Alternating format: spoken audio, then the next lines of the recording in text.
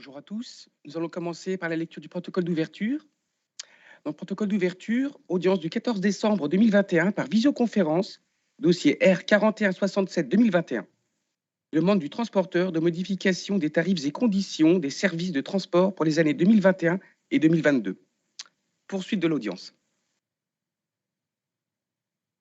Oui, bonjour à tous. Bienvenue pour cette nouvelle journée d'audience. Quelques points préliminaires. Je rappelle que nous souhaitons que les intervenants qui souhaitent être du huis clos demain nous fassent part des personnes qui seront qu'ils désirent être du huis clos, comme ce fut le cas pour le huis clos précédent. Nous avions demandé d'avoir les courriels d'ici midi. Alors, je vous invite à le faire à M. Specht, notre greffier.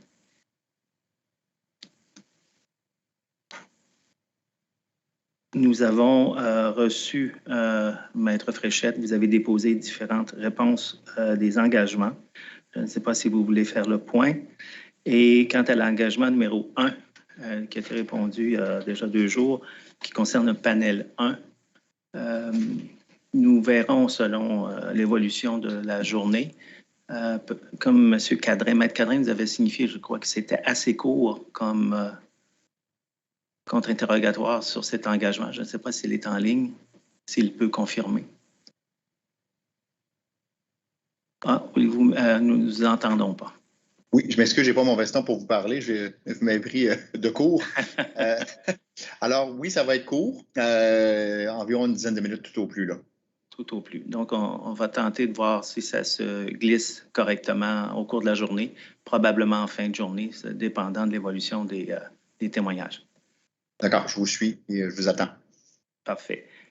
Quant aux autres engagements qui ont été répondus, il faudrait que les parties nous disent si elles qui étaient concernées, là, celles qui avaient demandé les engagements, si ça nécessite de revenir en contre-interrogatoire sur ces engagements-là ou si les réponses sont satisfaisantes et que ça ferme cet aspect-là. Alors, Maître Fréchette, je ne sais pas si vous avez quelque chose à ajouter avant que l'on débute. Alors, oui, bonjour à tous. Rapidement, quelques sujets. Alors, la requête pour tarif provisoire sera déposée aujourd'hui. Vous la verrez donc arriver en cours de route. Alors, cet aspect-là sera ouvert. Maintenant, vous m'aviez suggéré de convenir avec l'équipe de traduction d'un engagement de confidentialité. Ça a été fait hier également, en fin de journée. Alors, cet aspect-là également est couvert. Au niveau des engagements, les engagements de 1 à 6 ont été déposés. Alors, c'est ceci. Maintenant, en ce qui concerne la reprise d'un interrogatoire là, par les intervenants, je vous mentionne que les panels, là, je comprends que vous ne les avez pas libérés, vous, M. le Président, là, mais à partir du moment où leur prestation est terminée ici, là, ils reprennent, si je peux me permettre, leur vie quotidienne. Alors, ces gens-là ne sont pas dans l'antichambre ici à attendre. Alors, si jamais c'était le cas, là, tout d'abord, il faut que ce soit vraiment substantiel. Là.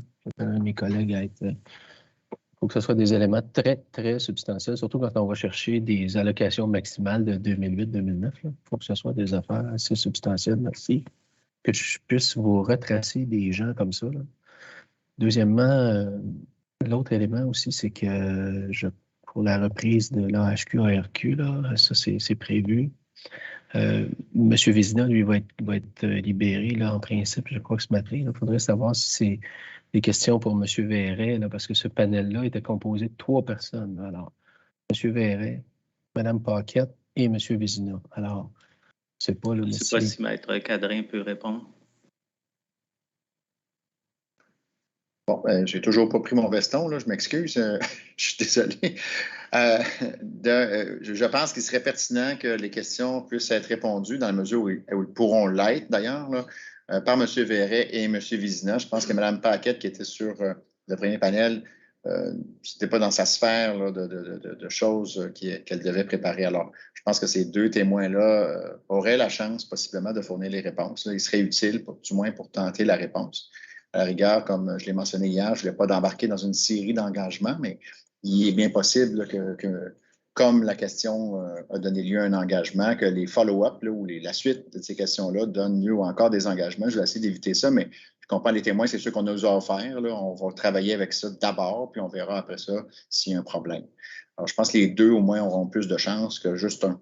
C'est ça, en résumé, la réponse. Merci. Donc, je crois qu'on peut libérer Mme Paquet à ce moment-là s'il n'y a pas de nécessité de sa part d'être présente sur le panel. Alors, Maître Fréchette, vous pouvez lui communiquer ce qui devrait être une bonne nouvelle. Maître Turmel. Simplement pour souligner qu'on a pris connaissance des réponses aux engagements 5 et 6 et on n'a pas de questions additionnelles. Donc, pour nous, c'est complet. Merci d'être venu rapidement. Oui. Alors, il nous manquera l'AXI. Oui. Monsieur le Président, Dominique Neumann pour le RTRE, oui. C'est simplement pour savoir à quel moment le témoin, M. Ross, pourrait répondre à la fois à l'engagement qui lui a été posé de vérifier la donnée quant à PGE dont on avait parlé hier, et également l'engagement que j'ai transmis par écrit hier après-midi à la demande de la régie.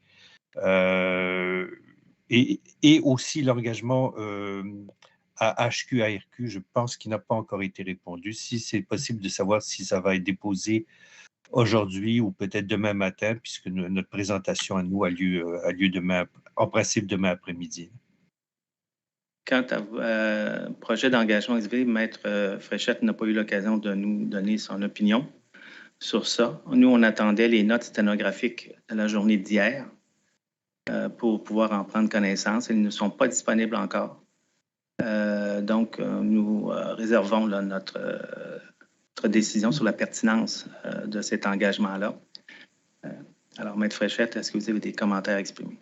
Non, à cet égard-là, je vais vous dire que je suis au même point que vous, Monsieur le Président, dans le sens que c'est arrivé par message de Maître Neumann en toute fin de journée hier vers 17h30. Je n'ai pas eu la chance d'échanger avec M. Ross là, à cet égard-là, ni avec l'équipe. Alors, si vous me permettez, je vais faire ça dans le cours de la matinée. Là, puis, mais j'ai les mêmes réserves que vous également là, à cet égard-là. Maintenant, Excusez-moi, le courriel a été déposé à la régie à 16h30 et l'avis de la régie à tous les participants a été envoyé à 16h30. Ce que j'ai fait à 17h30, c'est que j'ai envoyé un courriel de courtoisie à Maître Fréchette pour lui rappeler le dépôt que j'ai fait à 16h30. Donc, c'était avant 16h30 que ça a été déposé. Et Maître Fréchette vient de dire qu'il a les mêmes réserves que vous. Or, je n'ai pas entendu de réserve de la part de la régie quant au texte de l'engagement qui a été envoyé hier. Et par ailleurs, Maître Fréchette n'a pas exprimé de réserve, parce qu'il n'y en a pas eu, sur à la fois l'engagement pris pour l'AHQ-ARQ, sur les compagnies du Maine et de l'Ohio. Donc, cet engagement a bel et bien été pris par le témoin M. Ross. Et aussi pour vérifier la donnée quant à PGE, où l'engagement a bel et bien été pris par M. Ross hier. Alors, je remercie de ces précisions, mon collègue Maître Neumann, mais je peux vous dire que je ne suis pas toujours assis près de mon ordinateur pour voir si Maître Neumann va déposer quelque chose. Alors, ce n'est pas arrivé. Je le remercie énormément de m'avoir transmis un courriel à 17h30. Ça m'a permis de voir la chose arriver là. Alors, là-dessus. Alors, si vous me permettez. Puis, les engagements qui ont été pris antérieurement, c'était à l'égard des données qui nous concernaient, qui avaient été déposées. Alors, ces réponses-là, on les offrira au moment approprié, mais pour le RTIE, permettrait, là, on aura le débat en temps opportun. On aura le débat en temps opportun, là, puis on pourra vous donner notre opinion finale à l'égard des demandes qui sont faites à cet égard-là. Alors, je pense que ça clôt pas mal les si je peux dire, les échanges. Oui, c'est ça, les échanges du départ. Alors, peut-être, je pense que vous en êtes avec... oui, alors nous en sommes à reprendre le contre-interrogatoire. Maître Legault, au nom de la régie. Merci, Monsieur le Président. D'abord, bonjour, Monsieur le Président, Madame les régisseurs. Bonjour aux confrères et bonjour aux participants. Mes questions vont essentiellement s'adresser au Dr. Ross. Alors, quelques questions seulement. Ça ne devrait pas être très long. Good morning, Dr. Ross. Can you hear me? I can hear you. Yes, good morning. Good morning. Okay, thanks. Just a few questions. My first question will deal with a question I think all of the participants ask you. And I just want to clarify, it'll be repetitive because we've turned around this question since the beginning of this application. So here I go at it again from another perspective. Again, dealing with the sample of US corporations compared to Hydro-Québec Transénergie. You recognized yesterday clearly that from your perspective, Hydro-Québec Transénergie is a special company compared to the US sample.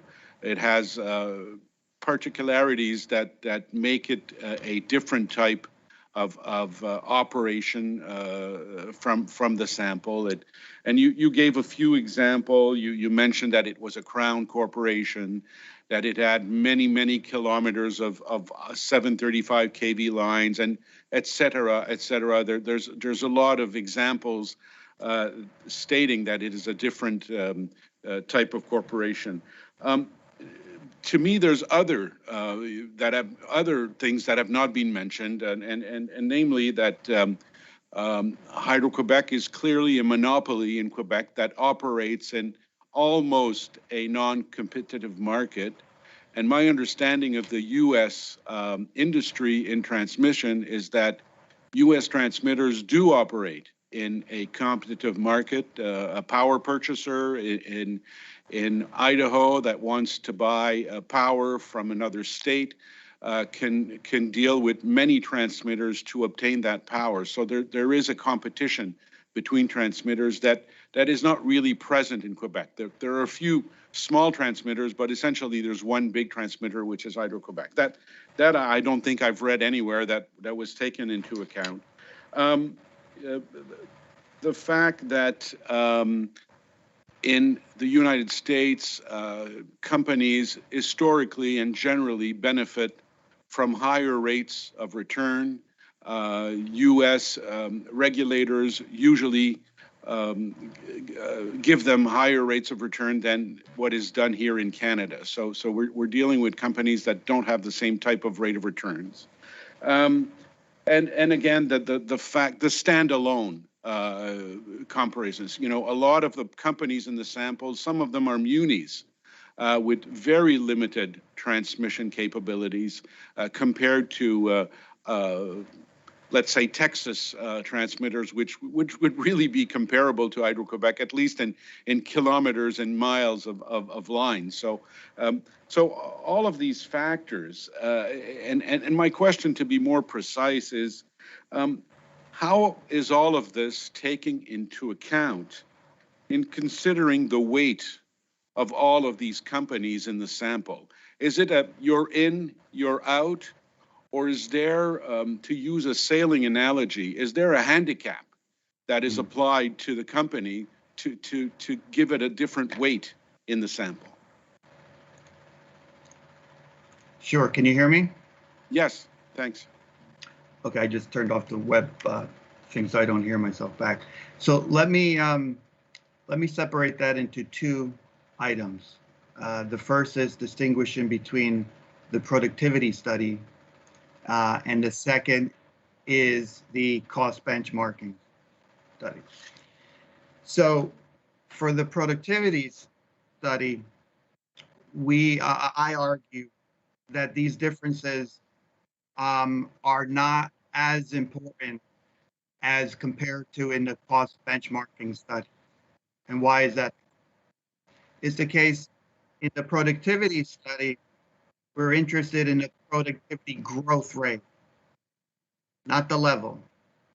So the question is whether a large company that has lots of transmission lines has a higher growth in that transmission line, and for example, a smaller company that has a smaller transmission number, does it have a have a more or less productivity growth. I'm sorry to interrupt you, Mr. Ross, but am I the only one who's having a problem to hear you? I think that your sound is varying a lot, and we lack your full sentences. Je ne sais pas si c'est la même chose pour vous, Monsieur le Président. Bon, je constate, mes collègues considèrent, c'est un petit peu assuré, Assuré. mais c'est très compréhensible. OK, c'est parfait. Pour le sténographe, Intelligible. excuse-moi, pour le sténographe, c'est pas toujours compréhensible. Je manque Okay. So is it possible for you maybe to close the sound and reopen it again? So maybe it would be much more easier for anyway. But the commissioner is hearing you fine. So let's Let go me ahead. check some settings on my device. We're at the difference DSP and switch point. I'm sorry for the interruption, Mr. Commissioner. Mr. and Mrs. Commissioner. Can you hear me now? It seems to be better. Does this seem to be a Yes. little bit better? Very clearly. Yes. Okay. It's these microphones that I'm supposed to mute or not mute. It's causing a problem. But if you can hear me now, I'll continue this way. Okay. So let me begin. So I distinguish between the productivity study and the cost benchmarking study. And at a very high level, the differences in companies is less of a concern in the productivity study because we're interested in the growth rate. So a large company has a lot of transmission lines, that has a lot of output. What is the growth rate with respect to that output or those inputs compared to a smaller company? And when you're dealing with productivity growth as opposed to a level, this issue, while important, it's not a fatal flaw at all of any of this. Second, we do weight based on size. So our productivity results takes into account the size of each company. So our largest company is Pacific Gas and Electric, and that has a higher weight than our smallest company in our sample. And I think I provided a response to a Regie question that when you take into account this weighted average approach, I think it was the top 15 companies account for more than 50% of the weight. So we are taking into account the differences in the companies somewhat in the productivity growth study, but because it is a productivity growth study, it's not as big of an issue in my opinion. When you come to the cost benchmarking study, I agree 100% that the differences between HQT and the U.S. companies are very important, and if you don't take it into account, it is more problematic in the cost benchmarking study. And I think that's kind of the main difference of opinion between our report and the PEG report. And it gets to, what is the methodology that I use to take that into account? And without going into all the specifics of it, the fixed effects methodology does control for those factors that I mentioned in my report and that you just mentioned as well, that could affect HQT's costs and that have not much to do with HQT ability to control those costs.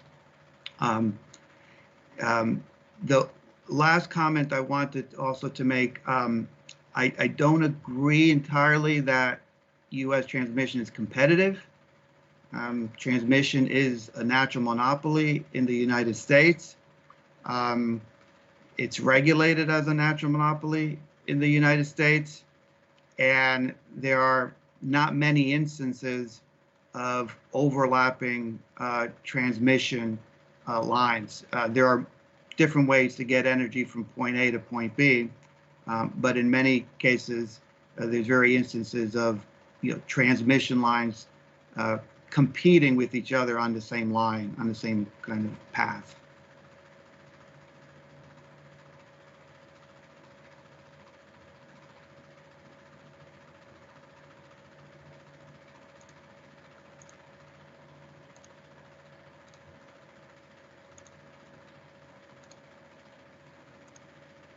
I'm sorry, I'm not hearing the question now. Sorry, my mic was out, so I have the same problems as you have. How do you take into account, or what comment would you make regarding the scale economies in the PMF study? There are some scale economies, and it's consistent with the transmission is a natural monopoly. It's not a competitive market, and we do observe economies of scale. That's common, I would say. I rarely do this, but I know that Dr. Laurie is on the line. So, Dr. Laurie, you'll have advance notice that the question I had just asked to Dr. Ross will also be asked of you as regards your comments on your own sample of the 51 companies. My next question, Dr. Ross, is, I would ask the clerk to go to exhibit P0094, first at page 6 and then page 34, and that, Dr. Ross, is your additional report. Okay.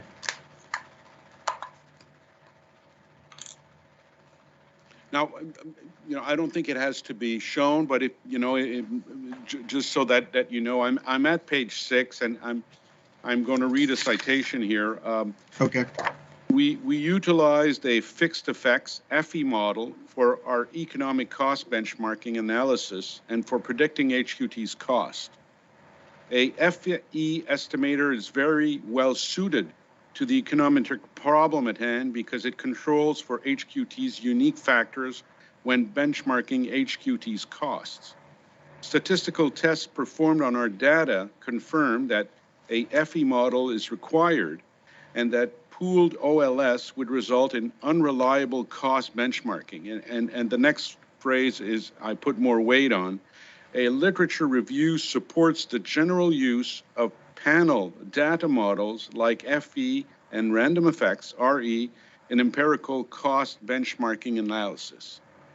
And further on page 34, you write, in this section, we provide a review of the academic literature on panel data models and econometric benchmarking of firm inefficiencies. In this subsequent section, we respond to PEG's critique on the use of fixed effects for econometric cost benchmarking. And in the appendix, we provide a table with a list of some academic articles on the use of panel data models in econometric benchmarking and measuring firm inefficiencies.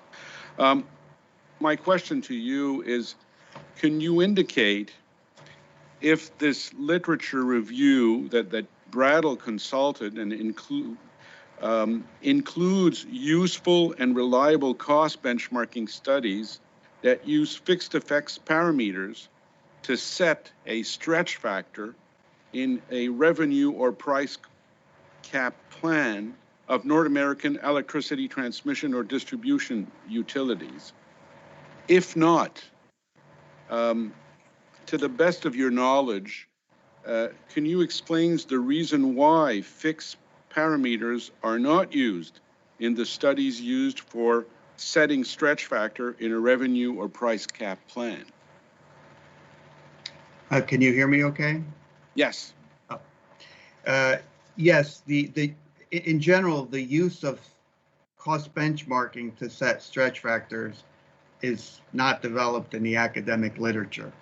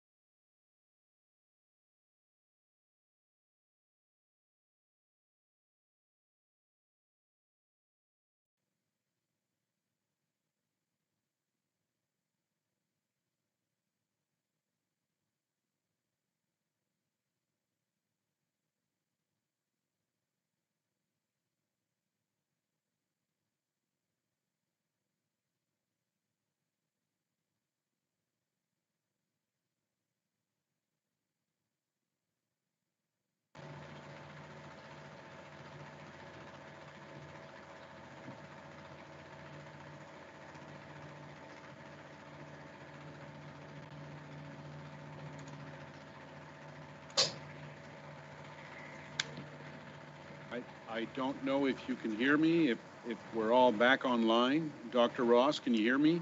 I can hear you. Okay. Can you hear me? There's an echo. There's an echo. I don't know where it is.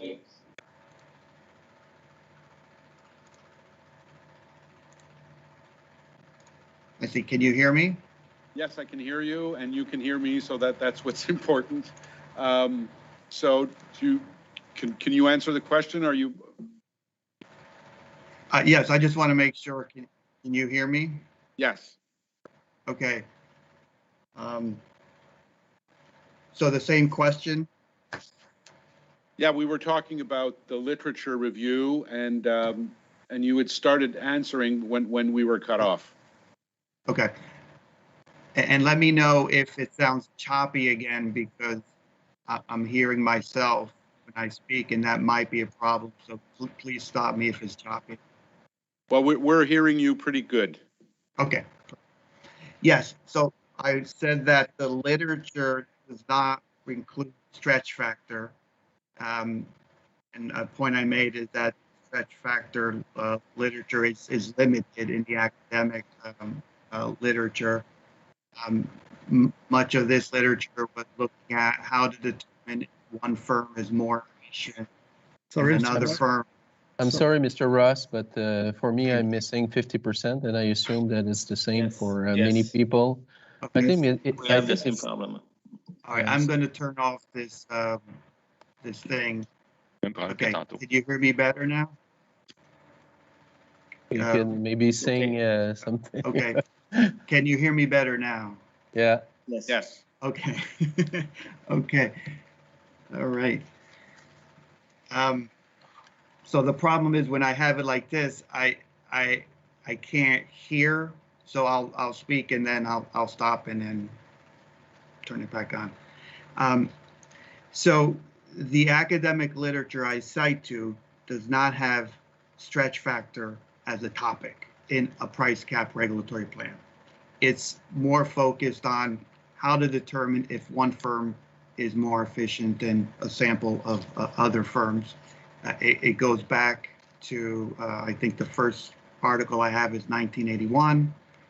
It was looking at things like the impact of foreign direct investment and whether firms that receive foreign direct investment are more efficient than domestic firms. There is an article by Green that does look at electricity companies in Switzerland, rail distribution companies in Switzerland. And the focus there is, again, on this topic of how to measure inefficiencies or efficiencies in an econometric benchmarking study and how to take that into account. And those models do use fixed effects, random effects, and there is a discussion about how much of that should count as efficiency, how much of that should count as inefficiency, and the literature has evolved in ways to become much more sophisticated. I didn't indicate all the literature. It was kind of just a sample of literature, but that's kind of my take on that review. Fine, thanks. Going back to the wait, if you don't mind, I'll always give him a few seconds, Mr. Well, I'm sorry, Mr. Legault, just to make sure that Mr. Ross switch and he can hear you because he has to close his mic. Yep. Thank you. Thank you very much. I can hear you. Yeah, it's like dealing with a CB radio for the older folks out there. Yeah, okay. Listen, going back to the scale of economies, just to clarify and to understand better, if you're dealing with a sample of 50, 76 company, and, there's so many big companies compared to smaller companies, how do you take that into account when looking at the output of these companies, bigger companies versus smaller companies, and how is that taken into account? And let me just go back. Can you hear me better now? Yes. Okay. Yeah, so certainly the case that if I were to measure the economies of scale of each of the 74 companies, they will be different. So all the companies will have different economies of scale. And our weighting, as I mentioned, our weighting of the final output is based upon size. So we do give, more weight to the larger companies that have, if they have higher economies of scale, that would be reflected in the overall result. Good, thanks. A final question, and looking here into the future in a possible, and I'm not stating anything of a second generation PBR. Can you indicate, in your opinion, can you indicate if the results of the growth, productivity growth of the American industry since, for the period of 95 to 2019 would be better suited for a PBR that would include O&M and capital expenses? In other words, is a PBR a complete PBR that deals with O&M and capital expenses would facilitate the application of these results of the TFP study in the indexation formula of the PBR, the transmitters PBR of TransÉnergie? Okay, can you hear me? Yes, thank you. Yeah. Yeah, so this is a policy issue in terms of what the Régie wants to emphasize in terms of the level of incentive effect for the MRI plan as opposed to different level of incentive effects. Certainly, if you were to also regulate the capital in addition to the O&M under an MRI plan, it improves the incentive effects of the plan compared to what you have right now, which is regulating only the O&M under the MRI plan. So that's a policy decision, I think, in terms of how much in the MRI camp they want to go. Right now, the plan is somewhere in between cost of service and a full-blown MRI. And so I think it would depend upon, the evaluation of the plan over the last few years and, what the policy view is of the Régie going forward. And with the results you come up with, can you hear me? I can hear you, yes. Okay. And the results you come up with in your report regarding the U.S. company sample, would these results be better suited in setting a PBR that would deal with O&M and capital? No, there's nothing specific about the results that say it as a result, therefore it should apply to all of the costs as opposed to just O&M or just opposed to capital. I don't view the results of the study in that way. I mean, I view it as this is the North American transmission productivity during the time period. And that's what should be used for the MRI in any direction the Régie wants to go in terms of the MRI. Thank you, Dr. Ross. That will be all. Thank you, Mr. Chair. Thank you. Merci. Les questions de la formation, Monsieur Dumas. Good morning. Just a few questions for Dr. Ross. In your report, I don't think it's necessary to show it on the screen. I will just read a few sentences. In section 5 of your report is about sample selection criteria and construction of TFP database. So you write, as discussed in section 3, the X factor is in a PBR plan represents the industry TFP. So the X factor is exogenous and it should be established based on the industry. But the first part of the sentence is as discussed in section 3. So when we go in section 3, there's a part A, it's a primer on PBR regulation. And there you say, well, PBR commonly relies on benchmarking. The allowable price increases for a given utility to the performance of a comparable group of utilities. So here we're not talking about the industry, we're talking about a peer group of utilities. And again, you continue saying, well, a typical PBR plan rewards a utility that is highly productive relative to the comparison group. So a comparison group, to my understanding, is not necessarily the industry, it's a peer group of companies. So from my understanding, there seems to be a missing link between this general principle and then the specific methodology in Chapter 5. So maybe if you can comment on that. Sure. In the discussion there, the first one was more of when we look at the productivity, do we focus just on transmission?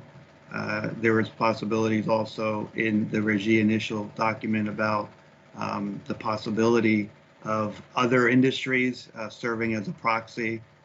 In the study I did in Alberta, that price cap plan was for both electricity distribution and for natural gas distribution. And for the natural gas distribution portion of that, we use the electricity distribution companies as a proxy. And so I view comparable in this case as focusing on the transmission industry per se, and not necessarily, of that transmission getting the ones that are most comparable to HQT. There's a trade-off involved. In one of the responses to the REGI, I did say about the difficulties of finding a comparable sample for HQT. HQT is larger than any of our other sample, and so just mechanically finding which group are the most comparable is challenging. And then finally, the point that I mentioned earlier about we're interested in productivity growth and not the level also impacts the fact of using the entire 74 companies as being reasonable, in my opinion. Thank you. In page 8 of your presentation, you give the example of the Massachusetts Department of Public Utilities that adopted the negative X factor. If it's possible for you to provide us the link to that decision, it's just that their search engine is really not user-friendly. So I don't want to not necessarily take it as undertaking, but it's possible for you to send us the link. It would be appreciated. Yes, absolutely. And it may be in my direct report where we talk about the stretch factors. But I definitely will send you the link exactly of what I'm referring to. Thank you. Thank you.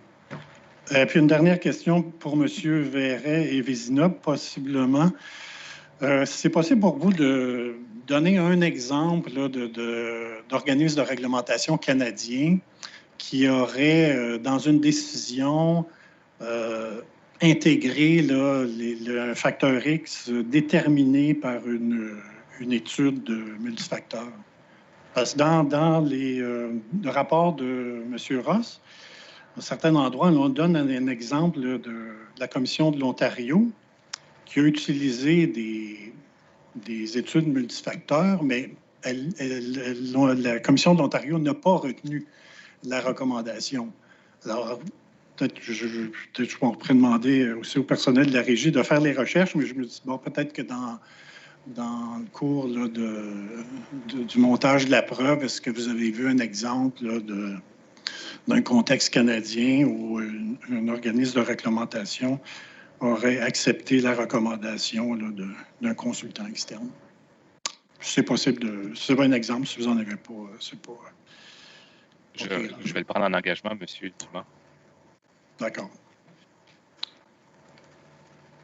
Est-ce que c'est possible ce serait l'engagement 9, je crois, ou 10, M. Speck? 10, l'engagement 10.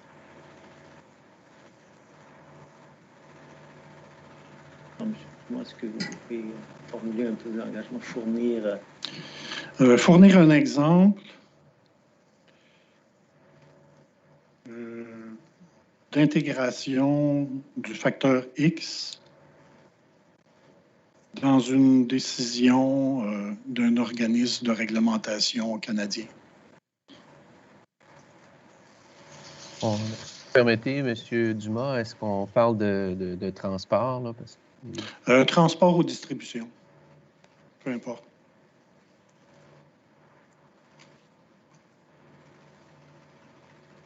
I think one of the answers to that is the Alberta Public Utilities Commission. If I'm understanding the question correctly, and I may have missed the beginning of it because of translation, but the Alberta Utilities Commission did accept an X factor based on U.S. company TFP study. Okay, fine. Thank you. You're welcome.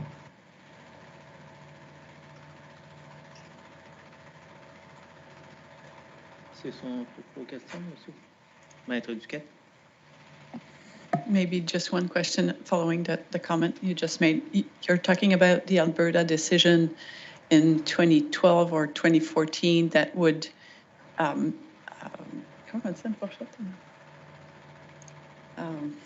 sorry, yeah, well, that chose the X factor based on c'est fou, je trouve plus le mot pour dire fourchette. On a spectrum of X factor from different studies, and they chose something between plus 0.75 and something else. Is that the decision you're talking about? Well, I'm talking about the 2020 decision, okay.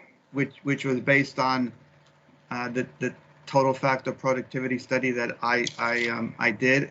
At the time, I was at a consulting company called NERA Economic Consulting, and we put together a total factor productivity study very similar to what we did in this case, using the same FERC U.S. data.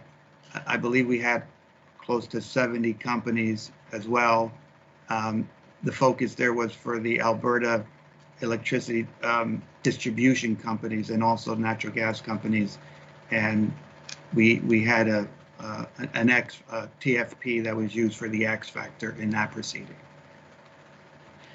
Would you be able to provide a link to that decision as well? Absolutely, yes. Thank you.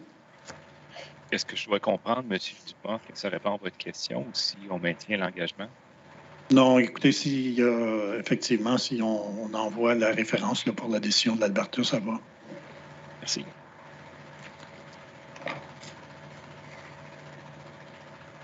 This is all my questions, so thank you very much. Thank you.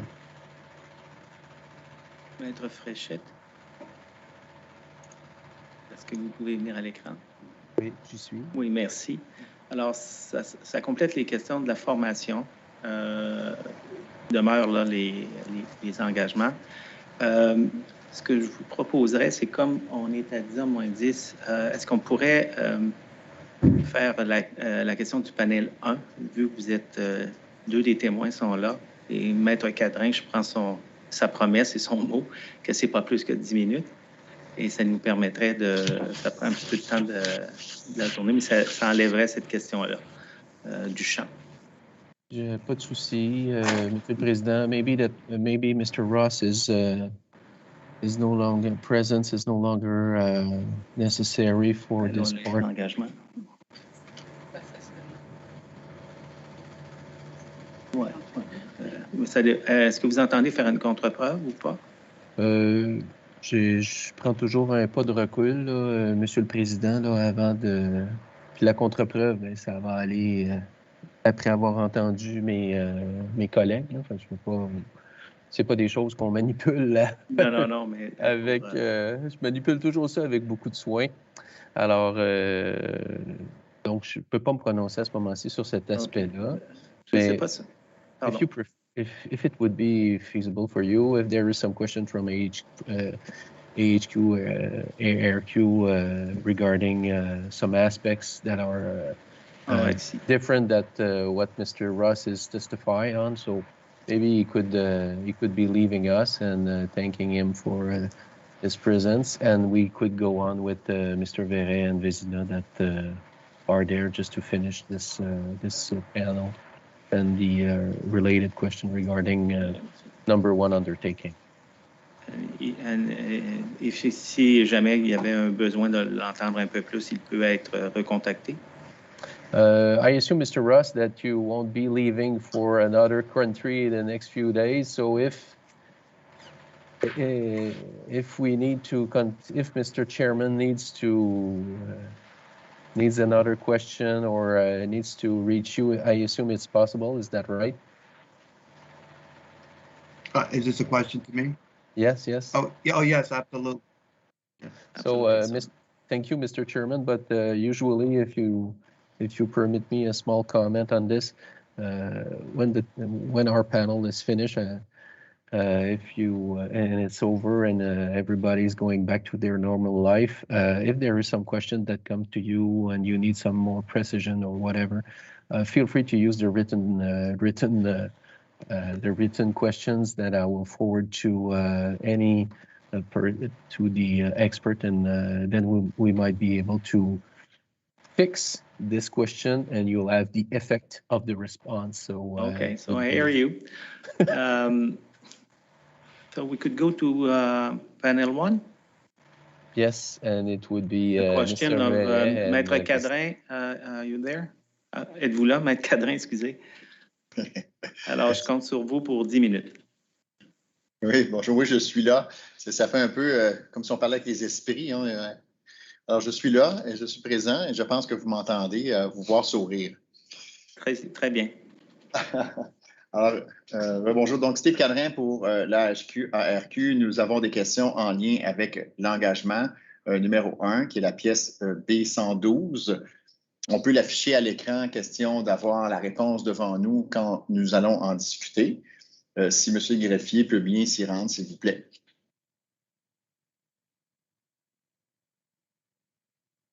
Et je comprends les témoins, vous avez ça pas loin de vous déjà. M. Verret, M. Vizina. Eh bien, bonjour en même temps. Bonjour, M. Cadrin. Ah, d'accord. Alors, on peut peut-être descendre à la portion réponse de la chose, si vous me permettez. Alors, mettons de côté la question, mais allons directement à la réponse elle-même. Alors, nous sommes et je lis la réponse pour que tous nous ayons en tête ce dont nous parlons. Alors, au dossier R-4058-2018 à la pièce B86, HQT 13, document 1.3, en réponse à la question 8.2, le transporteur a expliqué que la base de données utilisée pour l'extraction des données est dynamique. On dit ensuite, ainsi. Et là, la question avait pour but de déterminer pourquoi on avait des IFD qui changeaient pour l'année 2020, qui étaient passés de 1713 à 1738. Là, je fais un aparté ou une parenthèse là, pour se rappeler la question. Ainsi, entre le moment d'extraction de la référence B6, donc lors du dépôt du dossier, et celui de l'extraction ultérieure de la référence B57, des travaux ont été faits sur des équipements ayant défailli durant l'année 2020, entraînant la hausse du nombre d'IFD de 1713 à l'origine à 1738 à la réponse à B57. Le paragraphe suivant. Le transporteur mentionne que la valeur des IFD utilisés aux fins du calcul présenté au tableau 3 de la pièce B6 est de 1713. Évidemment, c'était ça la question. Soit celle extraite au moment de préparer la demande tarifaire, c'est celle-là qu'on a utilisée dans le fond pour l'exercice. C'est ce qu'on nous explique donc dans le dossier tarifaire dès le départ. La question est la question suivante, je devrais dire, plutôt à cette réponse que vous venez de fournir. Nous comprenons que les travaux dont il est question ont été faits donc en 2021, parce qu'on parle de travaux de réparation sur des équipements ayant défailli durant l'année 2020. Est-ce que c'est exact?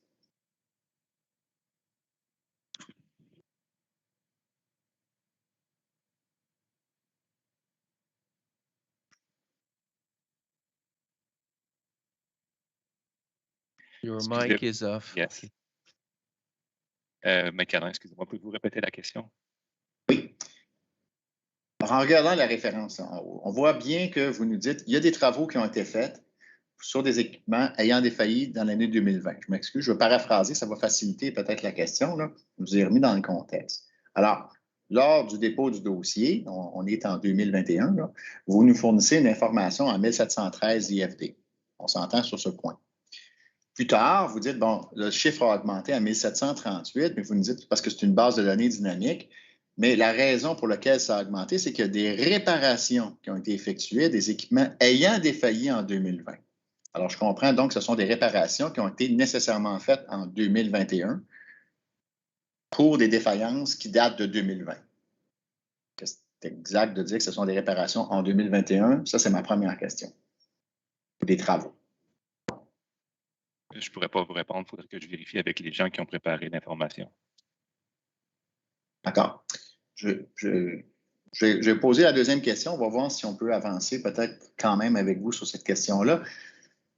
Peut-être conceptuellement, je n'arrive pas à saisir. Là, pour moi, une IFD, c'est un équipement qui est en défaillance. Donc, vous avez un tableau, je présume, à la fin de l'année qui vous donne 1713 défaillances là, pour l'année 2020. On est rendu dans l'année 2021. C'est facile de déterminer s'il y a un équipement qui est en défaillance parce que l'année 2020 est terminée. Donc, on peut avoir un chiffre 2020 qui est précis avec des équipements défaillants. Ou est-ce que vous me dites qu'il y a encore là, c'est pas sûr, on ne sait toujours pas tout ce qui a pu défaillir en 2020. Je parle à votre niveau, à vous, là, où vous devez gérer ça. Là. Expliquez-moi un peu comment ça fonctionne, je ne suis pas sûr de comprendre. Écoutez, M. Cadrin, je ne gère pas les opérations, là, donc je vais devoir valider auprès des gens qui compilent ces informations-là pour être capable de vous répondre correctement. D'accord. Donc, je repose la question peut-être de façon plus cartésienne. Là. Comment le transporteur, lorsqu'il fait des travaux sur un équipement en 2021, ce que je présume ce qui s'est passé dans ce cas-ci, fait-il pour savoir que cet équipement avait défailli ou faisait partie des défaillances de 2020? Ce qui fait donc changer le chiffre des IFD 2020. C'est ça la question, dans le fond, qu'on se pose. Alors, vous me dites qu'il n'y a pas de... Vous n'êtes pas le bon témoin pour répondre, si j'ai bien compris votre commentaire, c'est ça? Ben, les questions réfèrent de tout ce qui touche au niveau des opérations. De quelle façon sont comptabilisés les bris d'équipement dans le réseau? De quelle façon les ordres de travail sont générés? À quel moment? De quelle façon sont comptabilisés? Donc, il y a des gens qui... C'est leur métier. Votre son est assuré, M. Verret, aussi.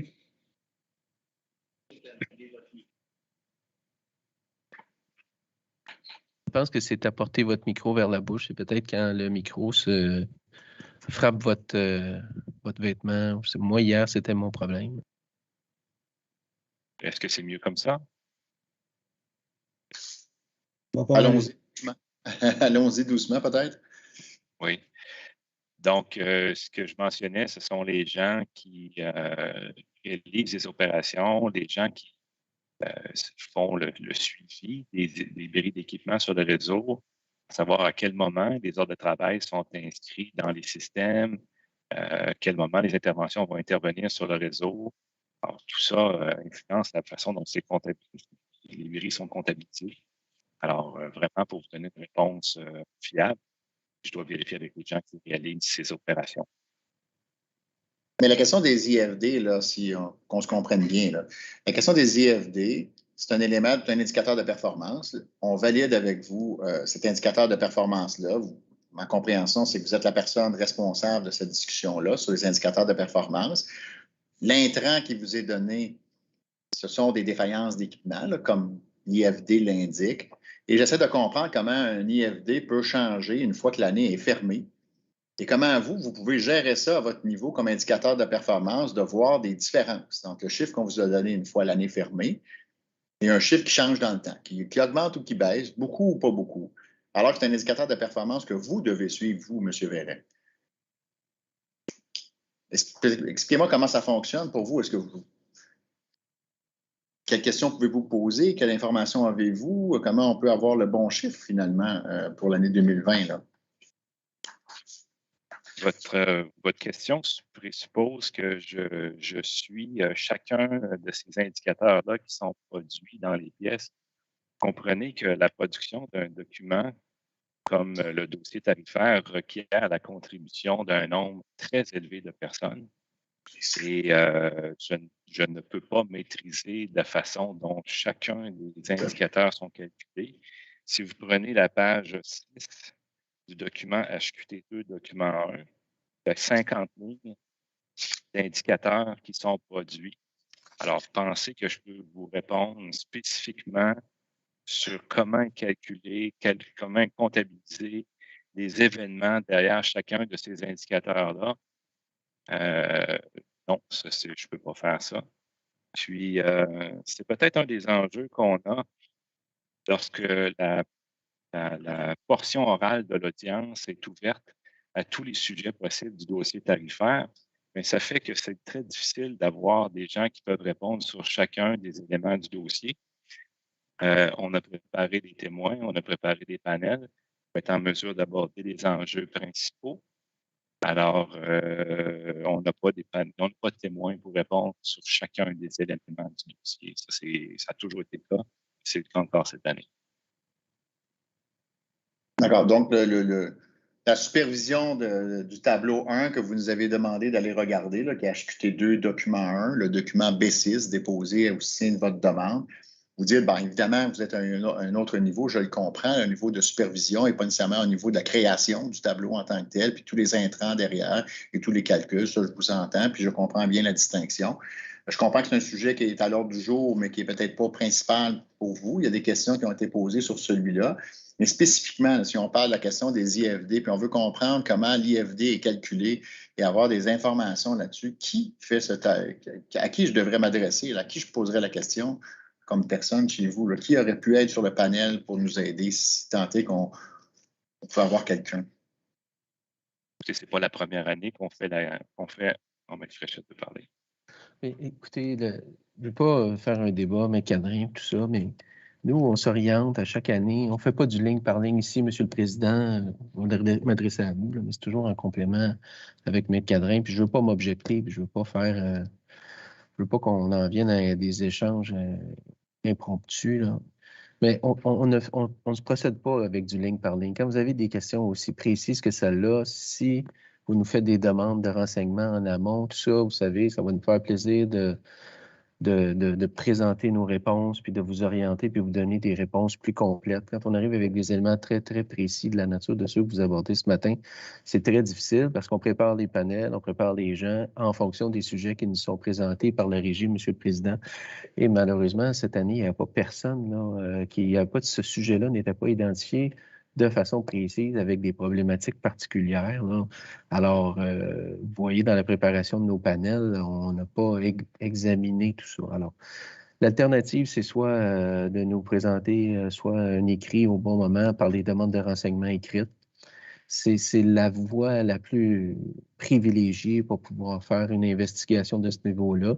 Quand on se présente à vous comme entreprise, comme transporteur, que ce soit moi, que ce soit M. Verret ou autre, on porte tous les sujets, mais on n'a pas toujours réponse de façon précise parce qu'on doit faire appel à nos équipes. Alors, dans ces circonstances-là, je ne sais pas mettre cadrin où vous en êtes, je ne veux pas m'objecter, là, mais on ne pourra pas aller beaucoup plus approfondi sur des sujets d'une nature aussi pointue, là.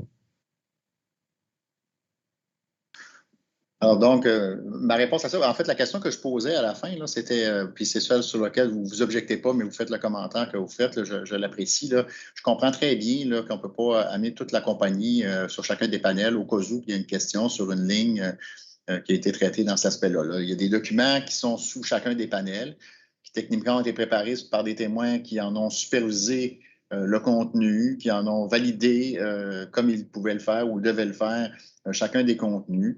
Là, le panel que j'ai devant moi, du moins M. Vizina, M. Verret, du moins, ce sont des gens qui nous peuvent répondre à des questions en lien avec ces pièces-là. Et s'il manque quelqu'un, je n'ai pas de problème à ça, ça peut arriver. Alors, la question que je posais, c'est qui est la personne qui travaille sur la question des IFD? Vous ne voyez pas de problème cette année avec ça. Moi, j'en vois un. D'ailleurs, vous avez suggéré de faire une demande de renseignement. Je veux juste vous rappeler que ma question fait suite à la réponse donnée à une demande de renseignement. Alors, je ne sais pas quand je peux faire la question autrement qu'aujourd'hui. Et je m'interroge beaucoup sur comment un IFD peut changer a posteriori, honnêtement, une fois que l'année est déjà fermée, lorsqu'on fournit la réponse dans B6 d'abord et qu'on fournit ensuite une nouvelle réponse en demande de renseignement. Alors, je ne sais pas comment faire, mais si vous nous invitez aujourd'hui à faire une demande de renseignement écrite sur le sujet, on va en écrire une, on va vous l'envoyer, vous pourrez l'acheminer à la bonne personne. Mais ma question était simplement de savoir qui aurait dû être là, ou qui pourrait être là plutôt, pour répondre à cette question-là. Écoutez, M. le Président, malheureusement, je vais en faire une objection précise. Ces questions-là n'ont aucune pertinence pour les fins de la détermination du tarif de l'année 2021-2022. On vous a offert un dossier complet. Je comprends qu'on n'a jamais présenté des dossiers. On ne sera jamais en mesure de faire des présentations de preuves ligne par ligne. Cette question-là de savoir qui a fait quoi, qui fait quoi, qui produit quoi. M. Verret vous a exprimé les limites de son témoignage, les limites de la détermination. Les IFD ne sont pas un sujet que vous avez retenu, M. le Président, pour les fins de cette audience. Vous soumet que l'engagement a été pris, l'engagement a été répondu. Ça devrait clore la situation, malheureusement, avec dans la mesure où le sujet n'était pas préidentifié, que ce n'est pas un sujet d'audience, ce n'est pas pertinent pour la détermination des tarifs 21-22. Dans ces circonstances-là, je vous demanderai, M. le Président, de rejeter cette question-là. Maître Cadrin. Alors, je me doutais bien qu'on irait vers une objection, même si les commentaires, je voulais un commentaire au départ. Là. Alors là, on nous dit que ce n'est pas pertinent ce que je demande. Ce n'est pas intéressant de savoir ce qui se passe avec les IFD, comment ils peuvent évaluer ou la qualité de la valeur de ce que c'est un IFD. Alors, l'IFD, dans le fond, c'est un indicateur qui sert et qui va servir notamment dans le mécanisme de traitement des écarts de rendement et qui va nous permettre de déterminer effectivement comment on va attribuer ces sommes-là. Alors, je comprends mal la discussion, je comprends très bien le concept de ligne par ligne, puis je ne suis pas en train de reprocher ici à qui que ce soit de ne pas avoir le bon témoin en ce moment sur le panel. Je posais la question qui l'a fait pour qu'on ait le bon témoin et à la rigueur, on comprenne un peu comment ça fonctionne. Mais on se comprend, là. C'est un chiffre qui sert à déterminer les tarifs, là. Il n'y a pas de... À l'ultime, c'est exactement ça qui va arriver. Alors, c'est faux de dire ça, ce que mon confrère vient de dire là. Puis le fait de dire que la preuve est complète, alors qu'effectivement, ben oui, effectivement, on pose des questions en audience parce que cette preuve-là, elle a changé en cours de route dans ce cas-ci spécifiquement. C'est ça qui est important de mentionner. Elle a changé et personne ne nous a fourni l'explication ou n'a senti le besoin d'expliquer pourquoi un IFD d'une année qui est complètement fermée, 2020, lorsqu'on dépose la preuve, là, elle est fermée cette année-là, elle est derrière nous, ça peut changer par la suite. Tout simplement, c'est comme si on vous disait, écoutez, on n'avait pas vu qu'on avait 4 autos au garage à réparer de plus. Là. On ne les avait pas vus. On ne savait pas. Mais ça fait déjà quelques mois que l'année est terminée. On ne les a pas vus l'année passée qui étaient là. Puis, tout d'un coup, ils s'ajoutent maintenant cette année parce qu'on les répare cette année, ces autos-là. On réalise, dans le fond, c'est des autos de 2020. Alors, des autos qui étaient brisées en 2020. Je prends cet exemple-là simplement pour vulgariser la chose. Ça nous interpelle beaucoup sur la méthodologie. Ça a un impact directement sur le mécanisme de traitement d'écart de rendement et donc sur les tarifs. Alors, de dire que c'est un sujet qui n'est pas pertinent au dossier, bien, dans le fond, avec beaucoup de respect, là, il y a beaucoup de sujets qui sont moins pertinents que celui-là qui sont traités, là, mais celui-ci il est vraiment directement au cœur des tarifs et ça nous interpelle beaucoup, ces indicateurs-là. Puis d'ailleurs, on en a fait tout un cheval de bataille dans les dernières années d'avoir un indicateur fiable sur lequel on peut compter et sur lequel on peut retrouver le réel impact des défaillances des différents équipements, d'où la création de l'IFD en question. Alors, vous me permettrez de répliquer, M. le Président. Alors, dans la mesure où je dis des faussetés, comme mon collègue dit, lui, il tombe dans l'hyperbole. Et je vous dirais la chose suivante pour compléter en réplique. L'IFD a été débattu, décidé dans les dossiers précédents, et la Régie a clairement reconnu les IFD en sachant que la base de données était dynamique. Alors, dans ces circonstances-là, il n'y a rien de spécial là-dedans, il n'y a rien de particulier. C'était déjà décidé, c'était déjà connu par la Régie. Alors, l'objection et devrait être accueilli, M. le Président. Je vous remercie, ça complète ma réplique. Je vous reviens.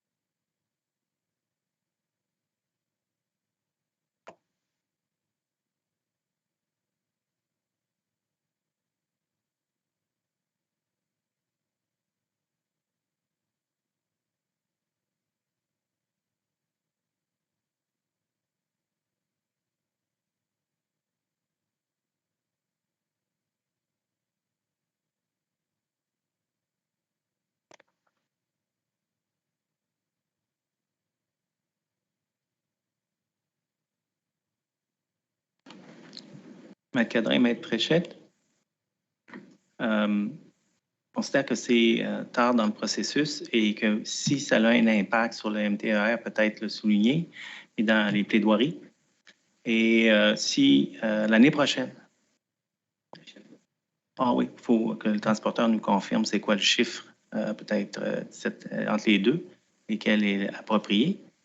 Vous pouvez le faire dans votre plaidoirie, j'imagine, ou plus tard en plaidoirie. Et l'année prochaine, dans votre lettre, si vous participez à la prochaine tarifaire, Maître Cadrin, de préciser dans votre lettre de planification que vous souhaitez que ce soit discuté et qu'un témoin soit présent à cet effet-là, spécifique, pour répondre aux questions. Je pense que ce serait peut-être la meilleure solution. Ça vous convient? Oui, tout à fait, je le ferai, M. le Président, sans problème. Là, je prends la correction pour l'année prochaine, si vous nous permettez d'être là l'année prochaine. Et quant à la donnée... Ce sera une formation qui sera désignée à cette fin-là. Vous collectivement, la régie, et pas vous spécifiquement, personnellement. Alors, bien sûr. Alors, donc, en temps et lieu, et en temps opportun, on en parlera.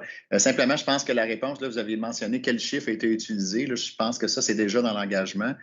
Ce qu'on dit, c'est qu'on a utilisé le chiffre de 1713, mais je peux laisser mon collègue compléter en plaidoirie s'il le veut là-dessus, mais je ne voudrais juste pas être surpris en plaidoirie d'apprendre que c'est un autre chiffre. Là. Quant à moi, puis les témoins pourront corriger dès maintenant, le chiffre qui a été utilisé pour les fins du MTER actuel et pour les fins du dossier devant vous, c'est 1713. Est-ce que je me trompe, M. Verret?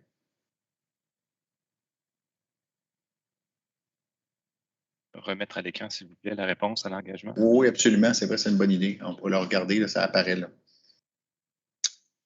Alors, M. le greffier, c'était la pièce. Oui, bon, vous l'avez, B112. Voilà. Alors, dernier paragraphe. Le transporteur mentionne que la valeur des IFD utilisée aux fins du calcul présenté au tableau 3 de la pièce B006 est de 1713, soit celle extraite au moment de préparer la demande tarifaire. Et je comprends que peut-être pour confirmer, là, pour être certain qu'on ne se trompe pas, que cette valeur-là ne change pas à ce stade-ci. Vous ne faites pas de correction maintenant, aujourd'hui, ou du moins en lien avec la réponse que vous avez fournie. On conserve la valeur de 1713 originale. C'est exact? C'est ma compréhension. Merci. Ça complète mes questions, évidemment, sur l'engagement numéro 1, compte tenu de la décision de la Régie. Merci. Alors,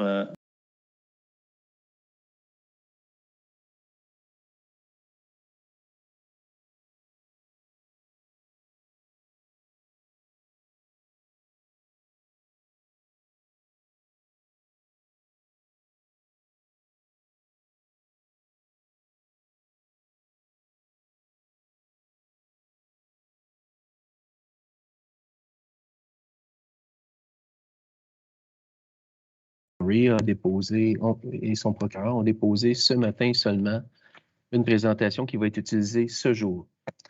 Alors, les règles à la régie sont très claires et moi-même, dimanche en après-midi, j'ai fait l'effort de transmettre à tous mes collègues, à tous mes confrères, la présentation en amont, comme il est de bon ton de le faire à la régie. Et je constate que ça n'a pas été le cas cette fois-ci par le procureur de la CIFQ et M. Laurie. Alors, je vous dirais, dans ces circonstances-là, 15 minutes, ce n'est pas suffisant, M. le Président, pour nous permettre de jeter un coup d'œil comme il se doit, parce que la règle du dépôt en amont, soit toujours la veille de sa présentation, c'est de permettre aux gens d'avoir la chance de parcourir cette présentation-là et de pouvoir échanger en amont de ce qui sera reçu. Alors, on se plie de bonne grâce à cette façon de divulguer la parole, si on peut présenter ça comme ça. Alors, ça n'a pas été le cas cette fois-ci. Alors, je ne fais pas de procès d'intention à qui que ce soit ici, mais ça nous prend du temps requis pour pouvoir l'examiner. Alors, je vous dirais que 15 minutes, ce n'est pas suffisant. Je pense que dans ces circonstances-là, un minimum de 30 minutes sera requis. Je ne sais même pas si la présentation a 10 pages, 2 pages ou 35 pages. Malheureusement, ça a été déposé en cours de route. Je n'ai pas eu la chance de l'examiner du tout. Alors, écoutez, c'est les représentations que j'ai à vous faire. C'est 15 minutes, ce n'est pas suffisant dans les circonstances. Comme c'est de bonne loi, je vais pouvoir avoir la chance de l'examiner en amont, avant. Et comme ça a été offert à tous mes collègues auxquels j'ai transmis la Alors, 30 minutes présentation. nous amènerait à 10h45? C'est tout à fait ça. Moi, la formation est d'accord. Alors, on reviendrait à 10h45. Je vous remercie. Laxi. Merci. Merci.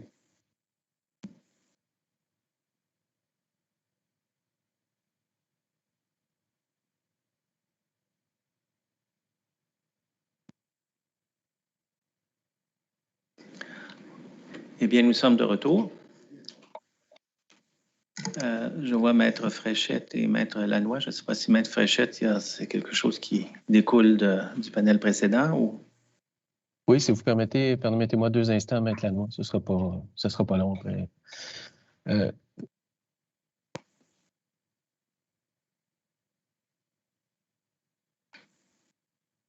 ne vous entend pas, Maître Fréchette. Oh, pardon, Monsieur le Président. Oui, si vous permettez, il y a un aspect, je m'excuse auprès de Maître Lannoy, 2 instants. C'est très délicat et c'est quelque chose que je n'ai jamais fait dans plus de 20 ans de présence ici à la régie. Je dois vous dire que on s'est consulté, on en a parlé entre nous avant que je vous fasse la remarque ce matin. Je ne sais pas si c'est un impair ou si c'est une façon d'aborder les choses, là, mais je peux vous dire qu'on a été...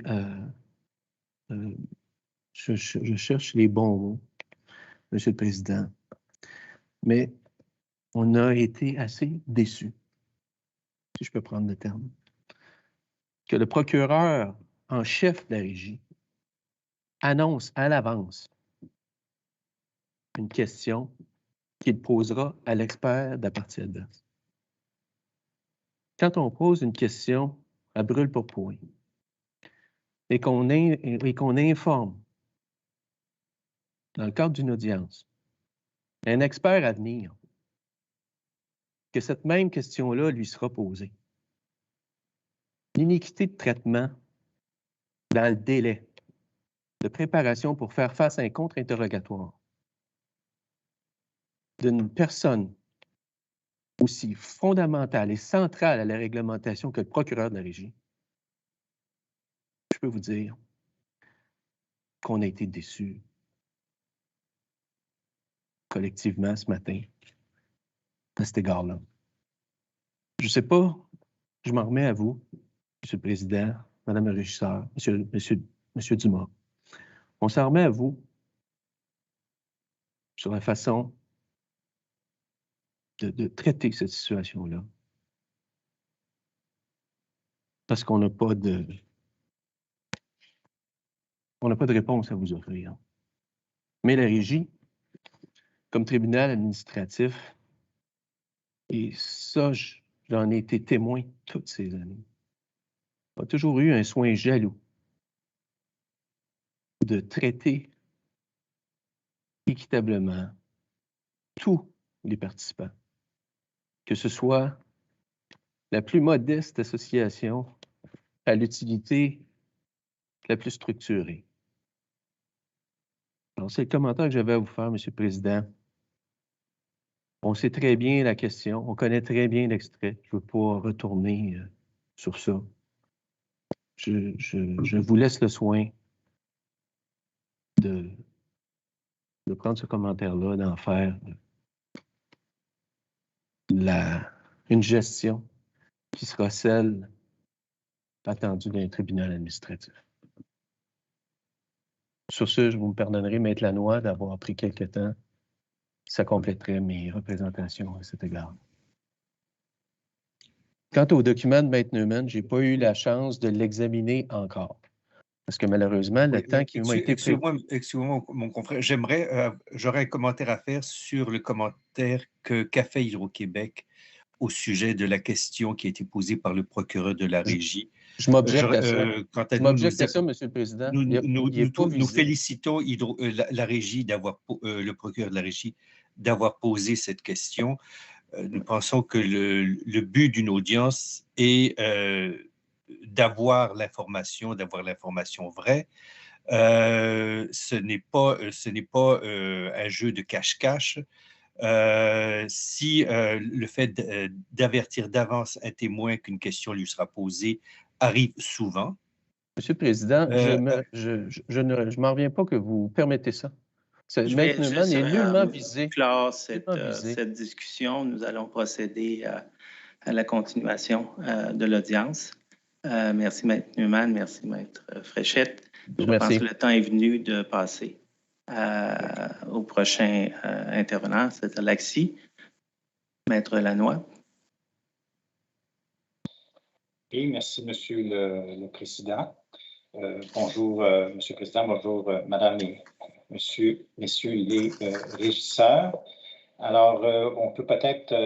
Mr. Laurie, you can open your camera and your mic. You will be the next witness to testify. Maître Lannoy, comme vous allez, on va procéder sur la reconnaissance du statut d'expertise. Vous allez le demander. Parfait.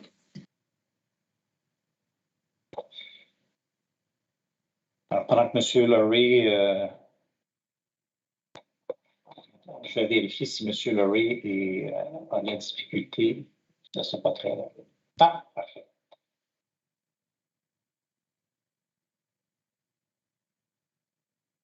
Do you hear us correctly, Dr. Laurie?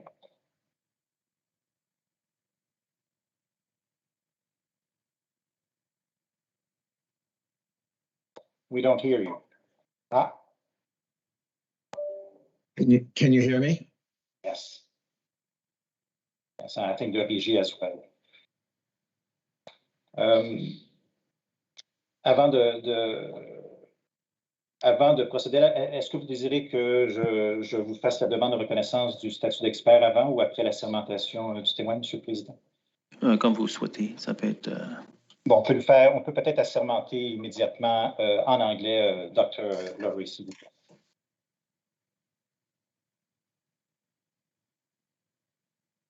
Dr. Laurie, do you solemnly affirm to tell the truth, the whole truth, and nothing but the truth? Say, I do. I do. Thank you. Please state your name, occupation, and business address. My name is Mark Lowry. My business address is 44 East Mifflin Street, Madison, Wisconsin. And I'm the president of Pacific Economics Group.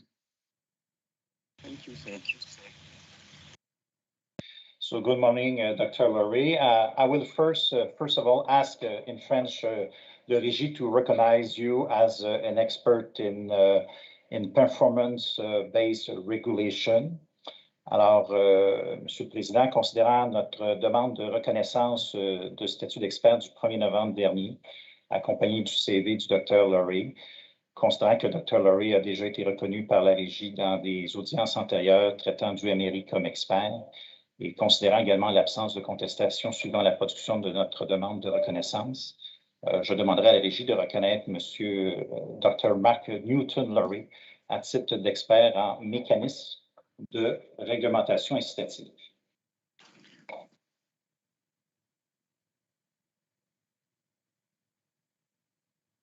Alors, la formation reconnaît le Dr. Mark Newton-Laurie du Pacific Economics Group Research dans le présent dossier à titre d'expert en mécanisme de réglementation incitative.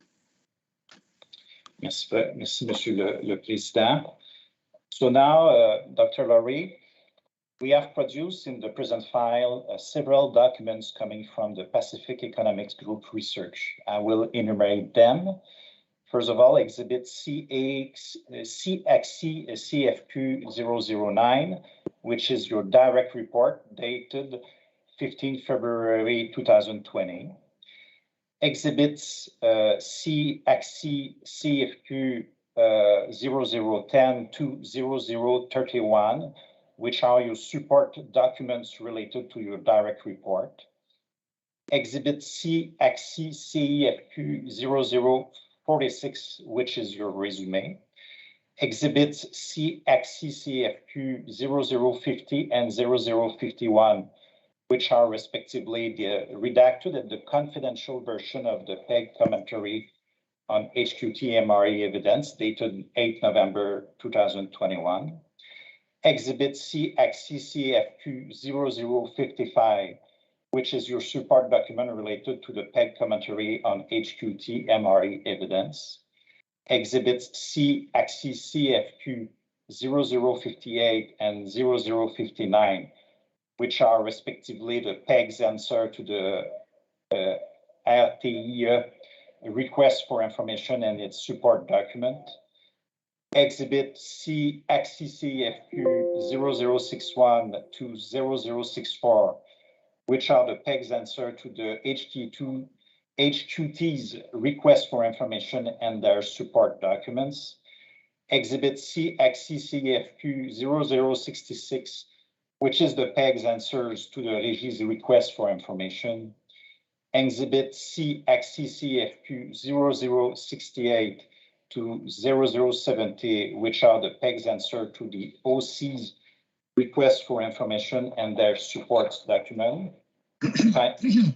And finally, Exhibit CXC-CIFQ-0072, which is your presentation in support of your testimony that you will perform today. Do you recognize being the author of these documents, and do you adopt them as your evidence in the present case? Yes, I do. Thank you. We also have produced in support of your PEG commentary on HQT MRI evidence two documents you are referring to. Exhibit CXC-CFQ-0052, which is the Fenric 2001 report, and Exhibit CXC-CFQ-0053, which is the decision EB 2018-0218 from the Ontario Energy Board. Do you recognize having provided those two documents as evidence in the present case? Yes, I did. Thank you very much. So before making your presentation, would you like briefly to expose your experience with MRE issues? Yes.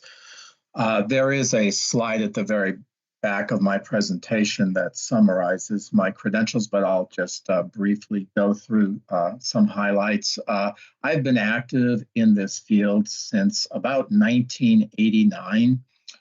And was fortunate to be involved in many of the earlier studies that tried to develop index-based regulation using the same methods that had been popular in the telephone industry.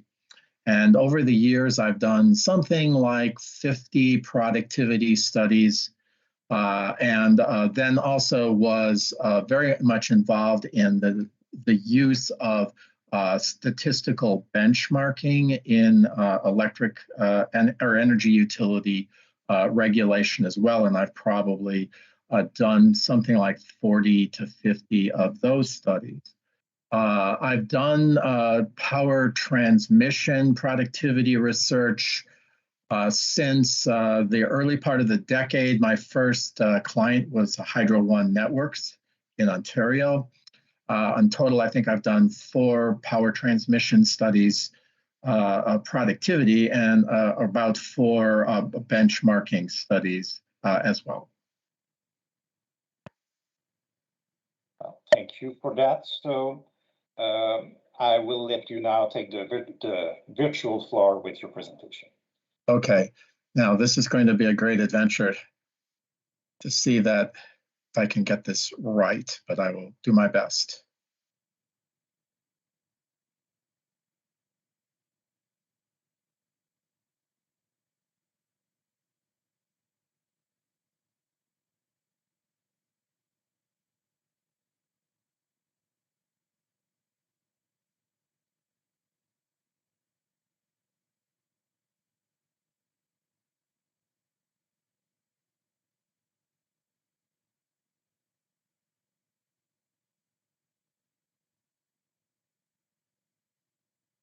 Okay, can everyone hear me? Yes? I am going to get right into this because the presentation will take, I'm sorry to say, just a little over an hour. So I better get started. We're here today because the REGI has commissioned transmission productivity and benchmarking studies to use in Hydro-Quebec's transmissions formule d'indexation. Brattle and PEG have both submitted studies, and they have markedly different results. And along the way, some methodological issues have emerged. So in this presentation, I would like to provide an overview of the issues and respond to controversial comments that Brattle made in their November 29th reply comments. So we're going to, first of all, talk a little bit about basic principles for X-factor research. Cost exclusions is a big issue in this proceeding. The sample, smaller issue, but worth talking about. The benchmark year or first year for the calculation of a capital quantity index. Then some benchmarking issues. And finally, I'll reprise my X-factor and stretch factor recommendations, and then briefly discuss Hydro-Quebec's proposal to suspend the MRI at the conclusion of this plan. So with respect to basic principles of X-factor research, Dr. Ross discussed some of the really elementary and foundational concepts in productivity measurements, so I won't go over those. I want to instead just focus on a few areas where I think a little more emphasis is needed. And one is an area actually where I think Dr. Ross and I are in agreement, and that is this whole matter of negative productivity. In economic theory, cost is a function of input prices, operating scale, inefficiency of the utility, and also miscellaneous other business conditions. And what a productivity index does is basically to track the trend in cost that isn't due to input prices or operating scale.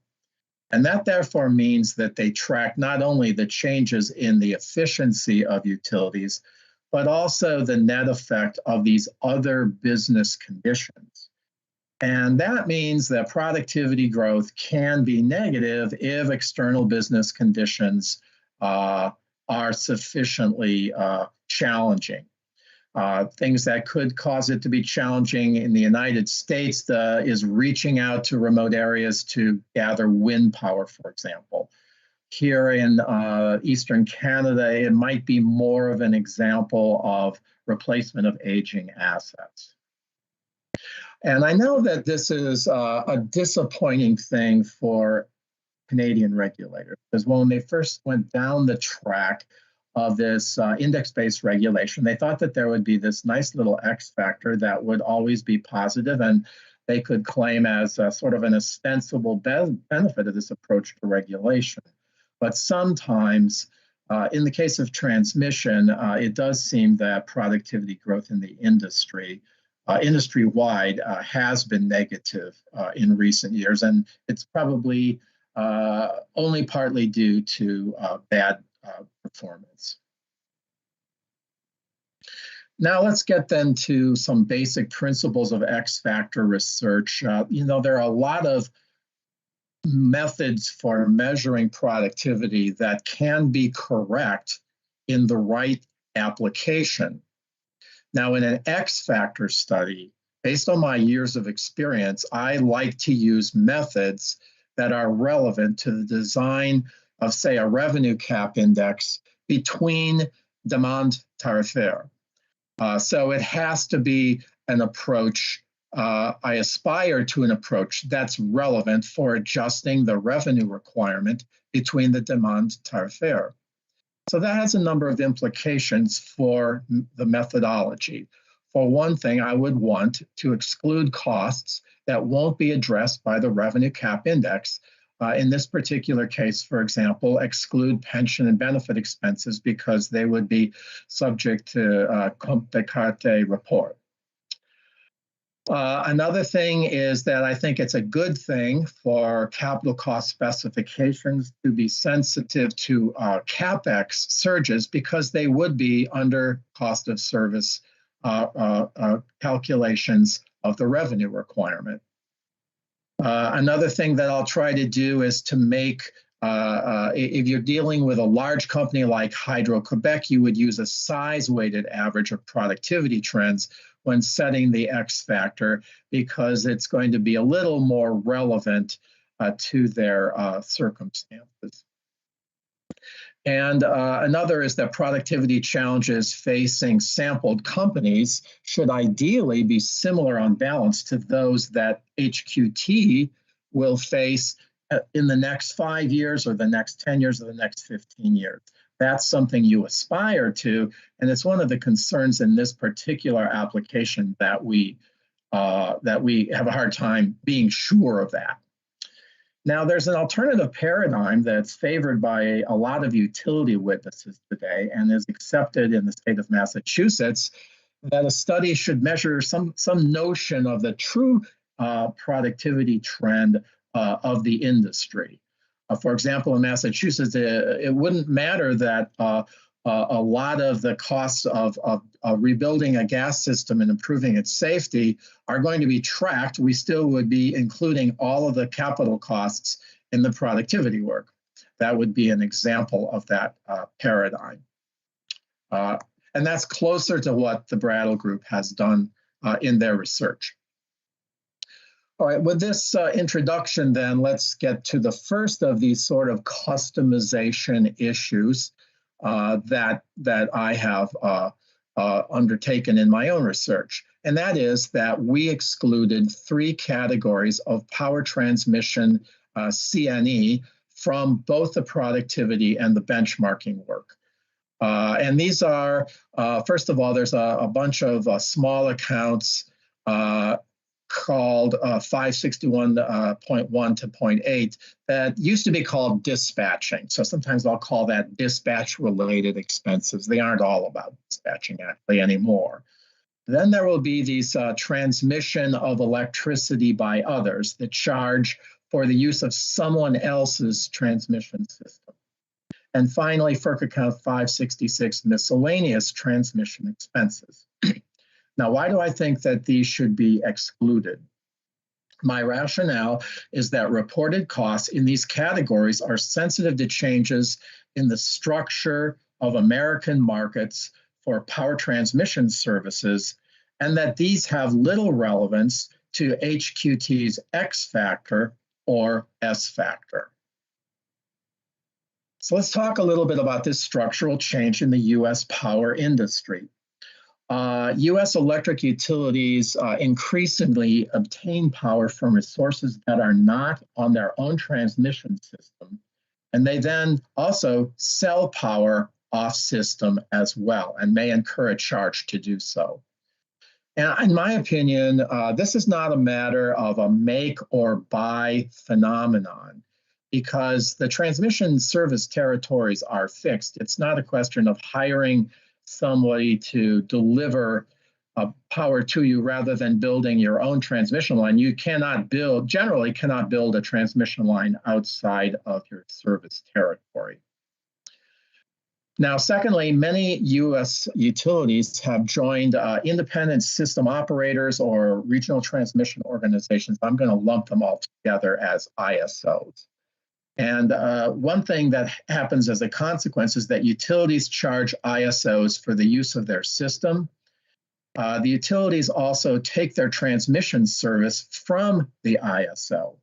And so when the ISO levies charges to the utilities, these include, first of all, the costs of the ISO, which have been growing a lot. Secondly, charges for the use of the systems of other utilities that the ISO controls. And thirdly, these charges even include the cost of, or portion of the cost of the utility's own transmission operations. So we have to be very careful as to where these costs are reported in the data. Now, do these exclusions matter? Well, Brattle has made a very big point that they matter a lot. And you'll see in that second column of numbers that about 55.9% of the total CNE in the PEG sample were of these excluded categories. For Brattle, it's even more. It's a little bit like 63%. And, you know, Brattle will have you believe that this is like, well, what are we left with if we take out these three large cost categories? But you can see from this table that the biggest portion of this by far is the transmission by others expenses. And these expenses just clearly need to go out of the study because including them in a transmission cost benchmarking study would be akin to including purchase power in a generation benchmarking study. I mean, you could benchmark a company's power supply operations, but if you're benchmarking their own generation, you would not include the cost of purchase power. And the same goes with this transmission by others. And I will note here, and it has been mentioned in the proceeding already, the Hydro One witness Clearspring excludes these transmission by other expenses as well. And this is the witness for Hydro One, a very analogous utility in the next province. So in my opinion, it's obvious that transmission by others must go. And now let's turn to the other two categories where I also have concerns. And these concerns stem from the fact that utilities seem to have shifted ISO costs from one category to another idiosyncratically. For example, they could move a big chunk of costs from transmission by others expenses, which we know have to go out, to miscellaneous transmission expenses or dispatch-related expenses. Now, another problem is that FERC, in the middle of this sample period, issued a directive that they wanted certain ISO costs to be reported as dispatch-related expenses, but this didn't start until the year 2006. Suddenly, big chunks of costs start appearing in these dispatch-related categories. And so, you know, this is also of great concern to me. And if you go back and look at the growth rates of these excluded categories are much more rapid and implausibly rapid than the growth of other transmission C&E expenses. I mean, you wouldn't expect them to grow extraordinarily rapid, but they do grow extraordinarily rapidly. Now, another question is to do with the peak load variable, to ratchet or not to ratchet the variable. Again, this was mentioned briefly in the testimony of Dr. Ross. You know, our view of this matter is that transmission systems are designed to serve unusually high loads. I mean, loads fluctuate, particularly in Canada.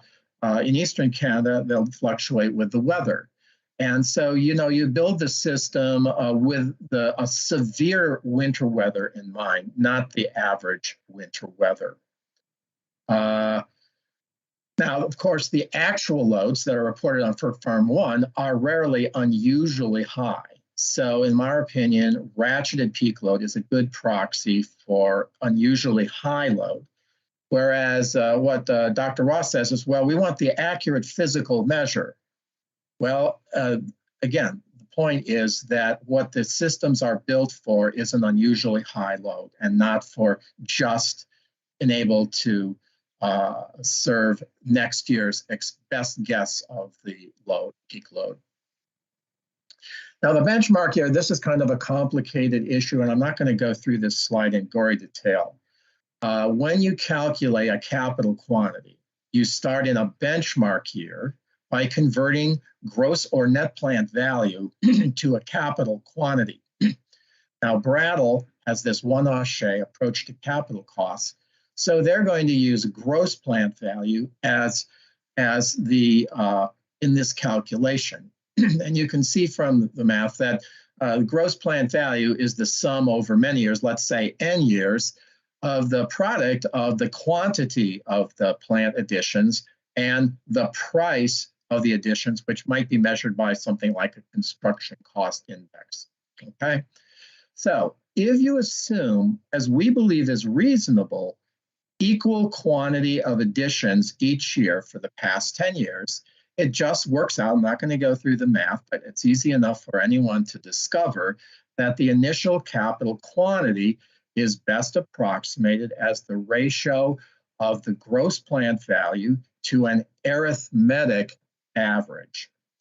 Now, Brattle instead uses an alternative approach that puts much more weight on the more recent years of the sample period. And we think that that is not reasonable for a one-Hochet study. It would be reasonable for a geometric decay study like we do, but not for the one-Hochet. And this does matter to the results. Brattle's use of this alternative approach is going to slow their productivity growth, their multi-factor productivity growth, by something like 10 or 20 basis points. Okay, now let's next turn to the sample. Brattle has a larger sample than PEG does. And it partly has to do with the history that they were starting from scratch. They had never done a transmission productivity study or benchmarking study. So they had an open mind with regard to every company in the sample. Whereas we started with the samples that we use in Ontario when we were working for the Ontario Energy Board, encountering the testimony of Hydro One witness, currently Clear Spring Energy Advisors.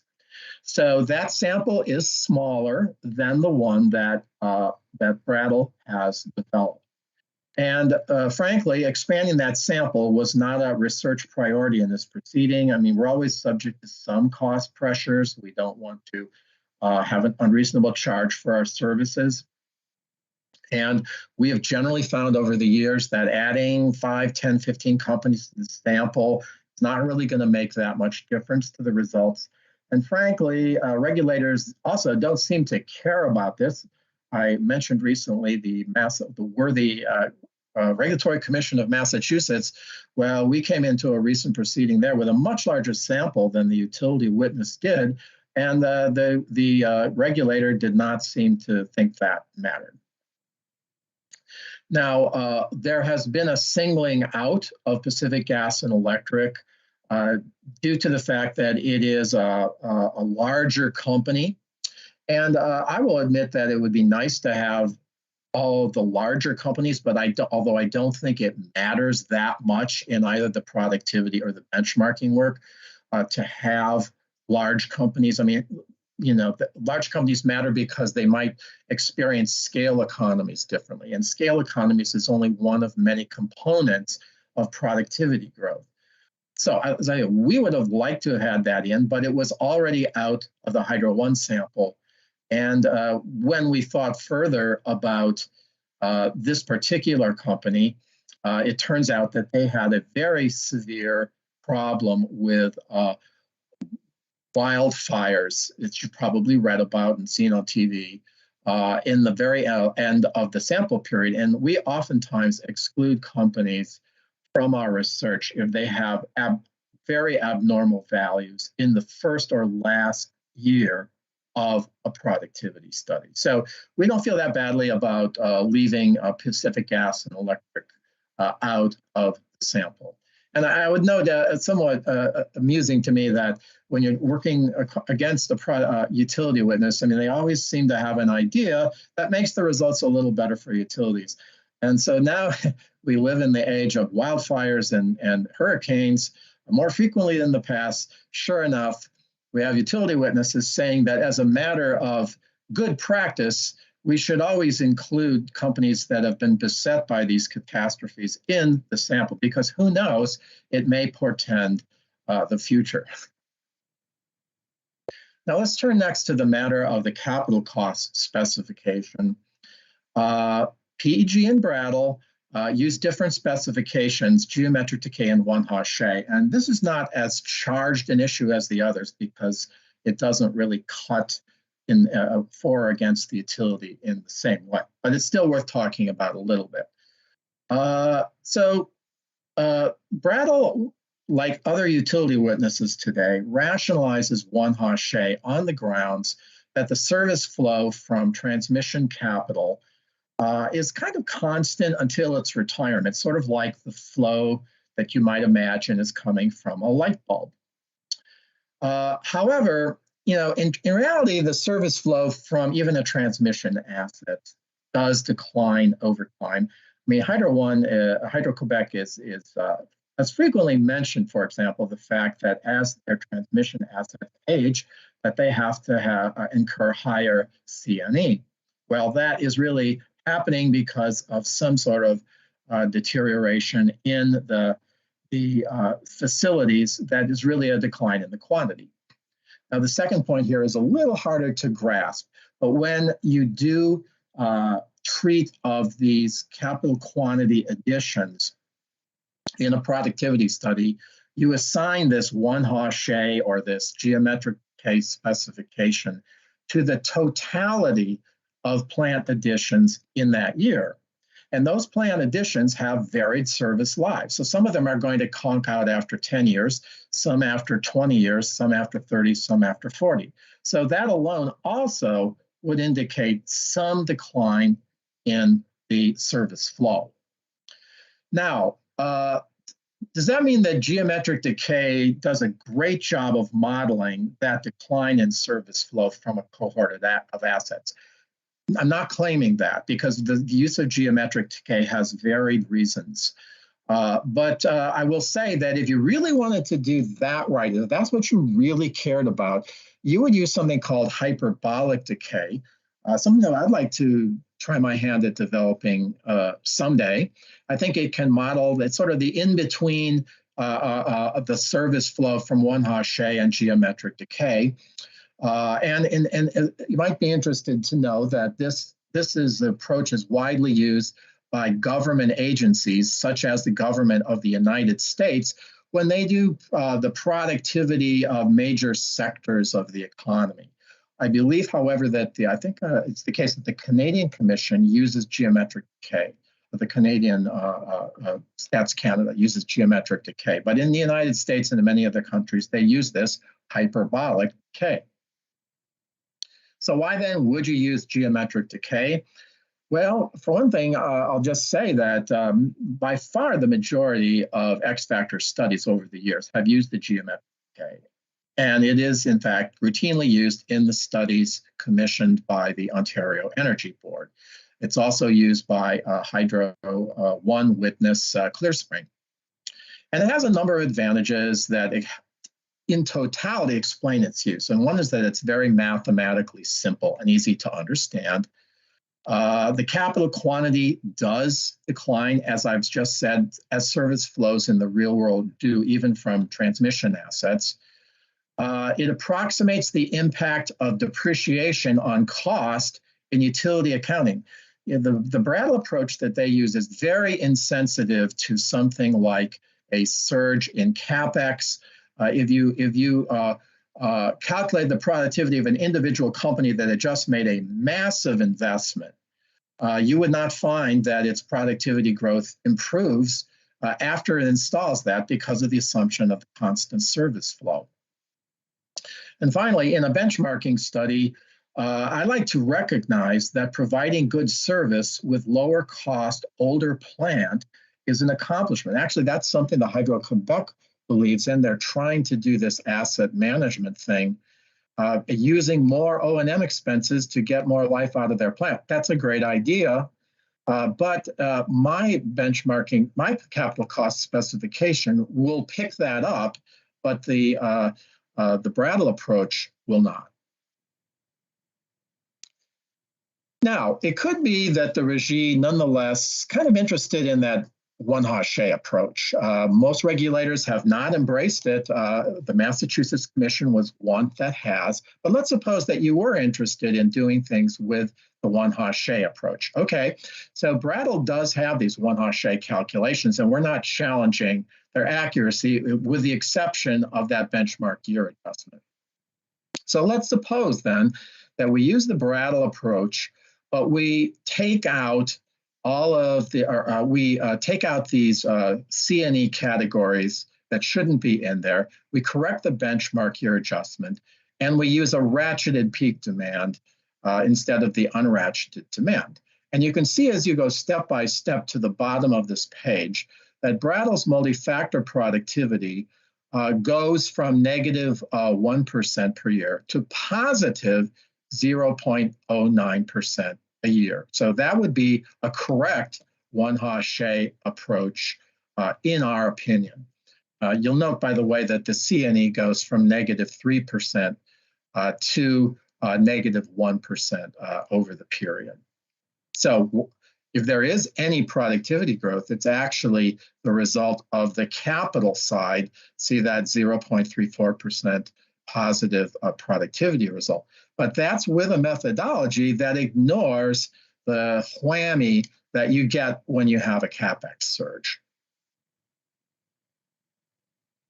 Now, let's turn next then to the issues of statistical benchmarking. I think it's caused a lot of consternation in this proceeding that the results for Brattle and for PEG are so different. For example, for the total cost of service, Brattle finds that the company's cost is very close to the benchmark.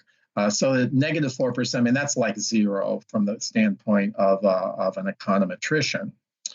And whereas PEG has the disconcerting result that the company's cost is 67% in excess of the model's prediction. So that's a huge discrepancy. Now, before we get too upset, though, do bear in mind that the suggested stretch factors of the two parties are not that different. I mean, Brattle would go as high as a 0.3 stretch factor, and we would go to 0.60. So that's only 30 basis points difference. We would add a little something for a matter I'll discuss in a bit. But really, the implications for the stretch factor are not enormous, despite the enormous difference in the results. And that partly has to do with the fact that we're using this conservative Ontario schedule for translating benchmarking results into a stretch factor. I mean, they were one of the first to do this, and so they thought they would do it very cautiously in the first time they did it, and they haven't had occasion to really revisit that issue ever since. So that's why I called it a conservative approach.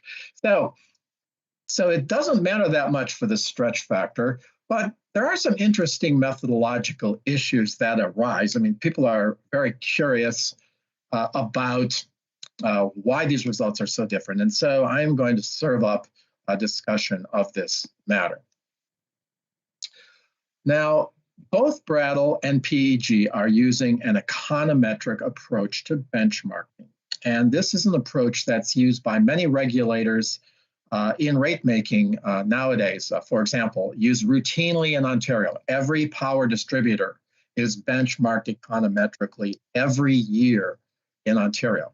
It's also used a lot in Britain and Australia, just to use examples from the English-speaking world, and there are other countries that use it. It seems to be a favorite approach in the English-speaking world. Now, so what is the basics of econometric benchmarking? Well, let's start by assuming that the cost of a utility is a function of several business condition variables. And to keep this argument simple, I'm just going to use two such variables, the length of their lines and the peak load. And so and you have to have a particular functional form. So let's use a nice simple linear form in this case, okay? So the impact of lines and peak on cost depend on these so-called parameters, beta L and beta P. And we're going to estimate those parameters using historical data on utility operations. So you get those parameters in hand. We're going to call those B0, BL, BP. And you stick those into the same linear model. And now you're ready to kick out from the model some sort of a cost benchmark. And note that my formulation here allows for additional variables as well. Okay, so that's the flavor of an econometric study. All right, so how do you estimate those model parameters? Brattle and PEG both used a so-called panel of data, which means multiple observations for each company. And these parameters can be estimated by various estimation procedures, and sometimes econometricians call that estimators.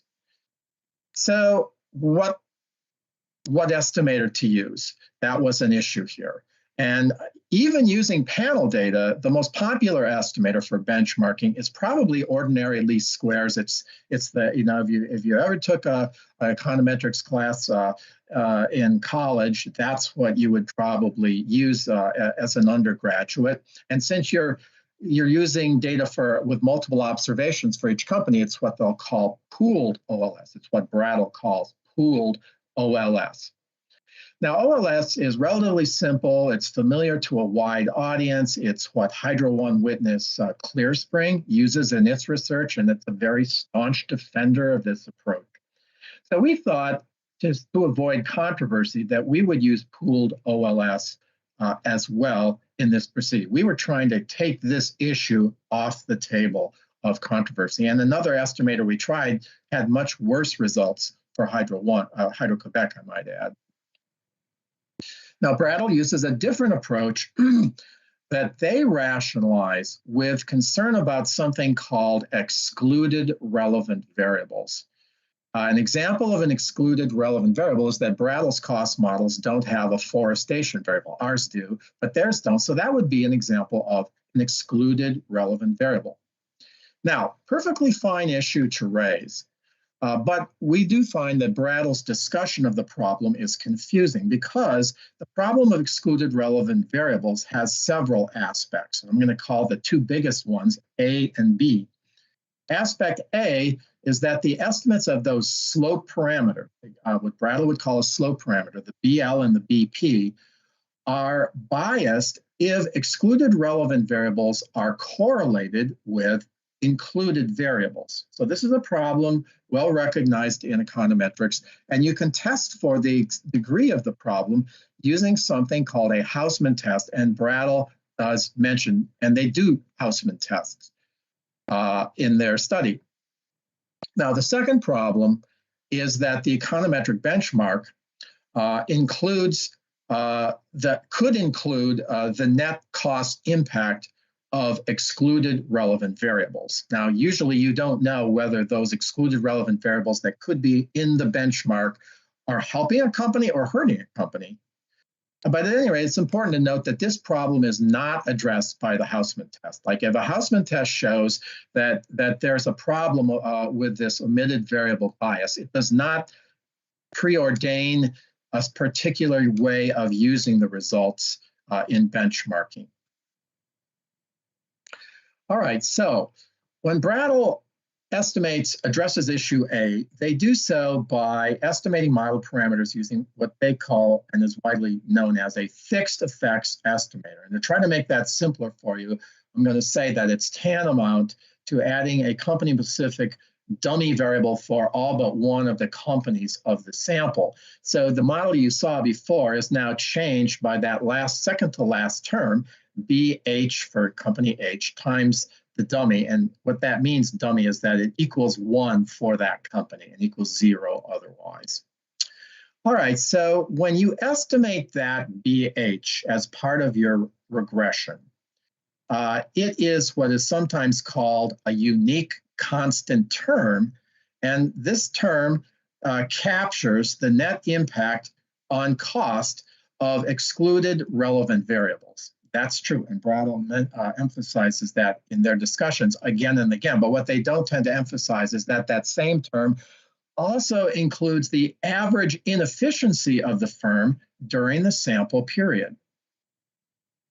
Now, we'll come back to talk about that second point in a minute, but let me just go on to say that, so these slope parameters that they get with this method are going to be free of this problem of omitted variable bias that was detected by the Houseman test. But it does come at a price, because variation in data between the companies, like the huge difference between Southern California, Edison, for example, and a tiny company in New England, that variation is ignored in the parameter estimation. And that matters because this is the biggest source of the variation in the sample. And according to econometric theory, if you take out that variation, the parameter estimates are going to be less precise. And as a consequence of this, you will find when you look at the Brattle models that most of the parameter estimates in the model that they use to benchmark Hydro-Quebec are not even statistically significant, whereas ours are highly significant because we used all the variation in the sample to estimate parameters. Okay, so that's one concern we have. But then there's the other, and that is that, so let's suppose you have a fixed effects model. You can use that model in several different ways. First of all, you could create a cost benchmark that doesn't include that average, that BHQT term. The second approach, which is the approach that Brattle uses, is to add the BHQT term to the benchmark. And then the third approach would just be to look at BHQT as an indicator of the efficiency of the company, that the higher it is, the more inefficient the company is. So, as I've said, Brattle is going to use number 2 on the grounds that this BHQT reflects the average net impact of these excluded relevant variables, but it's also reflecting the average inefficiency of Hydro-Quebec during the sample period.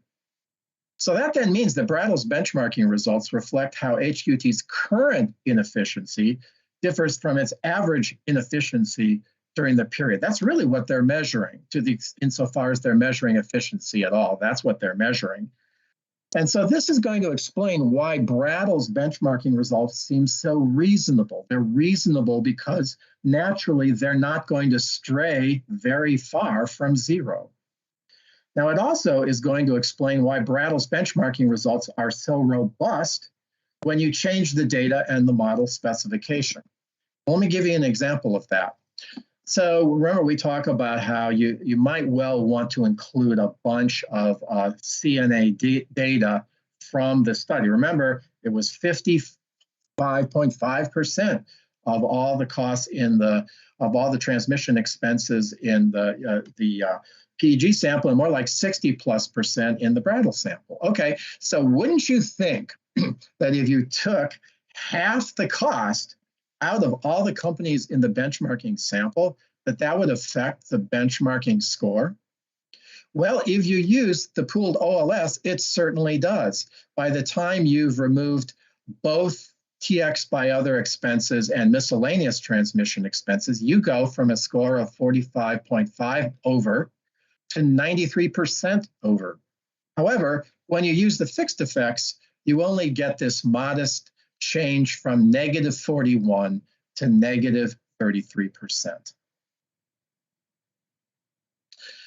Now, also, when fixed effects results are used to benchmark HQT using the first approach, remember that doesn't include that BHQT term, you also get a huge difference in the score for Hydro One. Now, these are, mind you, these are both fixed effects benchmarking results. It's just that one is using approach, the first approach mentioned instead of the second approach mentioned. And so look what happens that the total cost score, for example, of HQT goes from negative 2% roughly to 234% positive. So the radically different benchmarking results that Brattle obtains are chiefly due to the way they use fixed effects parameter estimates to fashion benchmarks. Correcting for omitted variable bias does not forestall bad benchmarking results for HQT. And that's why I'm sorry to have to go through this lengthy exposition, but the idea is to disentangle these two issues to see that fixed effects does not necessarily imply that the company is a good cost performer. Now, here's another little way of dealing with this, and that is that we calculated this unique constant term, this B subscript H term, for each of the utilities in Brattle sample. And you find, if you go over on the left-hand side, you see that there's one big outlier, and that's Ohio Valley Electric. And another party questioned the company about that. It seems that there's some problem with the data for that utility, which is actually a power producer with a very small transmission system. But the big headline news here is over on the right-hand side that the unique constant term for Hydro-Quebec is like the highest by far in the entire sample. So as I've said, in other people would use this as the benchmark, that they would say that the Hydro-Quebec is by far the worst cost performer in the entire sample. So this whole amount is being added to the benchmarks when Brattle goes about the business of benchmarking HQT.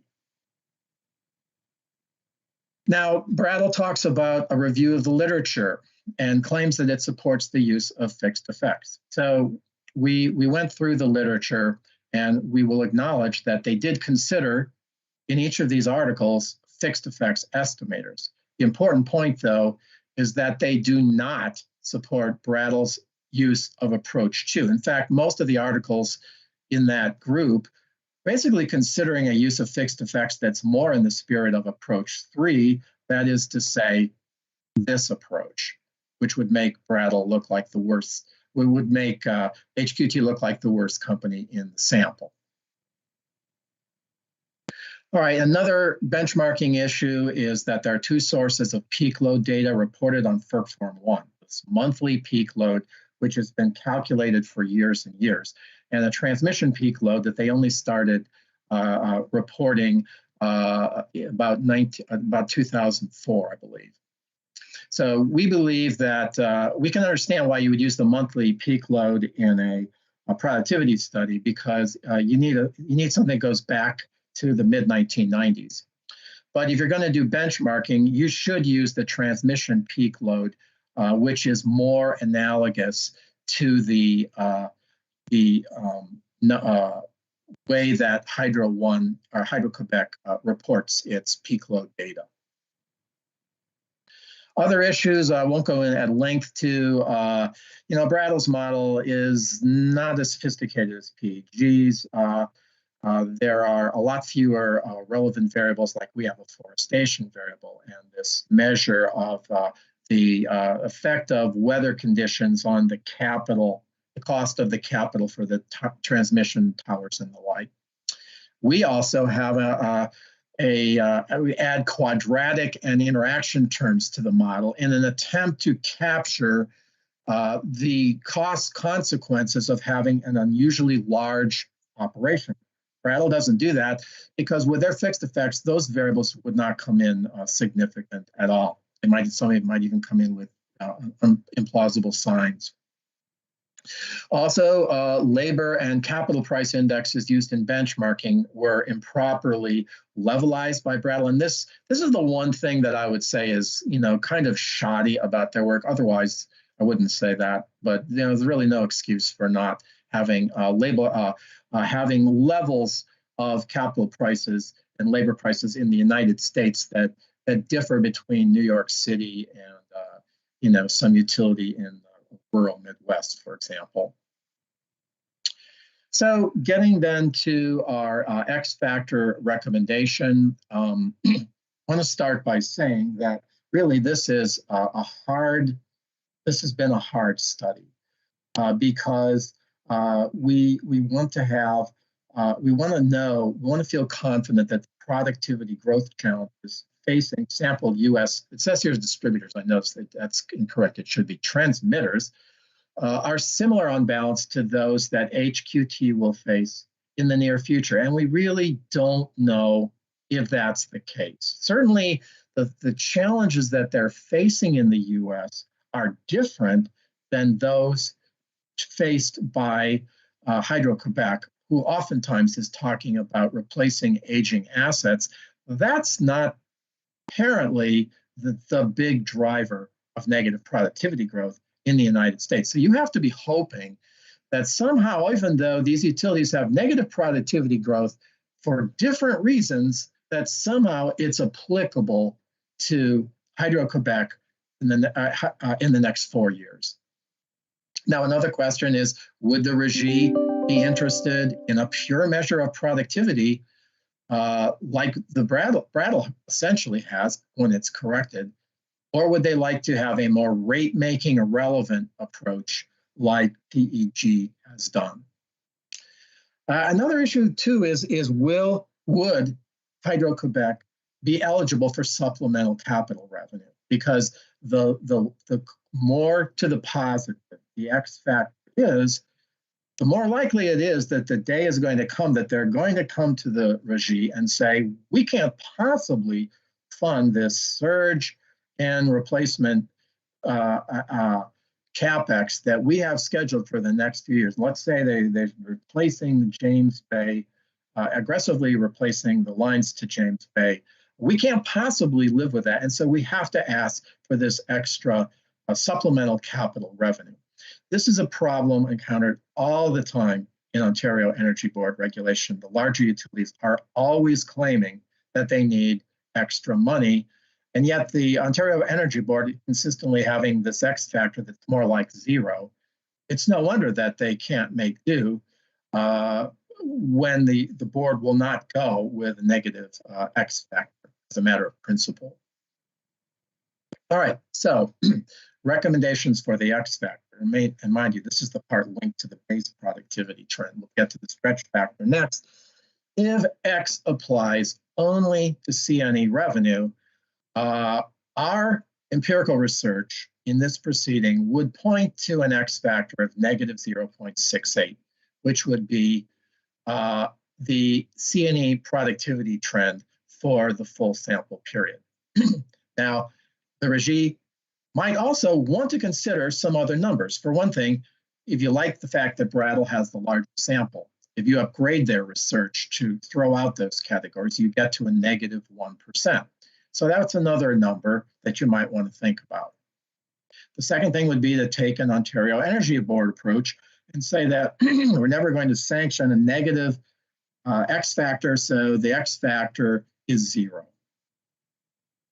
Now, there is then the current X factor of the company, which is 0.57%, and at least for this last year, I mean, that's something that could be considered as a continuation. And if you were to go with that, you would have to be in the belief that we've gone out and commissioned these productivity studies, but they just don't seem relevant to Hydro-Quebec for the next few years. And so we think that setting that aside, the number 0.57 is reasonable. And actually, one thing that could support a number like that is that the C&E productivity trend of Australian power transmitters, something we talked about the last time we had a presentation about this, and we thought we'd go back and update it. That's actually 0.80 positive for the most recent roughly 15 years. So a wide range of numbers to choose from, but we acknowledge that our own research in this proceeding suggests this number of negative 0.68. But there's a lot of uncertainty about how appropriate that really is for Hydro-Quebec. Now, let's suppose that the X factor applies to capital as well as C&E revenue, something that might be in a subsequent plan. Well, our research, again, in this proceeding suggests the X factor would be negative 0.62%, which is our multi-factor productivity trend for the full sample period. But the regime might also want to consider a couple of other numbers, and one is that 0% X factor typically chosen by the Ontario Energy Board, or an X factor of 0.19, which is the upgraded Brattle multi-factor productivity trend for the full sample period. This would be more if you happen to believe that one Haché is going to produce a better notion of a pure productivity, then there's your number. Now then, the stretch factor. This, as a matter of principle, should reflect the expected difference between the productivity growth of HQT and the industry. And the difference is going to be larger to the extent that HQT is inefficient. And also, the greater is the incentive power of the MRI compared to that of the regulatory systems of productivity sample utilities. So let's set aside the first of those for a moment. We'll go to that in the next slide, and let's talk about the second point. Well, we know that the incentive to contain C&E is fairly strong under the company's MRI. After all, there's a multi-year rate plan, revenue cap index. There's even, unfortunately, in the current regulatory system, a perverse incentive to raise CapEx in order to lower C&E. And then we also know that U.S. utilities operate under formula rate plans and a return on equity premiums that weaken their cost containment incentives. And even the Brattle witness was willing to acknowledge this. Now, how about the first of those issues then? We are prepared to acknowledge, and did so in commentary answering questions of the RGGI, for example, that the benchmarking evidence does suggest that excluded relevant variables are a serious concern when you're benchmarking HQT. I mean, I wasn't happy to see that HQT's score was negative 60. That's a very extreme type of an observation, and would been much happier if it was, say, negative 35, negative 25, or whatever it was. But that's a number that I also am uncomfortable with. However, it's important to note that Brattle's solution to the problem is simply not acceptable. It's simply not a way things are done in benchmarking. This was Dr. Ross's first study. I mean, maybe he didn't fully think through the implications of using fixed effects estimates the way he did. But I feel that his results really cannot carry very much weight, except as an illustration that something about excluded relevant variables could matter here. So what is then the best available evidence? Well, I feel that it suggests the base stretch factor of 0.60, the maximum in the Ontario scheme, because that is the number that would prevail even if the score for Hydro-Quebec was positive 30%. Even if it was positive 20% or thereabouts, it would still be eligible for a 0.60 stretch factor in Ontario. Now, then I would also say to that should be added a 0.10% adder for the unusually weak cost containment incentives in the US. if the X factor is based on the long run industry trend. And I say that because the longer you go back in time, the less the effect of these formula rates, the less the effect of those ROE premiums that were offered under the terms of the Energy Policy Act 2005. So it gets watered down, and so we're only proposing here a 0.10% adder. Okay, last. Dr. Yes. Lowry, I think Maître Fréchette has an intervention to do at this point. So just, if you just may interrupt your testimony at this point. Thanks. You want me to stop? Yeah, just for some exchange that it will be between Maître Fréchette, de Régie, and myself. Okay, I will stop. Maître Fréchette. Oui, si vous permettez. Merci, Monsieur le Président. D'abord, je tiens... Oui, j'ai une objection sur la recevabilité à vous offrir sur la recevabilité de la page 33 pour le compte de Transénergie à l'égard du témoignage qui est à venir de M. Lowry, dont on peut voir le contenu à la page 33, le contenu anticipé, bien sûr. Tout d'abord, je tiens à vous mentionner que j'avais avisé interrompre M. Lowry, c'est pas quelque chose qu'on aime faire. Je ne veux pas que les procureurs le fassent à l'égard des témoins que je pourrais présenter et je conçois très bien que ce n'est pas agréable que je le fasse non plus. Donc, je peux vous dire que j'avais avisé Maître Lannoy à l'avance et qu'il a eu le côté, est-ce que je peux dire, le côté sport, entre guillemets, d'interrompre M. Lowry. Ce que j'aurais fait, mais en tout cas, je voulais simplement remercier Maître Lannoy de sa diligence et puis vous aviser que je n'ai pas fait ça là, en catimini pour vous faire des effluves, M. le Président. En ce qui concerne la recevabilité, si vous me permettez, du témoignage anticipé de M. Lowry, il se prononce sur cette page-là et le témoignage, et c'est le moment, malheureusement, pour moi de faire l'objection à ce moment-ci. On a sur cette page-là l'essence du témoignage qu'il anticipe rendre à la Régie concernant les propos tenus par M. Verret à l'origine de son témoignage dans le panel 1, suite à la question que vous avez posée pour la poursuite du MRI de seconde génération. Alors, M. Lowry se prononce sur ce sujet-là et j'ai une objection sur la recevabilité de cette ligne de témoignage-là qui provient de l'expert M. Lowry que je vais vous décliner maintenant. Tout d'abord, je me permets de revenir sur la lettre du 6 décembre 2021 qui a été transmise au transporteur, à l'égard de laquelle vous souhaitiez que nous nous exprimions à l'égard des aspects suivants.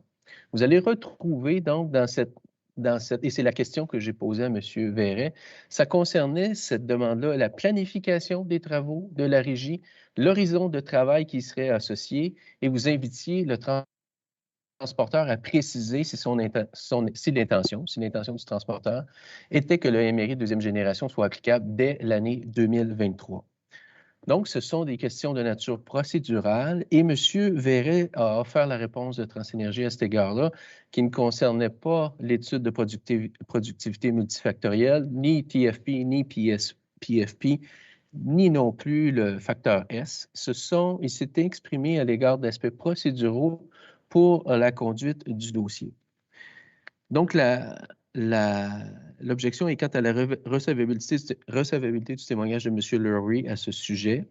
Il s'agit d'une question de la Régie à Transénergie. Ce n'est pas un sujet d'expertise, mais plutôt un sujet d'aspect procédural pour la poursuite du dossier. Je rappelle à tous que l'année 2022 concerne la fin ou la terminaison du MRI de première génération, donc la 4e année, 2022 étant la dernière. Ce que M. Verret a mentionné, c'est que l'année 2023 serait une année en coût de service. Il a énoncé les difficultés qui étaient celles de Transénergie et la vision anticipée de la poursuite des choses. Il n'était pas... alors, les propos qu'on voit sur l'acétate de M. Lowry concernant les choix, le délai, des délais sur la mise en place de la détermination du X, où on a procédé avec la méthode Cannes la première fois. Quand on parle d'une clause de sortie, la clause de sortie ne sera pas applicable pour 2023 puisqu'on est en coût de service. Alors, tous ces aspects-là, ce ne sont pas des aspects qui sont sujets de son expertise. Dans le cadre de la question qui a été posée à la régie, c'est un sujet qui n'était pas annoncé à l'égard des experts. Il ouvre un débat sur un aspect procédural. Et le mandat de M. Lowry, tel qu'on le voit notamment à la décision D-2021-121 au paragraphe 87, M. Lowry, son mandat, c'est de s'exprimer à l'égard de la régie sur le facteur X, le facteur S proposé et le compte d'écart. Il n'a pas été retenu, il n'était pas de son mandat de s'exprimer sur les aspects procéduraux qui sont liés au déroulement du dossier. Ce n'est pas un sujet d'expertise. Je vais vous faire rapidement peut-être la lecture du paragraphe de la décision de la régie à cet effet-là. Alors, le paragraphe 87, où on parlait du compte d'écart. Alors, la régie juge pertinente les interventions sur ce sujet. Elle permet à PEC d'analyser cet enjeu dans le respect du balisage estimé à cette fin, mais précise que PEC ne pourra couvrir les autres éléments controversés de la proposition non identifiés dans les demandes d'intervention. Alors, encore une fois, c'est l'esprit même du témoignage attendu par les experts qui doivent s'exprimer à l'égard des rapports qu'ils ont émis. Ils ne peuvent pas s'exprimer à tort et à travers sur des aspects, surtout dans ce cas-ci, des aspects procéduraux pour la poursuite du dossier. Alors, avec égard, le transporteur forme une objection à l'égard de la recevabilité de la page 33 ainsi que de tout témoignage à cet égard-là, en écho aux demandes de la régie à l'égard du panel 1 pour le transporteur. Alors, voilà. Maître Lannoy. Oui, alors si on revient sur l'objet de l'intervention de Dr. Lowry dans le présent dossier, son expertise a été requise parce que la régie cherchait à avoir des études multifactorielles relativement à la détermination d'un facteur X pour les charges nettes d'exploitation et également la possibilité d'un facteur X pour inclure les coûts en capital. Le tout pour la troisième année, la dernière année, quatrième année du MRI, et également dans la perspective d'une nouvelle génération de MRI. Tel était le contexte, le cadre dans lequel on demandait l'opinion de Dr. Lowry. Il va sans dire que l'annonce qui a été faite en début d'audition de la part du transporteur à l'effet qu'il ne déposerait pas de dossier tarifaire en 2022 pour l'année 2023 basé sur un MRI nouvelle génération est arrivé comme un élément ou un développement important qui a surpris, je pense, tout le monde et qui a clairement un impact sur les questions qui sont adressées là, par les experts ici, à savoir, on travaille sur un facteur X pour les charges en capital, pour possiblement également l'élargir à l'ensemble des coûts incluant, en fait, les charges nettes et incluant possiblement l'élargir au capital pour un facteur X total, autant pour la quatrième année que pour la nouvelle génération. Alors, il va de soi que l'expert a la possibilité ici de donner son opinion sur l'impact qu'a ce genre de décision-là sur la pérennité d'une démarche MRI, eu égard à la détermination des facteurs X et S dans un contexte où son mandat visait justement à fournir des facteurs là, pour autant la quatrième année que la nouvelle génération. Alors, je pense qu'on a ici en notre présence un expert extrêmement compétent. Je pense que c'est à l'avantage de tous, le public, la régie, les participants, les intervenants et même le transporteur, de pouvoir avoir ces lumières sur ce développement-là qui est survenu. Et peut-être qu'on l'aurait même ignoré si la régie n'avait pas posé la question. Tout le monde était sur un scénario de discuter de facteurs X et S dans une perspective non pas seulement d'une quatrième année, mais également d'une nouvelle génération de MRI. Alors, pour toutes ces raisons, je vous soumets que l'approche de mon collègue est trop restrictive sur la pertinence et la portée, l'ampleur ou les questions qui peuvent être abordées dans son témoignage. Je vous invite à rejeter son objection. Je vois Maître Turmel. Oui, Monsieur le Président, vous vous rappellerez que l'expert, M. Lowry, est aussi l'expert de la FCEI et des autres intervenants. Alors, à ce titre, on se croit donc intéressé à ce débat vraiment soulevé par Maître Fréchette avec un grand étonnement. Écoutez, quand il qualifie cet ajout par M. Verret de procédural, honnêtement, je ne comprends pas ce qu'il dit. Quant à moi, c'est à l'intérieur même du cœur du MRI. Rappelons que le Dr. Laurie a participé à la formation et à l'établissement de ce MRI actuel. Alors, nous aussi, nous avons été presque abasourdis d'entendre M. Verret d'entrée de jeu en réponse à votre question. C'est pour ça que nous l'avons interrogé également pour bien comprendre ce qu'il nous disait. Il nous disait vouloir faire une analyse post-MRI ou avant, bref, faire une analyse importante avant d'aller plus loin. Et tout ça, c'était nouveau. C'était, comme le dit mon collègue, Maître Lannoy, un peu de la matière nouvelle. Et je pense que ça s'inscrit tout à fait dans la logique, dans la continuité du débat que l'on a ensemble. C'est certainement pas que procédural. Au HQT ce matin apparaît hautement procédurier, autant quant à sa remarque ce matin sur le questionnement du procureur de la Régie, ce qu'on fait souvent, ce n'était pas inhabituel. Alors, j'arrête ici, mais je m'oppose férocement, moi aussi, aux commentaires de Maître Fréchette sur cette preuve qui est tout à fait admissible et acceptable. Merci. Oui, si vous permettez une courte réplique, M. le Président. Oui, courte. Oui. Très brève. Alors, tout d'abord, je n'avais pas de difficulté à ce que Maître Turmel intervienne, évidemment, pour les raisons qu'il a émises. Pour ça, je suis un petit peu douteux sur ses propos à l'égard à l'égard de l'aspect de la question, de l'aspect précédent que j'ai couvert avec vous sur ça, c'est médium. Mais en ce qui concerne maintenant l'objet de l'intervention, mon collègue Maître Lannoy, vous mentionnez que l'intervention, l'expertise était sollicitée dans une perspective de la mise en place d'une nouvelle génération d'MRI. Je vous mentionnerai précisément que, tout d'abord, on est en désaccord avec cet aspect-là.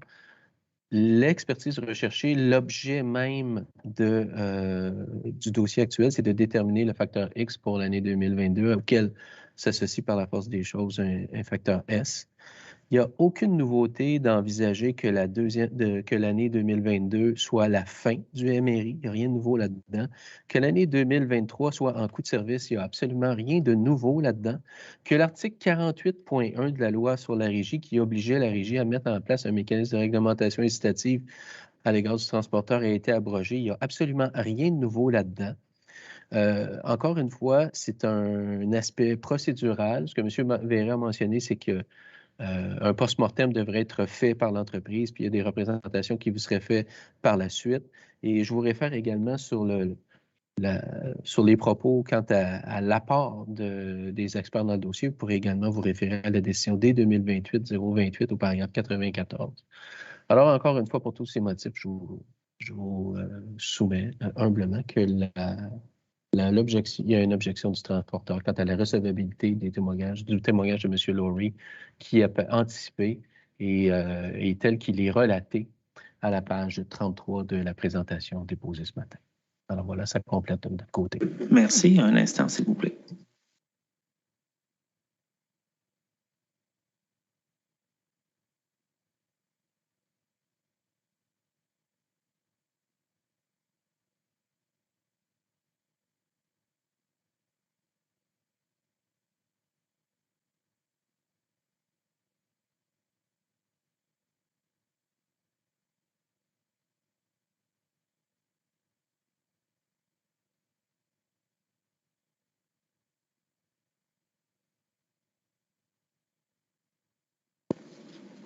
Maître Fréchette, Maître Lannoy.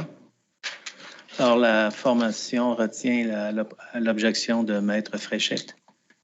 Cette page de la présentation du Dr. Laurie n'est pas pertinente à son expertise dans la présente cause. Alors, on peut oublier cette page-là. Ça va? Bien, alors Maître Lannoy, je ne vous entends pas. Oui, alors je vais demander, Dr. Laurie, can you open back your screen, please, your camera?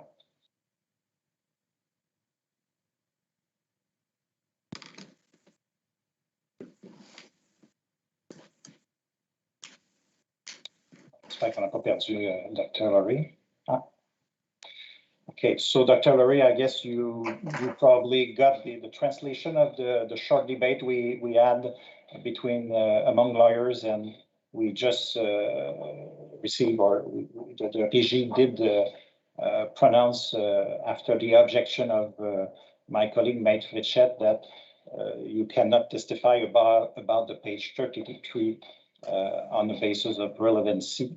So if you have some conclusion to add to your presentation, I know it was your last page, just before your cross-examination and probably before the recess of lunch. I'll let you a few minutes if you want, and if the regie allow it, of course. Go ahead. No, I have no further comments. Yeah, thank you very much. Alors, c'est le témoignage de M. Laurie. Merci. Alors, avez-vous des questions pour votre propre témoin, M. Lannoy? Non, c'est ce que j'avais compris.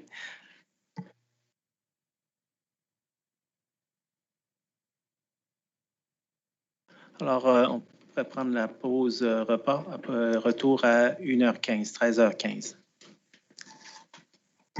C'est très bien, merci.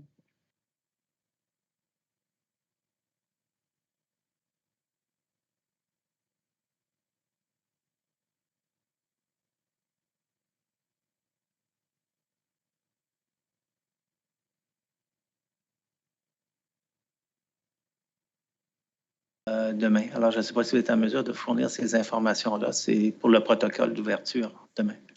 Je l'ai reçu. Bonjour, M. le Président, Yves Fréchette. Alors oui, je l'ai reçu. J'ai reçu la liste juste avant l'heure du repas. Alors, je m'en occupe immédiatement de la transmettre donc à M. Specht. Oui, s'il vous plaît. Et puis, je vous fais ça tout de suite, là, dès la reprise. Maître Neumann. Oui, bonjour, Monsieur le Président. Excusez-moi, ma veste est juste à côté. Je n'ai pas eu le temps de sauter pour aller la chercher. Oui, alors, nous ne participerons pas au huis clos demandé par option consommateur. Parfait. Est-ce que vous voulez que je vous le confirme dans un courriel? Non, ça va. Ça va être aux transcriptions. Merci bien. Alors, c'était le seul point que j'avais à traiter. Alors, nous pouvons commencer le contre-interrogatoire du Dr. Laurie avec AHQ-ARQ, Maître Cadrin.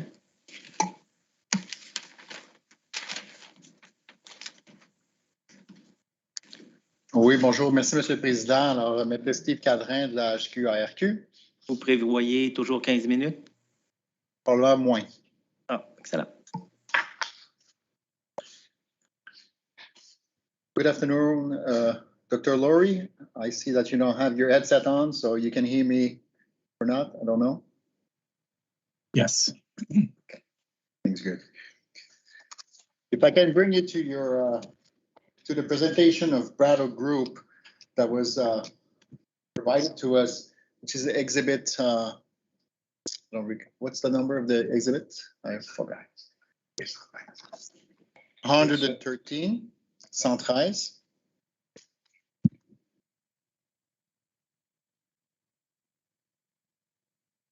Monsieur le greffier, si c'est possible d'afficher à l'écran, s'il vous plaît. Oui, c'est bien la B113, c'est ça? Oui, B113, je m'excuse. Il n'y a pas de souci.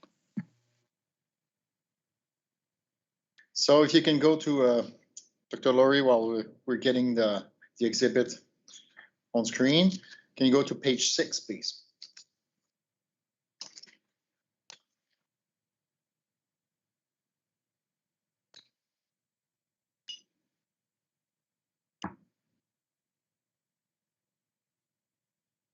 Okay. So page 6, please. So it's the next page, Monsieur le greffier. Thank you so much. So if we look at this, well, it was provided by Brattle Group, but it shows in a one slide fashion what's been done as far as studies go by PEG, for instance. So by you, from what I understand. And there's two, we see the studies are on the left-hand side, PEG 2021 and PEG 2019. So those studies were made by you, Dr. Laurie, if I'm not mistaken. Right? Is that right? Yes. Okay. So in one instance, you took, and we go all the way to the bottom of the screen. So at the bottom of the table 1, which is PEG 2019, and we see that the O&M, CNE, PFP, the amount that's written in this table is minus 0.53%. Yes. As you can see on the screen. If we move up to PEG 2021, where the difference is between the line we just saw and the other line is 3 years more taken into consideration, 3 more years, I'm sorry, than the first study in 2019. So in 2021, your score, or the score for E&M, CNE, PFP is minus 0.68%. So because we added 3 years, the result has changed. If you can summarize in your own words, or maybe what are the main changes or the main relevant factors that were involved into this change in the O&M, CNE, PFE result that we got for adding those 3 years, or from adding those. Okay, well, each time that we do this study, we will, one thing you've noted, add some more years of data. And another would be to spend some time reconsidering the sample. I don't recollect exactly what the sample is for 2019, the 2019 OEB study compared to the current. But I think there was a change of 2 or 3 companies.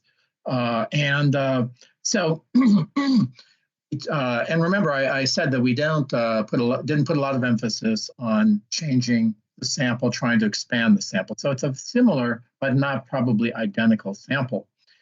So really, from my point of view, a very small change actually results in the the CNE or O&M productivity over this period, to just go from the negative 0.53 to the negative 0.68 to me is a very, it's not a meaningful difference really. I mean, these numbers do bounce around a little bit, and this is very much in the normal range. As well, I mean, there's no, sorry to say, there's no, from a consumer standpoint, there's no evidence of any great alleviation of this negative trend in CNE productivity. So as you see, it did tend to pull it down some.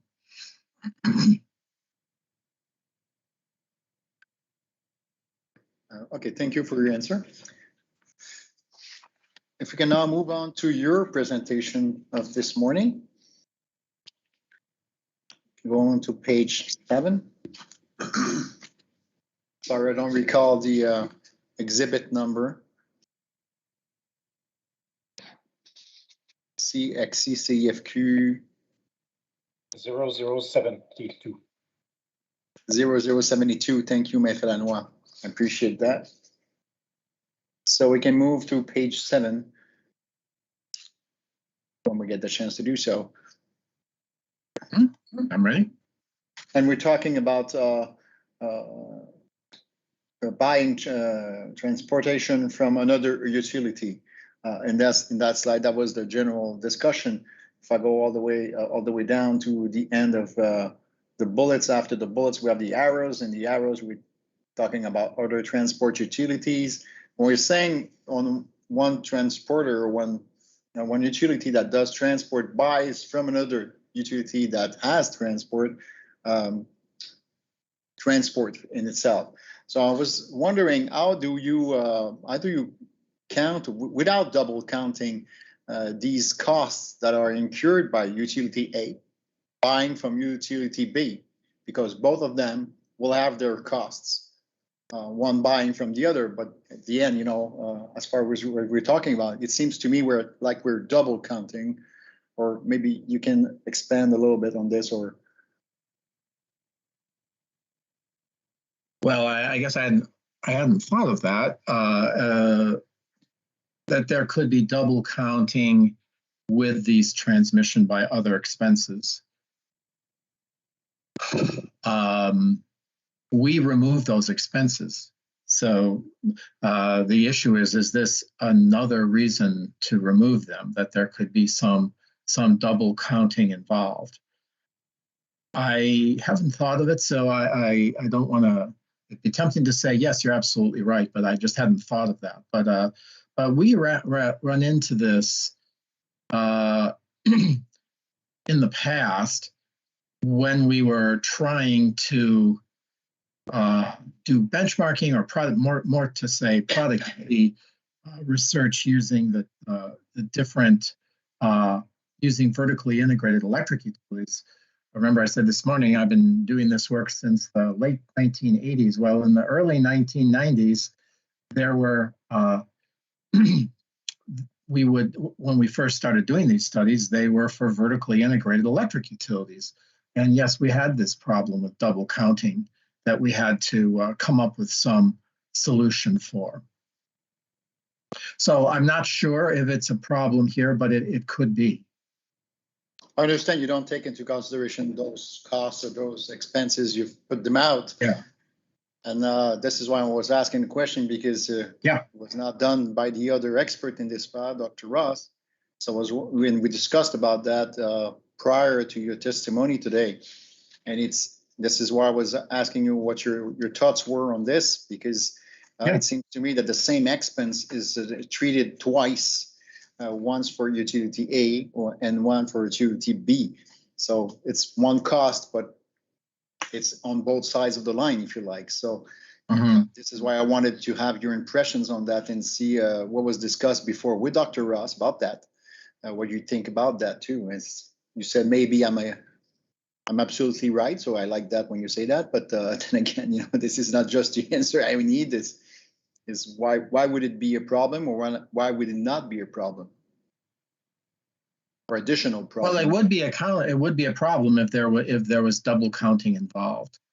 Now, do you remember one caveat to your theory is that not every company in the sample not every company in the business is in the sample. But yes, it's an intriguing theory. Sorry, I can't help you more at the moment. I'll think about it a little bit more in the course of the afternoon. Thank you very much. That will be all. Thank you. That's all the questions we have. Merci. Maître Turmel, FCEI. Oui, je n'ai pas de questions, M. le Président. Merci, Maître Turmel. Option consommateur, Maître David.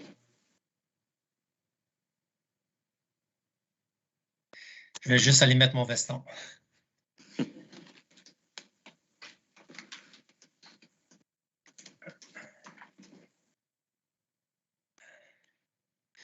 Désolé. Est-ce que vous avez toujours 15 minutes ou c'est... J'aurai peut-être un peu plus que 15 minutes. J'ai éliminé des questions pour vous rassurer, M. le Président, mais j'aime mieux être réaliste dans le temps. Je pense que maximum une demi-heure, puis je vais essayer de la faire en moins qu'une demi-heure. Merci. Okay.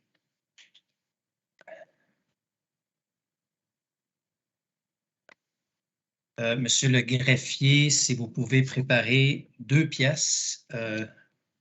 Il y aurait la C-Axi 68 et 70.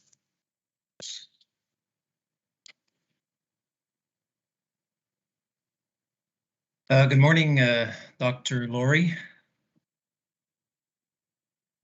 Good morning, Matt David. Nice to see you again. Yes, good to see you again. So I have a few questions about your report and how it also your presentation this morning. So I wanted to start, if possible, with Monsieur le greffier, si vous pouvez mettre le C-Axi 68 à l'écran, et c'est la page 2. Sorry, so I'm referring to your answers to OCIRs. And and you prepared the answers, and your answers were filed. You can just look on the screen. It's probably going to be faster that way. Okay. So I simply want to refer to your table OC1, where you list power transmission projects of PEG personnel. So my first question is, can you confirm how many power transmission productivity studies you have authored in Canada and in the United States?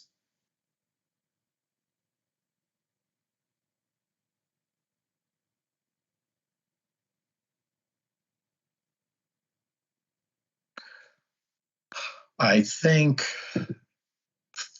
depends how you count them, because there were these two phases of this Hydro 1 proceeding. I think 3 in Canada, and I don't think there was one in the United States. There was not one in the US. No, I don't okay, think so. So three in Canada. Do you need a glass of water, or are you throat dry? I have it nearby, thank you. Okay, all right. So my next question is, can you confirm that PEG used 51 US companies in its productivity analysis sample? That sounds right. Okay.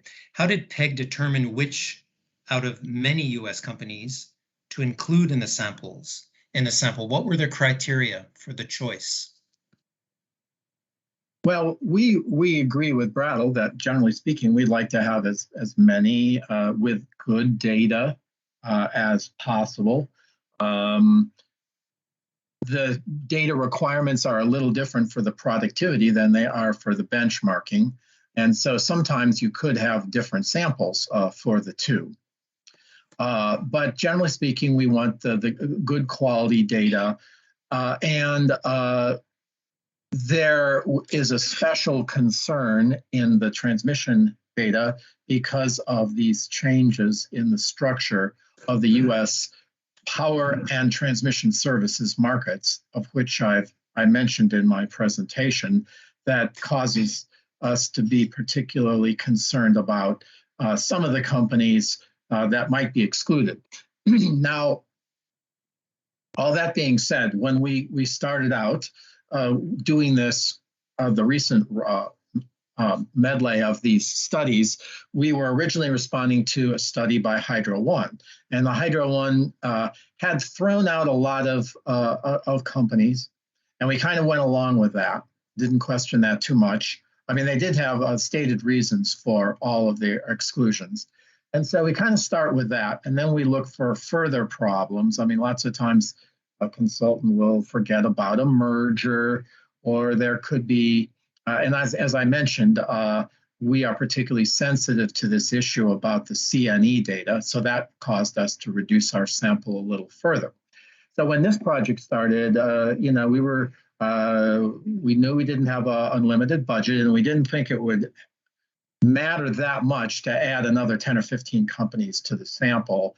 So we kind of just started with the sample from Ontario, and mind that's you know, there's no bias in that contra HQT. There was nothing about that sample that was particularly intended to come up with any particular result. It just started with the Hydro 1's sample where they had their reasons for exclusions, and then we made a few more exclusions.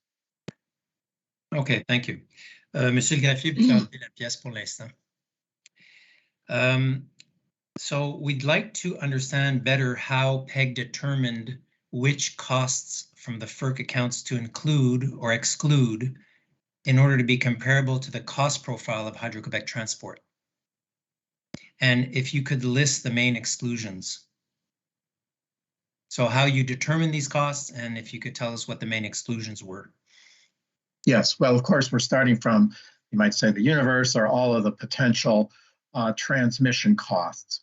And then, so as I said in the presentation this morning, we want to have similar costs in the study to those that are that the revenue cap index addresses. So if you have costs that are addressed in Quebec by Compte des Cartes et Report, then you would, if you can, itemize those and take them out, and you can do the same for Hydro-Quebec. you would do so. So we did take out pension and other benefit expenses. Now then, the other major removals were to take out these three problematic C&E categories that were discussed at some length this morning. So those would be the main adjustments. And all with the spirit of coming up with a productivity trend that would be useful in setting an X factor for HQT. Okay. Thank you. So it seems obvious that there's a disagreement between PEG and Brattle regarding which costs to include or exclude. I'd like to focus on 2 points of disagreement. The first is transmission by others. If I understand, does PEG include these or not in its No, we exclude those, as does the witness for Hydro One networks. Okay. And what about administrative and general costs? Do you include them or exclude them? We include those, whereas Brattle excludes them. And I will say about that the Brattle, I mean, usually that doesn't matter that much to the results to include them or exclude them. However, they something about one-hoss has made that, or at least the way that Brattle does it, means that it has a big effect on transmission productivity to include them. So they had an extra incentive to think of a reason to exclude such costs. Okay. Now, leaving aside the issue of which expert is correct, what is the directional effect of these costs on the productivity growth decline of the sample 51 US utilities? I don't recollect whether we ever did that run, and I don't think it, but if it was done, it would not matter very much to the results. That I can say with confidence. I'm not sure which direction it would have gone. And this is with respect to both transmission by others and administrative and general costs? No. I thought you were talking just about administrative in general. Certainly the exclusion of the transmission by other costs does result in a fairly substantial increase in measured C&E productivity. And anytime you have that, it's going to be a much more muted effect on transmission multi-factor productivity because the business is so capital intensive. Now, I have a few questions regarding input assumptions and methodology. I asked these pretty much the same questions to Dr. Ross. So first, with respect to the productivity study, in your report, and it's section 5.4, but you don't need to put it on the screen there. I'm just referring to it. There are many input assumptions in both reports, both yours and Dr. Ross. I want to focus on two that Brattle and PEG disagree on. So the first one is treatment of capital. Can you elaborate on the difference between one-hoss and geometric decay and why you prefer geometric decay? Well, I discussed that at some length in my presentation today, so I could direct the listeners to that. Let me just get that up. Yeah, I don't want to make you repeat. I mean, if you have, and I'm not going to repeat it, but so go ahead and ask your question again. Okay, I simply wanted to know why, in a nutshell, you prefer geometric decay.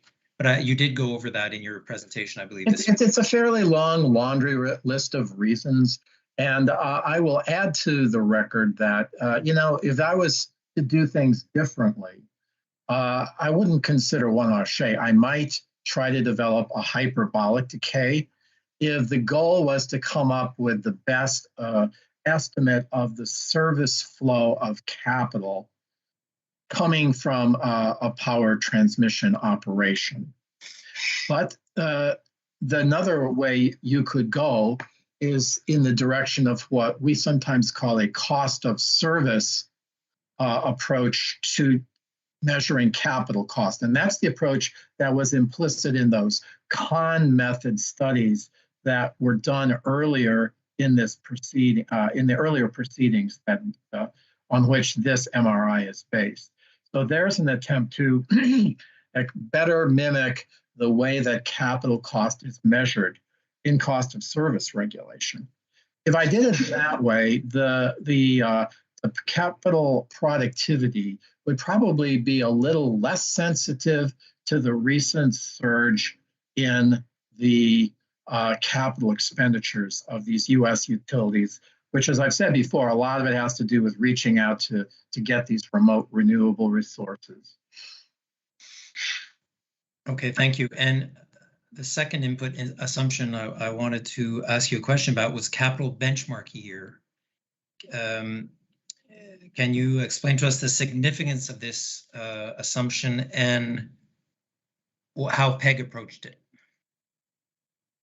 Well, the reason it matters, and I didn't discuss this morning, so this would be a good chance, is that let's say the bigger the initial capital stock, then the more rapid productivity growth will be from that point onwards. Whereas the smaller the initial capital stock, then the opposite effect on the productivity growth. So it does matter how it's done. It particularly matters for measuring Hydro-Quebec because they have a more recent benchmark year. Again, benchmark year being the first year of the capital quantity index.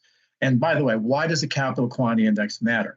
Well, the capital quantity index times the price of capital is the cost of capital. So in a capital intensive business, that matters a great deal to multi-factor productivity. It also matters to the benchmarking results. Okay, and so it matters which approach you use. And the thing is that the way, there's been this recent sort of fad amongst utility witnesses in using the one-Hachet approach. And some of them are just using it for the first time. That's not true of Dr. Ross. But when they do, they often don't think of since they're not really experts, they haven't done a lot of one-Hachet studies, they don't give a lot of thought to how to do that initial benchmark year adjustment. And so we've had quarrels with utility witnesses in a number of proceedings. And usually what they say is that, this is not a settled matter, that we can't do it one way versus the other. It's not in the literature. It's never been discussed in the literature. Well, yeah, one reason it's not discussed in the literature is that one-Hachet is rarely used in research, so it's a pretty minor issue. Accepting it's become suddenly more important in these proceedings because utility witnesses have been using the one-Hachet more. And if geometric decay is used for capital instead of one-Hachet, how would the U.S. sample productivity trend be affected directionally? It actually slows productivity growth. That's if you compare Brattle's. First of all, if you look at Brattle did a sensitivity analysis. They were pretty good about doing sensitivity analysis in their initial evidence. And so they did one where they used geometric decay instead of one-Hachet. And it actually resulted in more negative productivity growth, obviously more negative capital productivity growth, and then that meant multi-factor productivity growth was more negative. So in my using geometric decay is contrary to the interest of my client because, but it's more accurate in terms of capturing what's going on in transmission industry right now, where a lot of capital expenditures are causing rapid cost growth. Okay, and if a more recent capital benchmark year is used, such as Brattle's, how would the U.S. sample productivity trend be affected directionally? That's a good question. Now you're asking a different question, and that is which benchmark year to use. Yep. Now, because the benchmark year, remember how I started by saying that this is the first year of the capital quantity index. And to be honest with you, each of these methods is a seat of the pants method. It's a crude approximation of the capital quantity for the first year. And so the further back in the past you do it, the better. And so we have data on this that goes all the way back to 1964. And so we use that earlier benchmark year, whereas Brattle is, hasn't done many of these studies, and logically what they do is they go out and buy the data. They go out and buy the data for a reputable vendor, but those vendors, they don't run that data back many years because nobody really cares about the earlier years. Doesn't have much market value for them. So they're going to start around 1988, whereas we use 1964. And so amusingly, used to be that the Hydro One witness would make fun of us for bothering to go back to 64, because he said it really wouldn't make that much difference to the results. So why do it that way? Well, in the most recent testimony of the Hydro One witness, he decided to take the benchmark year all the way back to 1948. So Hydro One's capital quantity index starts in 1948, and Brattle's is like way later in time. We're sort of in the middle now. But okay. I don't think I ever quite answered your question. I don't know what the directional effect is, because we did not bother, say, recalculating our numbers with a 2000 with that more recent benchmark year.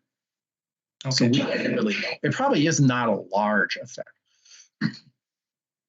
Okay, I'd like to move on now to the issue of the benchmarking study. My first question is a bit general: is our econometric, I have trouble with that word, benchmarking studies common in recent incentive regulation? Mm-hmm. Well, that's kind of a complicated question. One of the great ironies of statistical benchmarking is that the best data in the world to do it are from the United States, and yet it's rarely done in the United States because this is way too complicated for American regulators to get their hands on it. Keep it simple and stupid is sort of the American motto. Only the RIGI is brash enough to go into this territory. Well, I'm going to say Canadians are curious enough. I like to say that Quebec are curious, and admirably curious. No, Canadians in general have done it. In fact, all over the English-speaking world, now Quebec, Western Europe, it's very common to do statistical benchmarking, often with some pretty bad data. But at least it is widespread, except in the United States. That's ironic. So how many of such benchmarking studies has PEG produced? Somewhere between 40 and 50. I personally have done between 40 and 50. Okay. And can we think of a benchmarking study as producing a relative cost efficiency score that positions Hydro-Quebec transport costs to the US sample? Yes. That's a good way to look at it? Okay. Now, as discussed this morning, can you confirm, I think it's obvious that there's disagreement between Brattle and PEG on a number of methodology matters related to the benchmarking studies, and can you please give us what are the primary points of disagreement?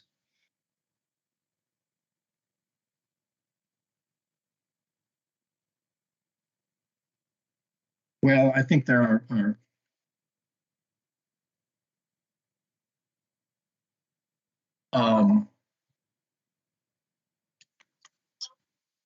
did one of your slides?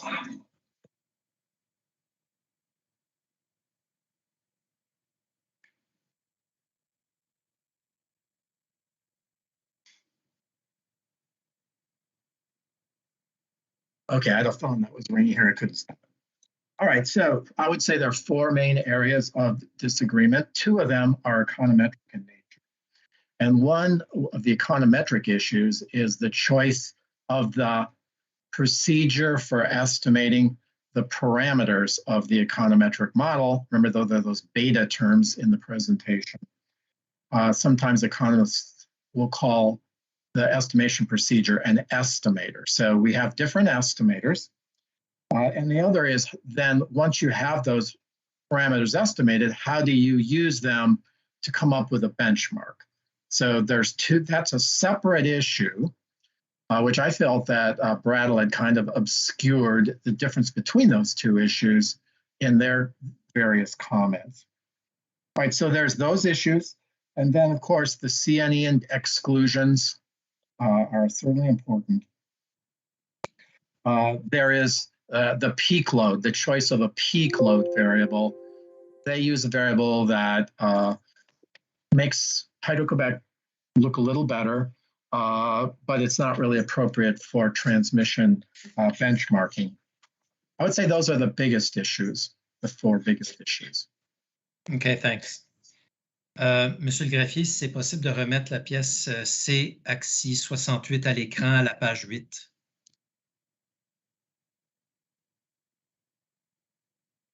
I'm just referring you to the same document I referred at the beginning. So it's your answers to the option consommateur IR, and you see there's a table there at the beginning, at the top of the page. Can you confirm that this table summarizes the Brattle and PEG total cost benchmark scores?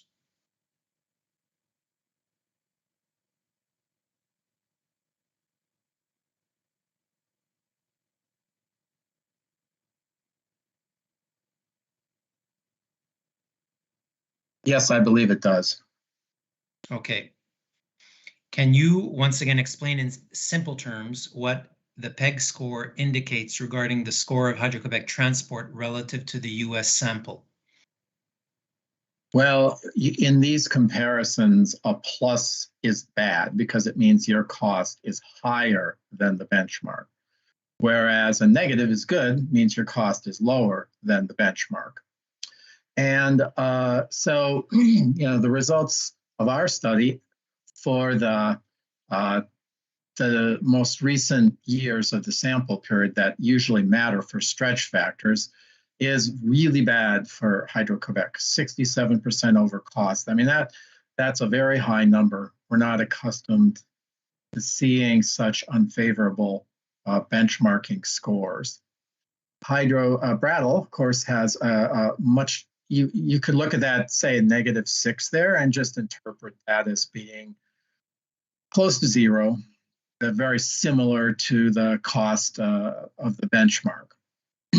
But as I go on to explain in my presentation, there's a good reason for that, and that's because they've already forgiven the company for their average level of inefficiency during the sample period.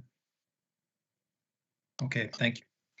And leaving aside which expert is correct, can you explain why the two experts' scores are so different and what this means for the Hydro-Quebec S factor? Well, let's start with the second question. As you can see, the difference in the S factors is not enormous because we're using this very conservative schedule from Ontario for translating a benchmarking score into an S factor or stretch factor. I mean, after all, to think that if a company were literally 67% higher than the norm, and that was all inefficiency, that the only penalty for them would be that their revenue growth would be slowed by 0.6% a year. It's almost a hand slap for if this was really true. So the difference between the stretch factors is not huge. And the other part of the question was, can you remind me? Can you explain why the two experts' scores are so different? The main reason for it is not the use of fixed effects. That's the interesting thing. It's the way that Brattle uses their fixed effects estimators to fashion a cost benchmark. That's the controversial thing, and it has a huge effect on the score. If you basically use the fixed effects model the way we use the OLS model, you would have a much worse score for Hydro-Quebec than we come up with. And how could it, I mean, their score would be like over 200% above the norm. And how could that possibly be? Well, one answer is that they never tried very hard to come up with a good cost model, partly because they didn't have the time or the experience, but also because they thought that they had this benchmarking approach where it wasn't really necessary to go out and develop something like a forestation variable to throw in their model. They thought that all that was going to be picked up in the way that they use the parameter estimates to make their benchmark. OK. Thank you. Monsieur le Président, il me reste 5 questions pour vous rassurer. Merci. Monsieur le greffier, si c'est possible de mettre la pièce C-axis 70 à l'écran.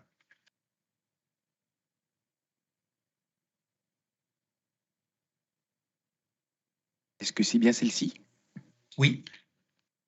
So I wanted to refer you to this exhibit, which is an attachment, PEG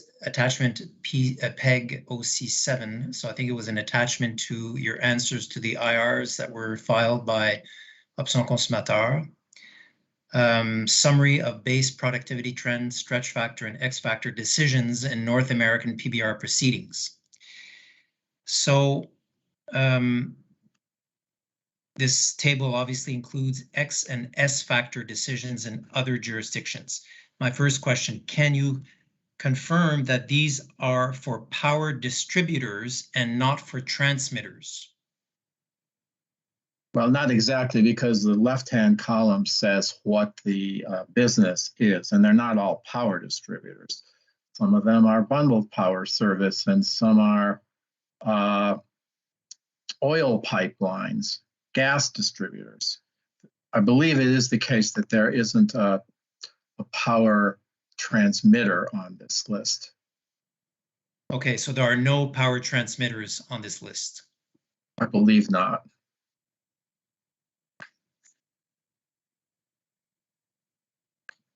And it continues on the second page, by the way.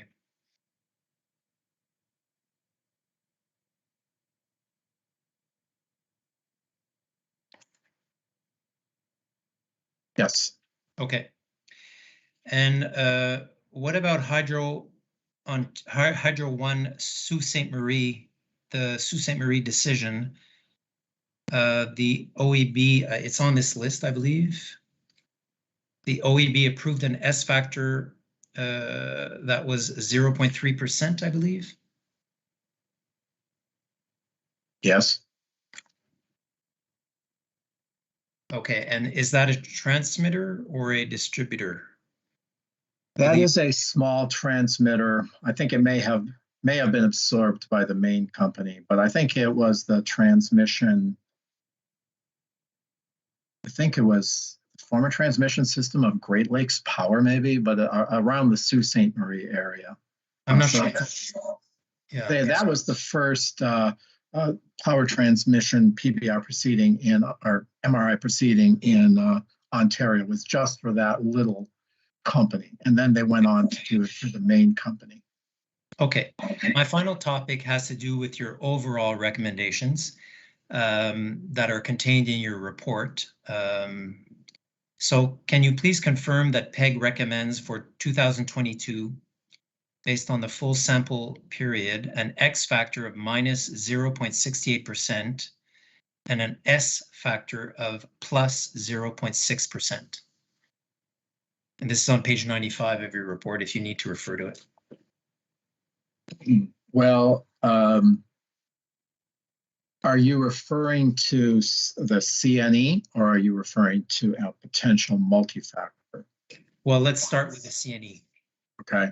So as I explained on page 29 of my presentation today, my research, if we were to base this solely, the X factor for CNE solely on the basis of my research seems to suggest negative 0.68%.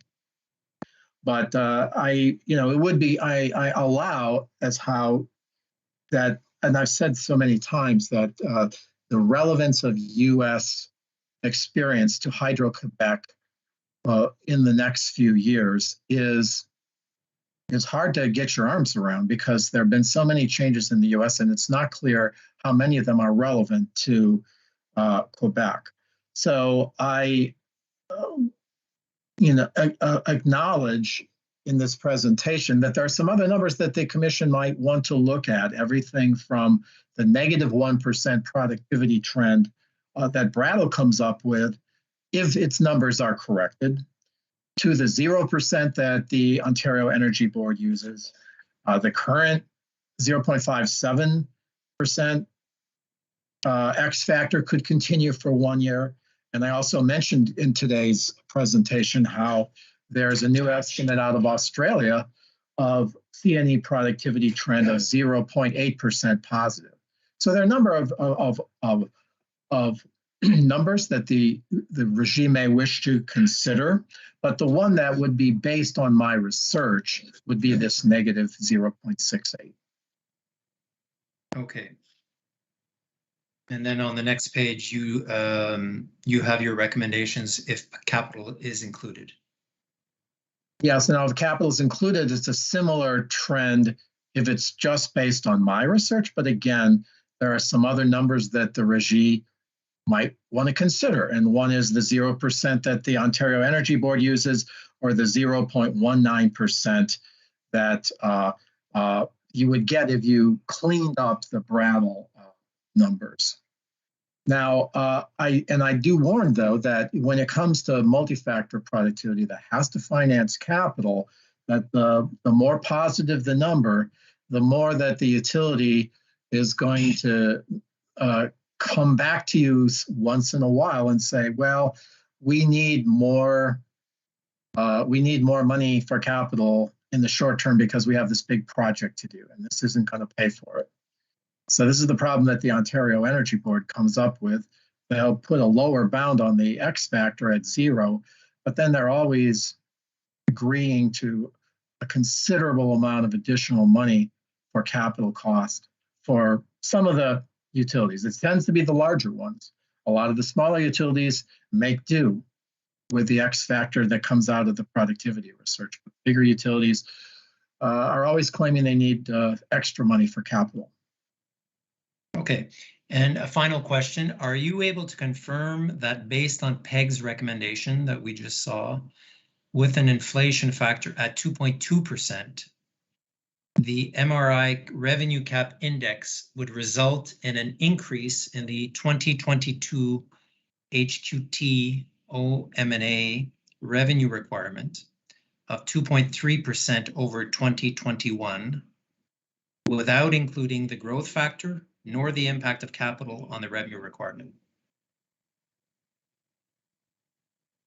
Well, the only thing I was wondering if you left out was that extra adder to the stretch factor, because before in your question you said, isn't it true that the stretch factor is 0.6, but it's 0.6 plus 0.1 to account for the fact that in the sample, a lot of utilities were operating in the later part of the sample period under incentives that were weakened by both formula rates and by the return on equity premiums that have been offered to U.S. transmission companies under the terms of the Energy Policy Act of 2005. Okay. Well, I thank you, Dr. Laurie, for your testimony. Those are my questions. Merci, Maître David. Ce serait maintenant le RTIEE. Maître Neumann. Oui, bonjour, Monsieur le Président. Nous n'avons pas de questions. Vous avez... Ah, excusez-moi. Ce sera très bref. Nous n'avons pas de questions. Alors, Dominique Neumann pour le RTIE. Toutes les questions que nous avions de notre liste ont déjà été posées par différentes personnes. Je vous remercie bien. Merci. Ce qui nous amène aux questions de la régie. Excusez-moi, HQD, effectivement. Vous m'en voudrez pas trop, Maître Fréchette? Ah, ben pas du tout. Pas du tout, au contraire. Il n'y a pas de souci. Me permettrez-vous, puisqu'il est 14 heures, une petite pause, le temps de placer devant moi la documentation que je vais utiliser pendant le contre-interrogatoire et puis petite pause technique là, personnelle. Alors, si je vous demanderais à 14h15, si c'était possible, je vous avais annoncé une quinzaine de minutes, là, mais je vais faire comme Maître Lannoy, je vais les additionner ensemble, là, et puis je vais vous envisager plutôt une trentaine de minutes pour les questions au Dr. Laurie. Parfait. Alors, de retour à 14h15. Si vous permettez. Parfait. Je vous remercie.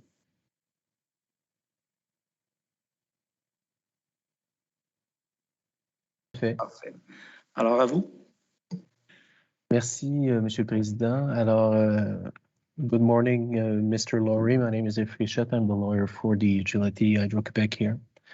You'll excuse me for my poor English, but maybe, and I will try not to make you suffer too much on it. But I've discovered it was so difficult. I thought that I could go on in French, but having to translate all your great work and Dr. Rush's work into French, and then afterwards working in English would have been a great burden on me. So, Mr. Laurie, is he there? Or I can't see him.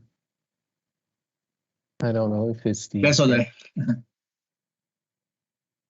Okay, there you are. So, hello again, Mr. Laurie. So, first question, you just have finished responding to a question from my confrère, Maître David, about and it was on your presentation this morning, page 32, about the added 0.1%, the 0.1 adder to weak incentive in the U.S. if the X is based on the long run and industry trend. That's what's written in your presentation of this morning at page 32. Can you give me how this 0.1 adder was built? How do you calculate this? Where it's come from? Yes, I believe I discussed that in an answer to one of the questions from HQT. Can you hear me okay? Yes. Are you hearing me? Okay. Yeah. Dr. Laurie, I think you forgot to put your headset. That Okay. would be better. Thank you. Okay. Next one.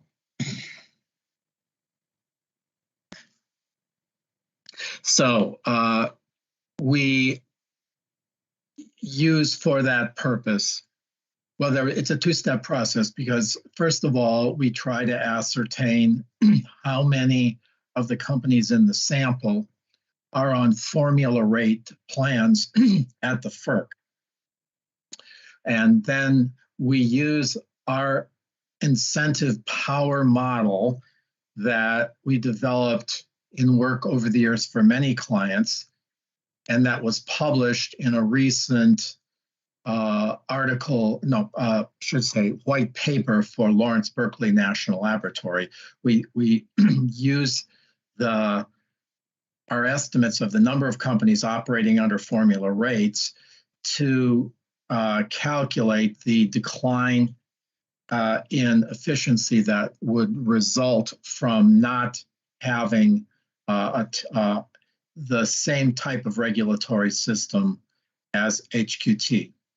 And so on that basis, we would come up with the 1%. And it's not a very large amount because if we're going to roll the sample back to 1995-ish, then the impact of these formula rates is going to be diminished because that was something that was more of the recent years. Now, I believe it's the case that that analysis didn't even take into consideration these ROE premiums that are also paid under, are offered by the FERC under the terms of the Energy Policy Act of 2005, because it was harder for us to plug those into the incentive power model. But I can tell you that those types of incentives can make a difference. And a good example is in the state of Maine, near to the border with Quebec, where Central Maine Power is owned by a big, sprawling Spanish utility company. And they had the opportunity to make a lot of, earn an ROE premium from building new transmission lines in Maine. And they neglected their their distribution CapEx over this same period in pursuit of these ROE premium. And there was a decline in service quality that has been so well publicized that Iberdrola recently lost a bid to acquire a utility in New Mexico, because of the worries about the service quality of Iberdrola.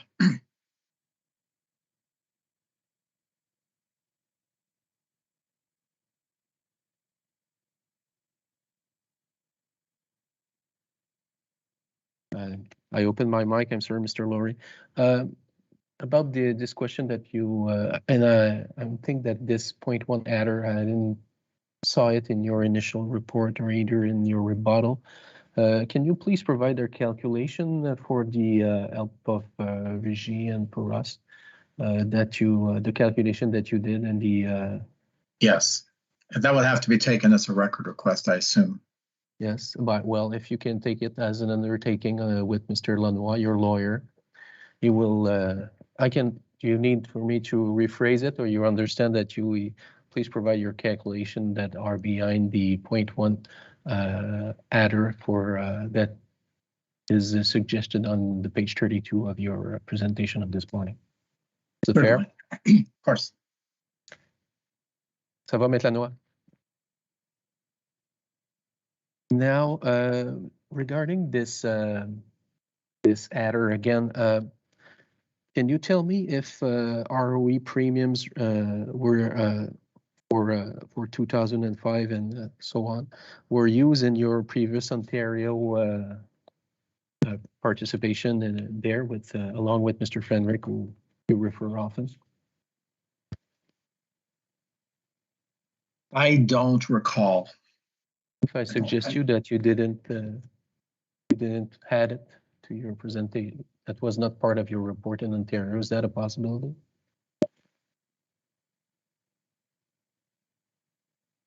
Even if it wasn't explicitly discussed, it's possible that it was part of my consideration. But as I say, I don't recall what I did there. Okay, thank you. Staying on your presentation, I would like you to go to page 29.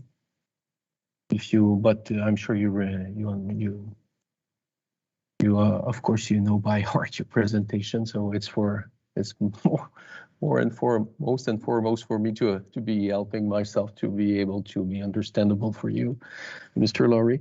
When I look at your recommendation that are on this page 29, let's say for your X of a minus 0.68, and you mentioned that the regime might also consider minus 1 upgraded CNE to a 0.8 CNE productivity trend in Australia, etc. So I have some difficulty understanding how you place that in perspective, because if I'm not mistaken, we've gone through phase 2, the previous file after the con method that was where in which file you've participated. So after the use of the con method, the REGI went up and saying that they need a benchmarking, they need an objective perspective on these issues, et cetera, and they asked for a TFP and PFP. So you already know about it. So after all this work, all this previous file, we'd go on and to you file your report, which and rebuttal, which are you put on a lot of work and a lot of effort to come up with something that is very how can I say, sophisticated, if I can say so, because I'm just a lawyer here. But after that, you're coming up here at page 29 saying that, well, the REGI, whatever myself or Mr. Ross would have done here in this file for the last 2 years, you can choose whatever you wish to between -1 and 0.8, which is there is a difference from 180 base point between those two, how can I say, point in the spectrum. So where are we today regarding your own recommendation and the fact that you say to the regime, well, whatever you want, you can take it, if I can say so. So please reconcile. As you say, a lot of effort went into this research and also the efforts of the Brattle Group. And if you are only considering those studies, then the number of the Brattle Group, as corrected, is -1 and mine is -0.68. So to the extent that you think that's, you wanted to know what a study like this would produce, and I'm saying it's a number in those range. Now, I've also said repeatedly, though, that it's hard to know. It's particularly hard to know in the case of transmission whether these numbers from the US are really applicable to Hydro-Quebec. And so it's a fair question whether any other numbers could be considered. I'm just trying to be helpful to the regie in that regard, that there are some other numbers out there that you could also consider. But I'm not, I'm in a way taking a position in my own research that probably my client is not that enthusiastic about -0.68.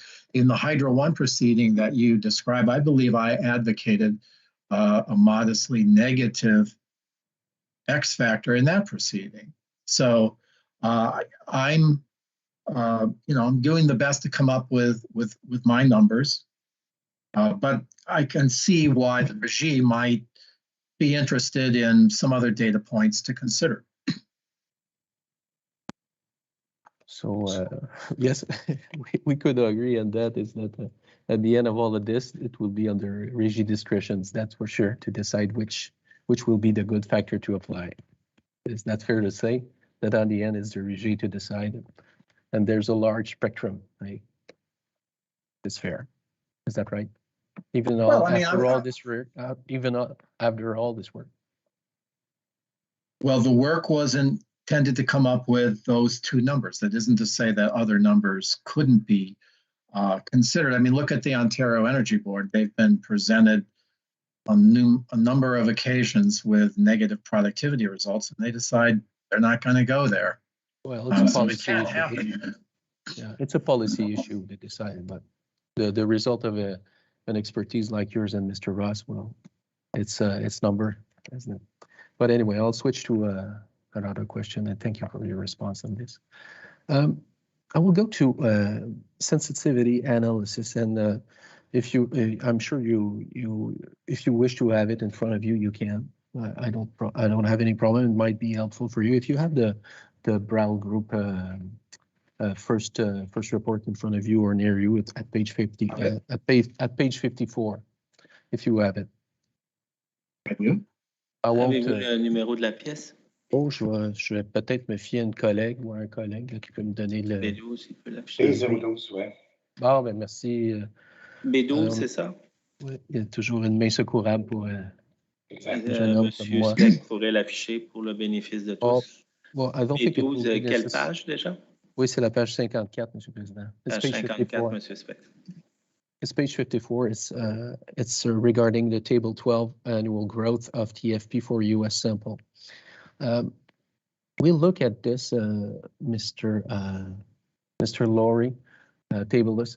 When I look at the base case for TFP from the Brattle Group for the period of year of 1995 to 2019. The base case is a minus 1.04. You see it like me, I assume? Yes. Yes. And and they come up, Brattle come up with this minus 1.4 using the one us Shea approach to capital. Is that right? Yes. Yeah. And when I'm looking at the second column, that is geometric decay capital, which is and for the same period, am I wrong to say that the result is minus 1.82? Is that right? Yes. So is it fair to say that in using one Shea regarding capital to come up with this base case TFP rather than geometric decay, in fact, Brattle did not favor their client interest?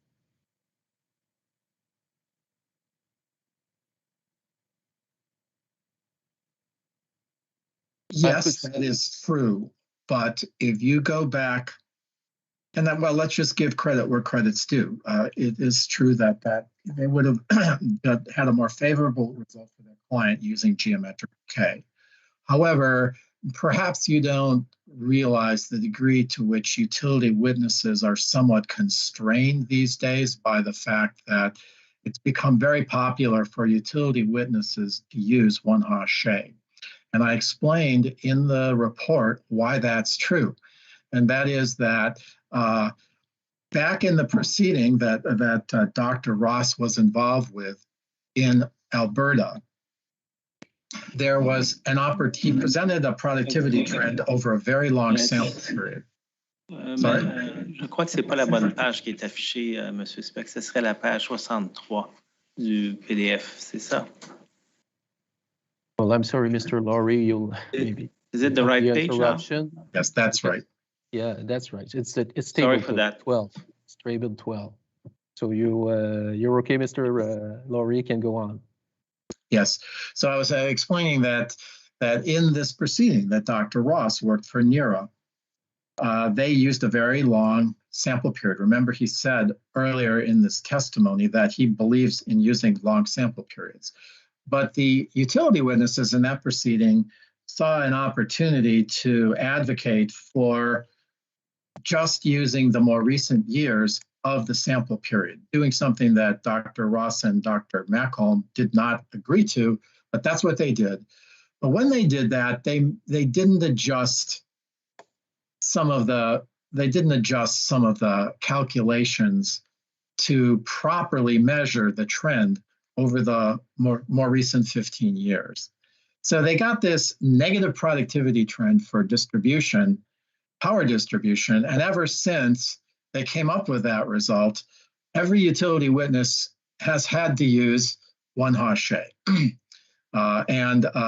We've criticized the mistake that they made in those proceedings in Massachusetts, among others that we made reference to.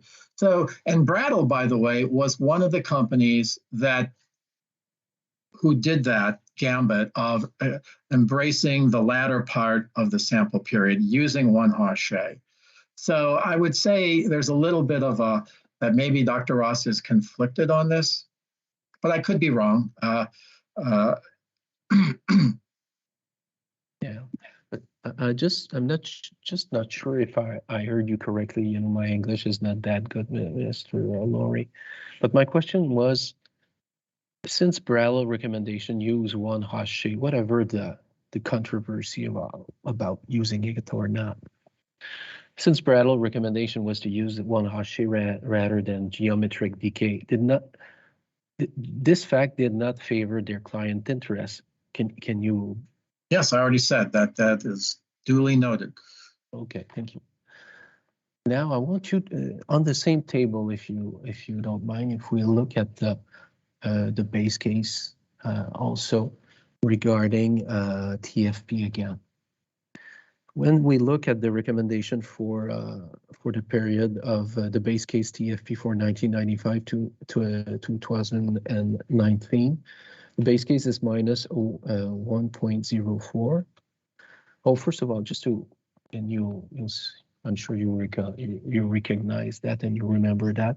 Remember the decision of the regime that was saying that for the period that need to be addressed for the the analysis that there needed to be at least 15 years of data to be considered. You remember that, Mr. Laurie? I do. Yeah. So the Brattle annual growth in this table 12, for their base case TFP, it runs from the year 1995 to 2019, which come up with a minus 1.4. But if we look at the same column for base case TFP, if we use the period, let's say for 2010 and 2019, they come up with a number which is a minus 1.97. You see that, Mr. Laurie? Yes. So, well, when we look, my question would be, is it fair to say that since Brattle recommended TFP result using the entire period they choose, which is 95 and 2019, is it fair to say that they did not favor their client interest in this situation?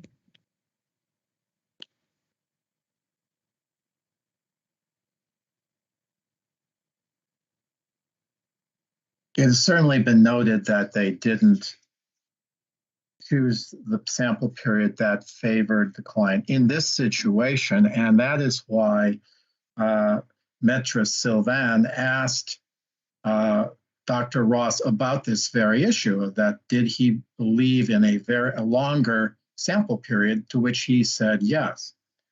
I would just note, though, that if you go to the prior page, page 53, and look at the trend for the what they call O&M productivity, otherwise known as CNE productivity, that the longer sample period produces the most negative productivity trend.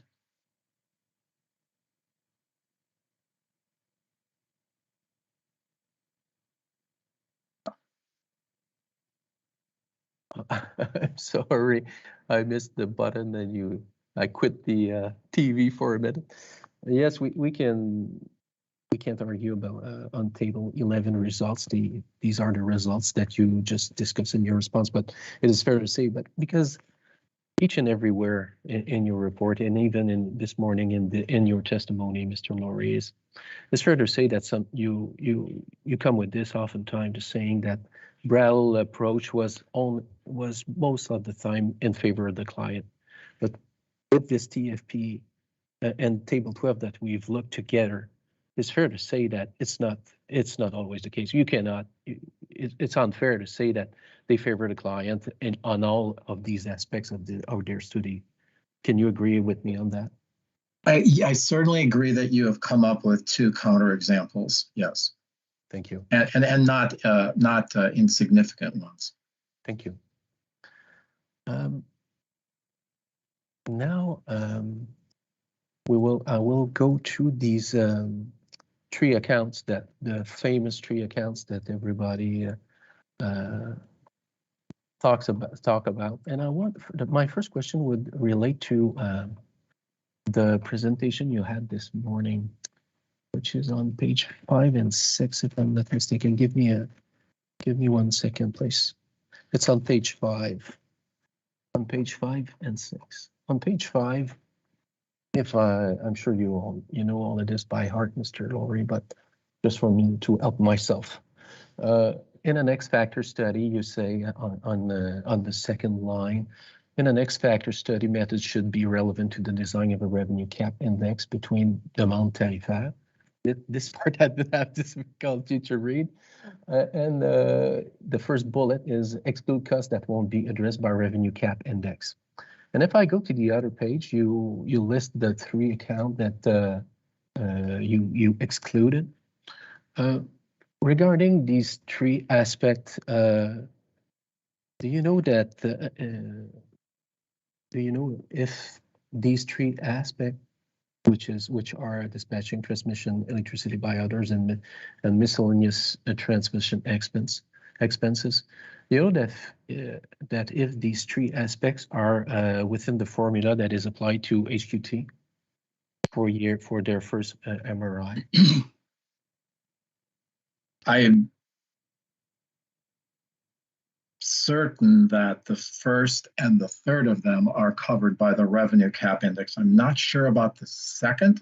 I think it's not covered, but it's a small category for them.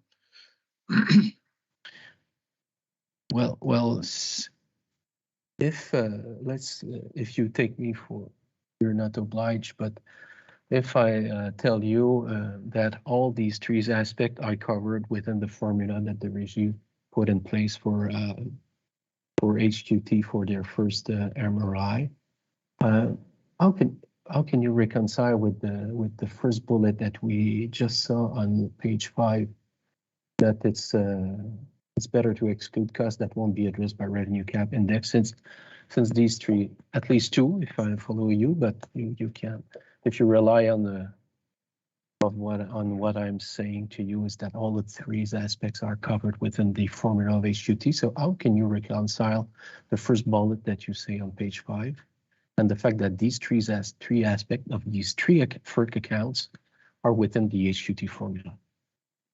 Okay, I will reconcile it for you. On page 5, I'm saying that in an X factor study, I espouse the principle that the study should be relevant to the design of a revenue cap index for use in rate making. And so I give some examples of that. And one of the examples is to exclude costs that won't be addressed by the revenue cap index. And I give an example there of exclusion of pension and benefit costs, because I believe those are subject to Complicate reports in Quebec. That isn't the rationale, however, for the cost exclusions that are discussed in 6, because that's more a matter of the fact that there are surges in those costs in the United States, which are unrepresentative of the conditions that Hydro-Quebec is facing, and due in part just to idiosyncratic reporting of data that has occurred in the United States, because the accounting for these costs was not very carefully supervised by the FERC for a while. Thank you. So it's a different, I mean, this falls under the general principle of making it relevant, but not by dint of the first bullet. Well, I thank you, Mr. Laurie. I will go staying on these issue of these three accounts. Of course, you excluded them from your these two accounts from you excluded them from your TFP study. And what % of the total O&M expenses do the expenses in these three accounts represent? That is addressed on page 8 of my presentation, where I showed that for my data set, these three accounts account for about 56%. And in the Brattle study, they account for even more. But we discussed earlier the way that you testified regarding that Brattle might have favored his client, but in getting and excluding these three amounts, is that, since we are talking about roughly 56% of total transmission O&M expenses, so excluding these three accounts, isn't it materially favoring the interest of your client, Mr. Warren? Yes.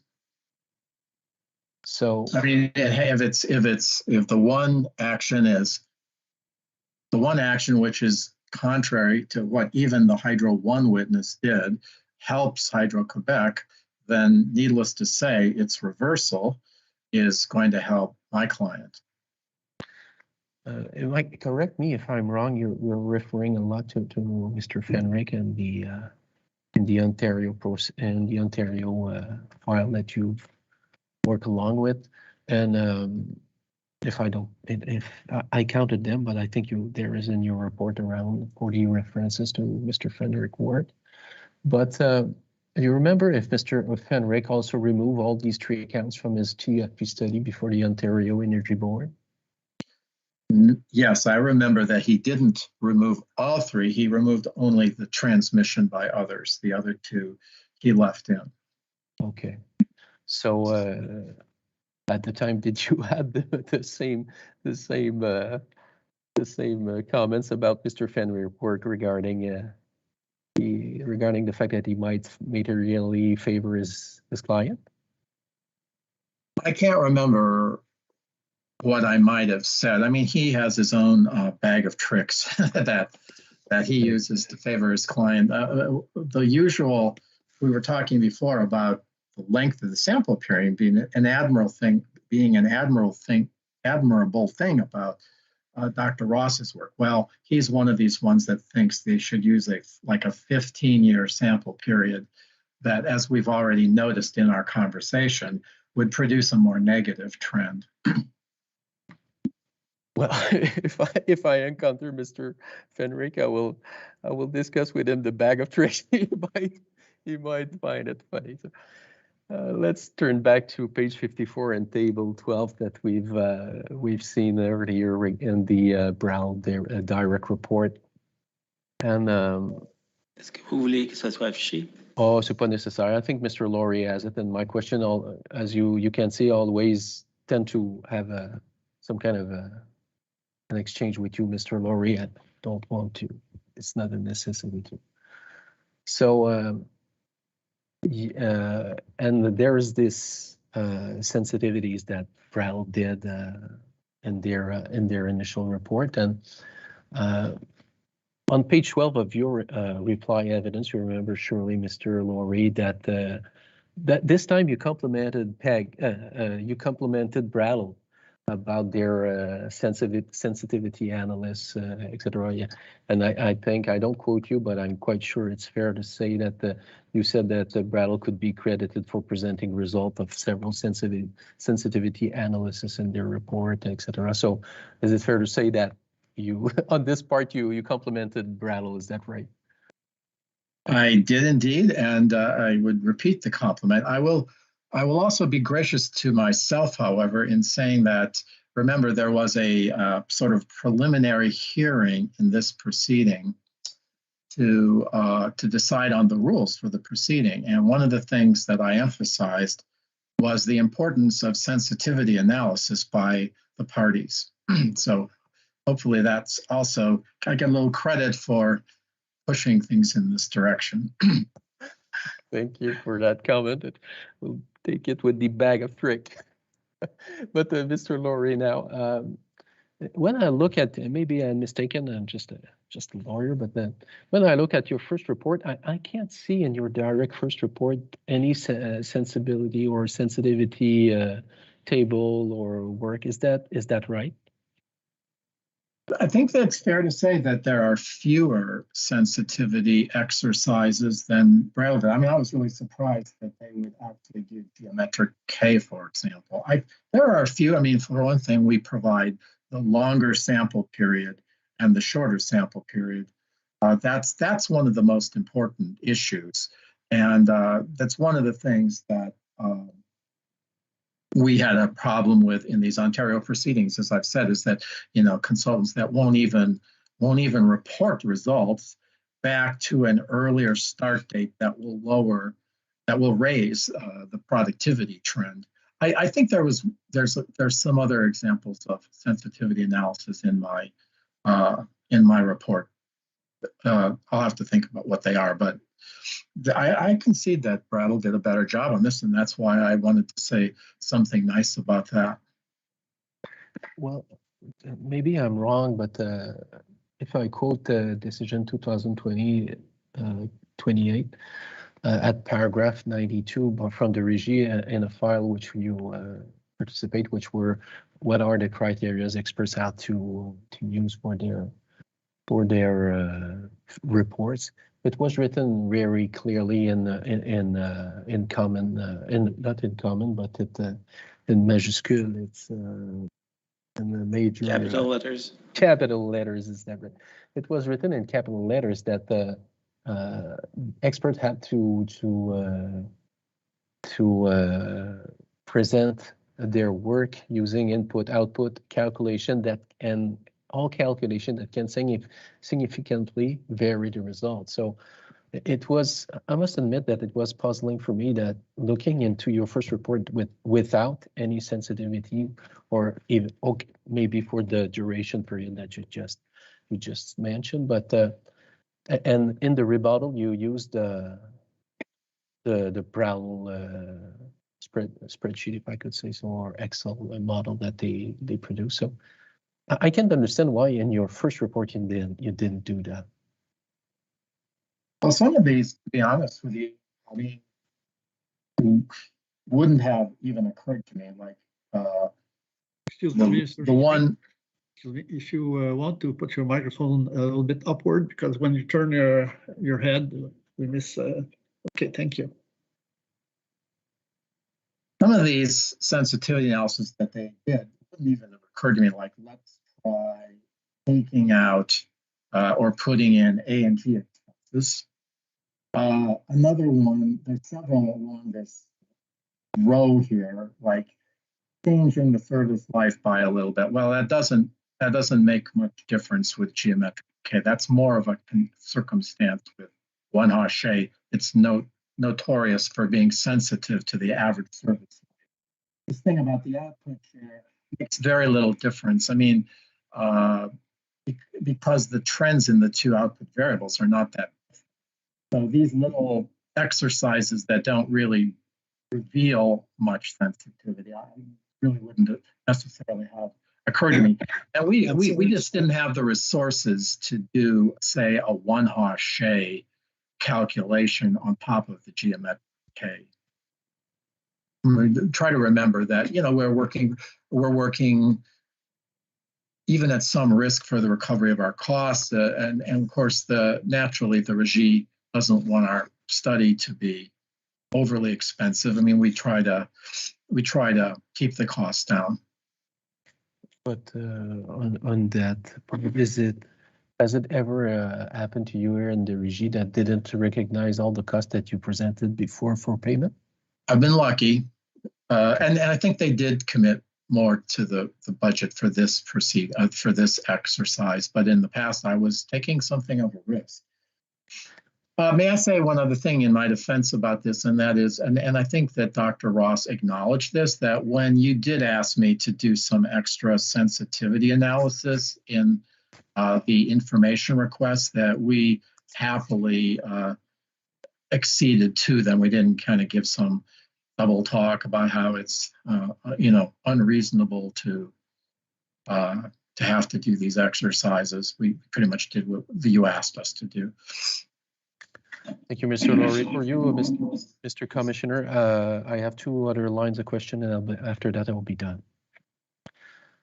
Mr. Laurie, I want to look now at the sample selection aspect of your report and the difference with Prowl. If I look at your responses to IR, which is response 1.3.8, you remember surely, you presented as an attachment a table 1.3, provided that all the companies, all the samples, so the 51 companies you use in your report, and the companies that Prowl use. So is it fair to say that your selection was very much influenced by either one's expert, Mr. Frederick? Is that right? Yes. Yeah. If I'm I want to go out, you'll correct me if I'm wrong, but there is some benefit of having more companies than less in a sample, because give you some more information, etc., etc. So you agree with me on that? Yes. And I think you said it this morning also. So the better, the more, the better. But you also said, if and you'll correct me if I'm wrong, the more the better. But if possible, that they have you don't have to do additional data correction or any analysis involved, et cetera, et cetera. So is it fair to say that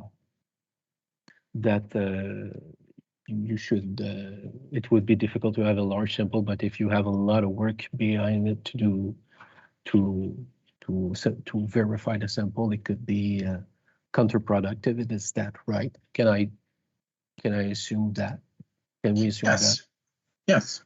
I mean, there's sort of a benefit cost calculation that goes on in your head about, is this a good place to put effort? So there are benefits of having more data points than less, that's for sure. But when I look at your table and the difference between there's 23 companies that were left out if I compare Brattl's sample and yours. And when I look at table 1.3, you can look at it if you wish. It's on page 2 of 24 of your responses to IRs from HQ. But I caution you, I don't have that in front of me. Oh, so, I will. Est-ce que vous avez le numéro de la pièce pour les transcriptions, s'il vous plaît? Oui, c'est une pièce AXI CIFQ PEG. Est-ce que je peux vous demander, Maître Lannoy, votre secours immédiat pour cette... Oui, en effet, alors c'est .0061. It's your .0061, Mr. Laurie. It's the table that you elaborate in response. That in this, you know, there is some. Remember surely the table. It's at it's table 1.3, page 2 of 24, if I'm not mistaken. Yes, that's it. You remember that? You want to maybe emphasize, Mr. Speck, because and you can emphasize again because I will go and on the second. If I'm looking at the table 1.3, Mr. Laurie, on the left column, there's a company that's name is Black Ale Power. So this company was not in your sample. My question was, were the financial or cost aspect of this company were available, and because you didn't use it, so why didn't you use it? The numbers of this company were not available or were not applicable to your report? Well, I mean, I don't have the answer to that off the top of my head for that particular company. I mean, I could take that. Go ahead. We'll just continue. If you don't know, you don't. But try to remember that Mr. Fenrick, the doctor,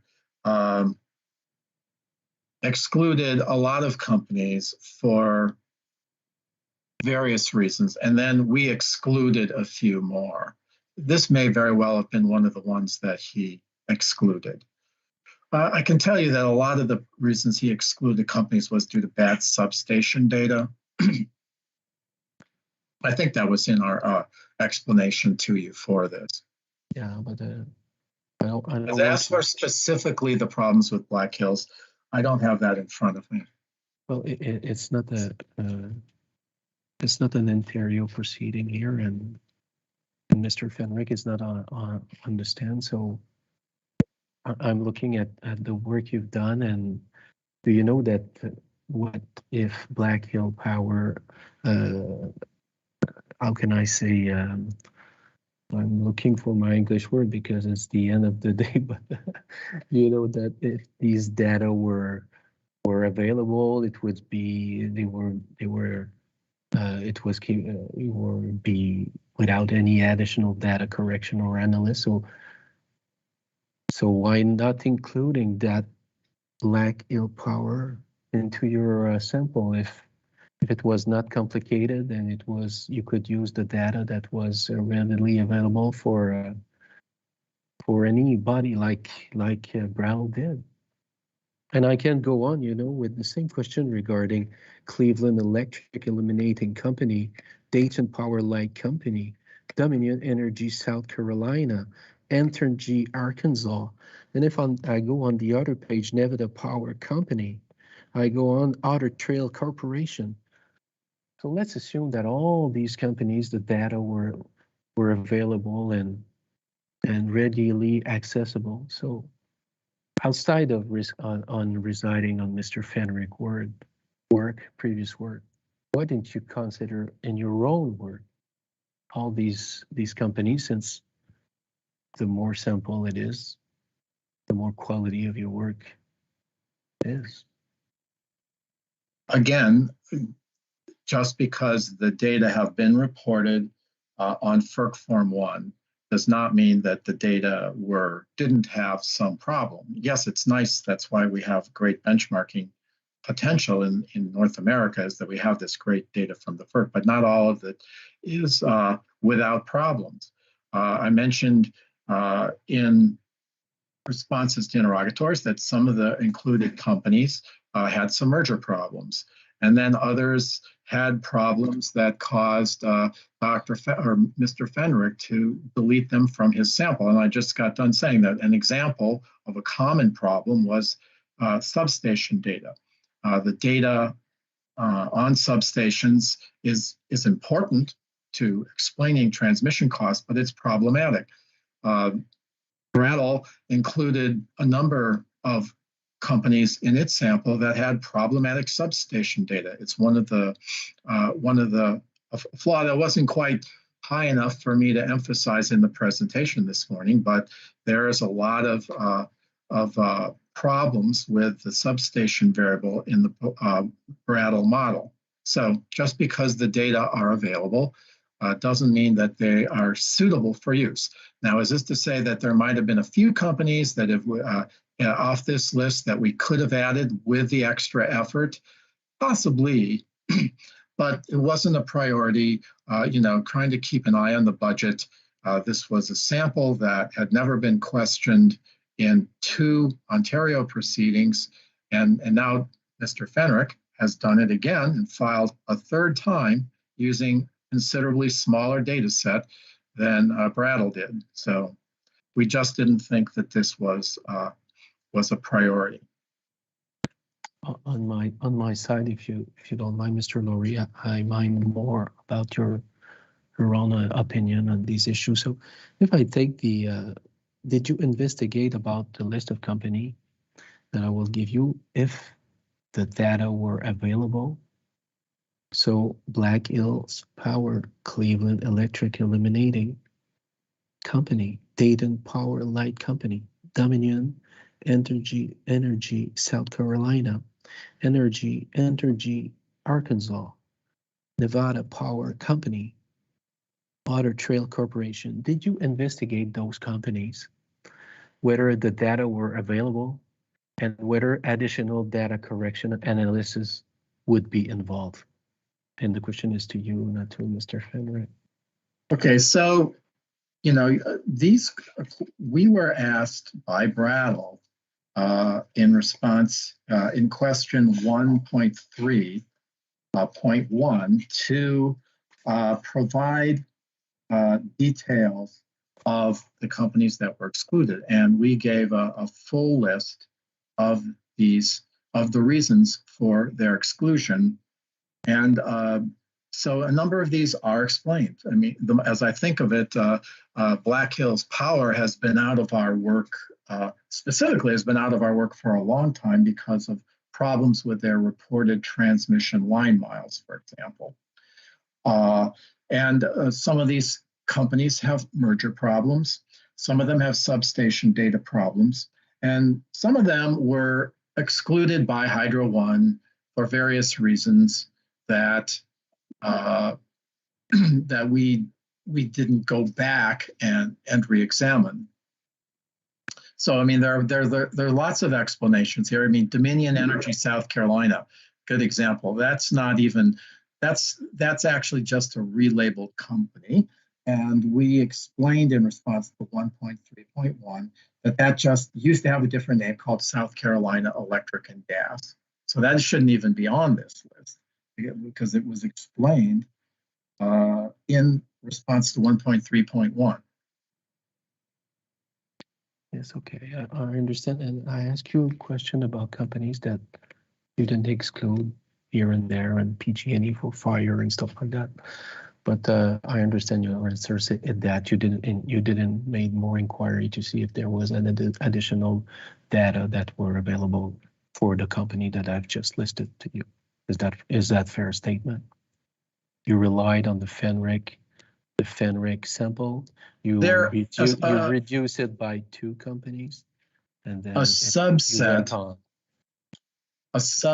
of all these are companies that FENRIC excluded, usually because of substation problems, that we didn't go back and double check again in this proceeding. But there's quite a few other companies on this list where we do have specific reasons based on our own investigation that they should be excluded. Like I just mentioned about Black Hills Power, talked about various problems with Pacific Gas and Electric. We talked about the ones that have the merger problems, like Green Mountain Power, and so on. Thank you, Mr. Laurie. Move to my last topic of question, Mr. Laurie now. Not too bad for my English. You're doing well. Oh, better than my French. Oh, well, you say that, but I didn't have the chance to read your poetry. Regarding now cost benchmarking, C&E. If I go to your report, I'm sure you know it by heart. It's on page 94.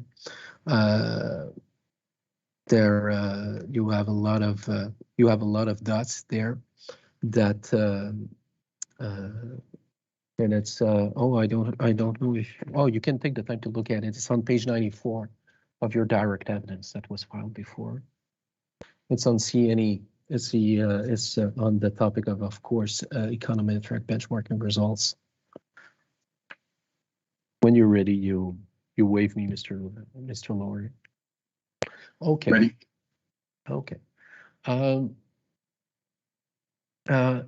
Correct me if I'm wrong, but when I'm looking at your results of your work, your analysis resulted in finding that HQT actual C&E costs are 121% above the cost that your model predicted. Is that a fair statement?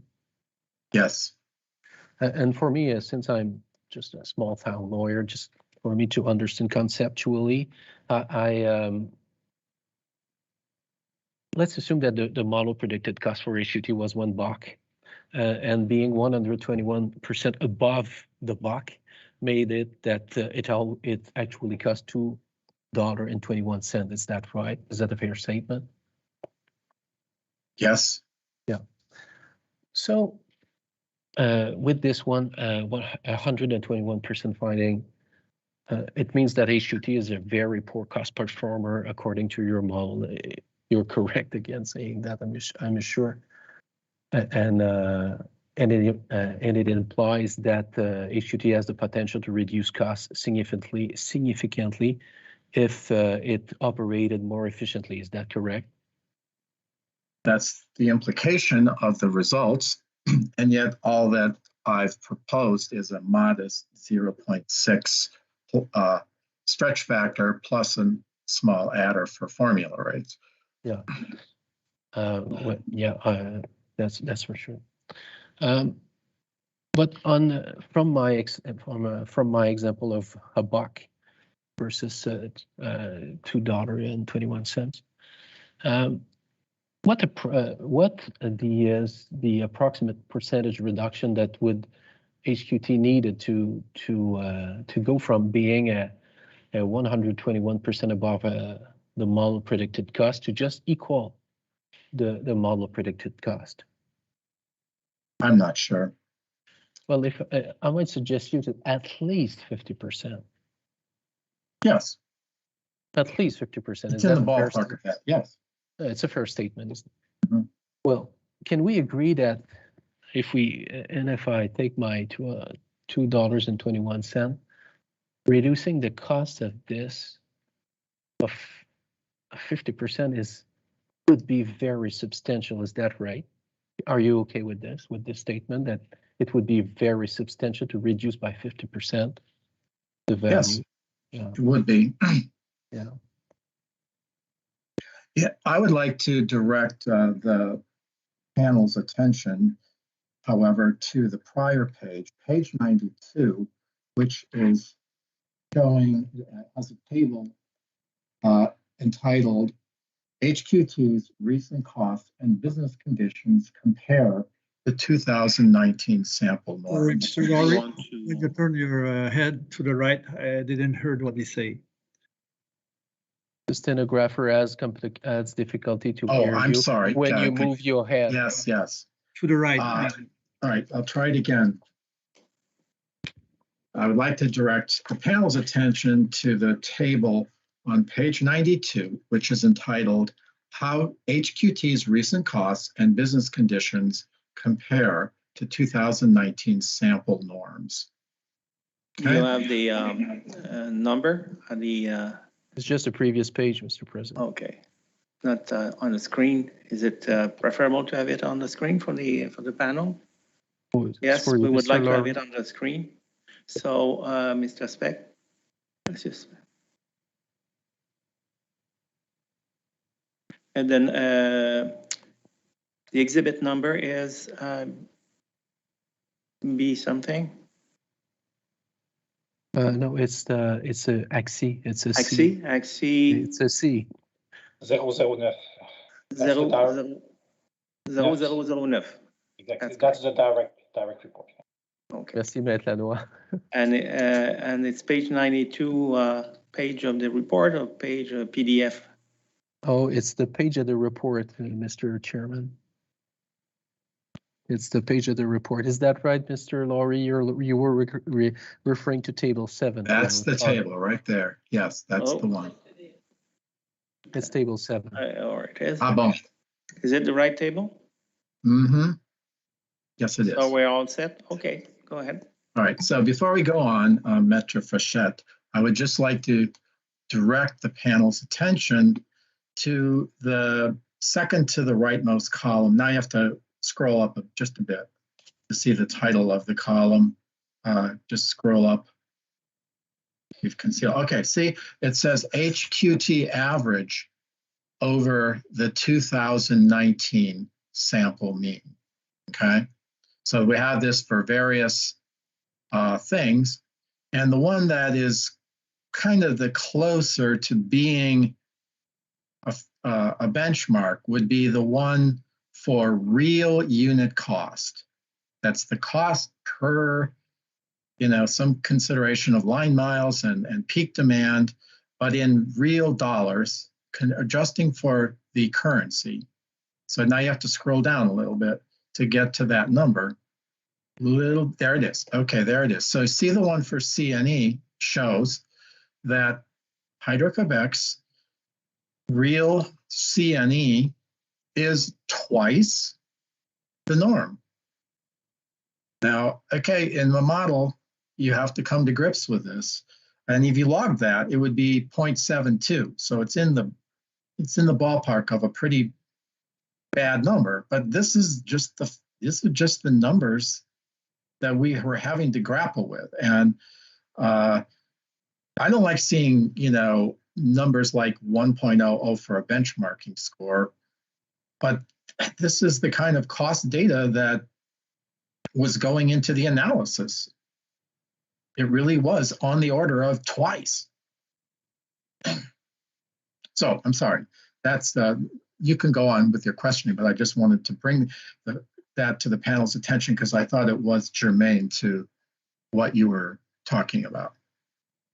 There's really no problem, Mr. Laurie, just asking question, and you give the response. So there's really no apologies to do. But just for me to understand and to be to be able just to finish this last line of question for you, and it will be after that you'll be débarrassé. You'll be done with me. That will be surely good. So if I go back to just what we've discussed with this difference of 121% from the model predicted cost. And if I go to the OEB guideline for the fourth generation IRs, because as we just discussed, with this 121% difference, we would have to cut costs at around 50% of, at least 50%. We've just discussed the issues. And if I look at the OEB fourth generation incentive regulation stretch factor, you can go, if maybe you know it by heart, I don't know, but it's in, I refer for my own purposes on page 26 of the Brattle initial report that was filed, which is table 4. If you have it on hand, it goes from the first group would be actual costs that are 25% or more below predicted cost, stretch factor of 0. And of course, the fifth one, which is actual costs that are 25% or more above predicted costs, would be 0.6 stretch factor. You have it in mind, Mr. Laurie, I'm sure. Yes. Yeah. My question would be this one. So with this 121% bad, the difference that we've just discussed, where would you put Hydro-Québec on that chart? It would be, I assume, at the last line, which is the V line with the stretch factor of 0.6. Is that right? Yes. Yeah. Since we've discussed the reduction that we would have to do in CNE in order to bring this utility more efficient, so we discussed around a 50% cut of CNE.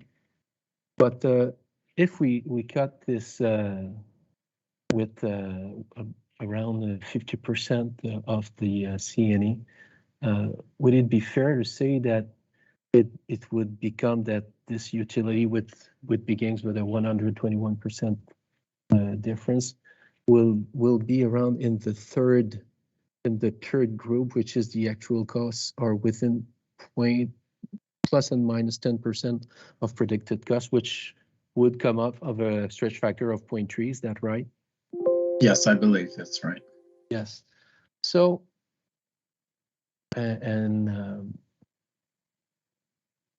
according to the OEB guideline, how far below the model predicted cost does HQT actual CNE cost have to be in order to have a stretch factor, let's say, of 0, for example?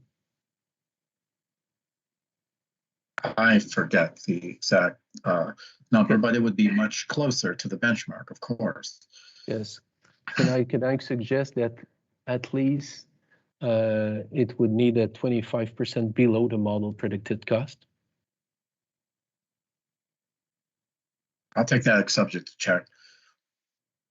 Okay, well, no problem. I'm sure you'll be back, but let's say if we could use 40%. Let's say that we use the whatever, but anyway, according to the OEB guideline, or far below, I think that the answer would be at least 25%. But just to finish, let's say that I'm not too much in a potato.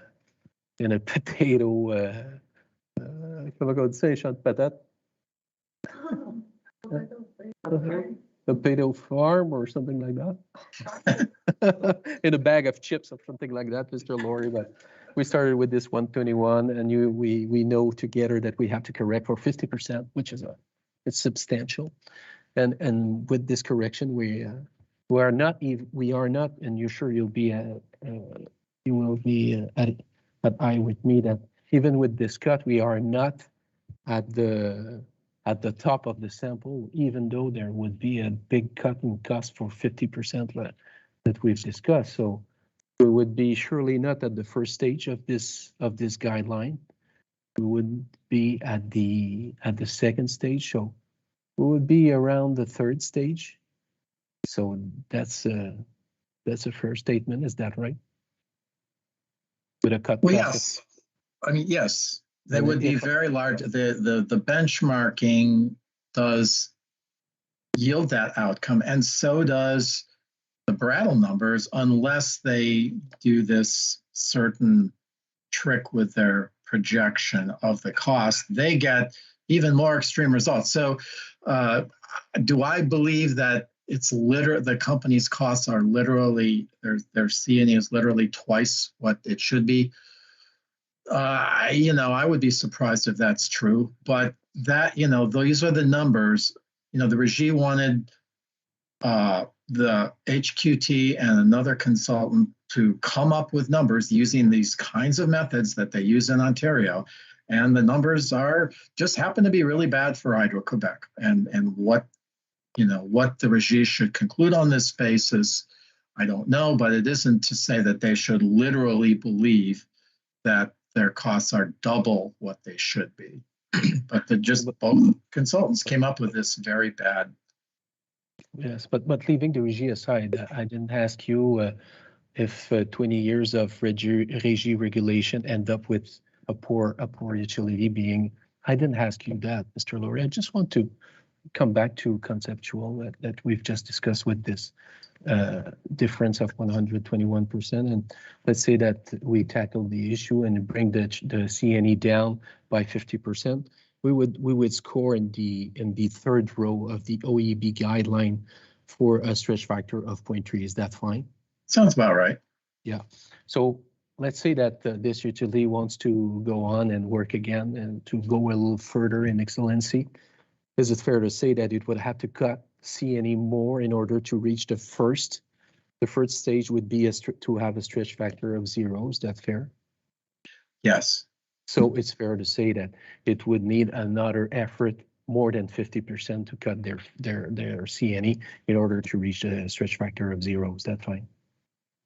Well, I'm not sure I agree with that exact number, but obviously, the number of 1.21 implies a very high cost, and there's no question about that. Okay. Sure, I'm quite done. Let me give you just a second, but I think I'm done, Mr. Lawyer, and thank you, Mr. Commissioner, for your patience.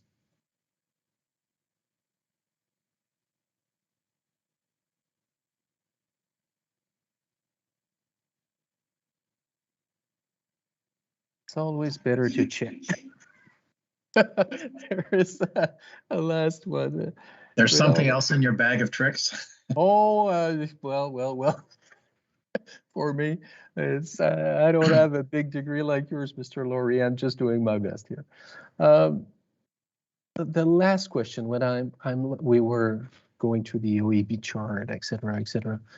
My question is, because you of course we approach this issue with how can I say, it's mesmerizing to me that we could suggest that the charge net d'exploitation, the C&E of HQT, could be reduced by 50%. Well, to me, you understand I am a utility lawyer that I've been working here for a long time, so difficult for me to understand that could come up with this.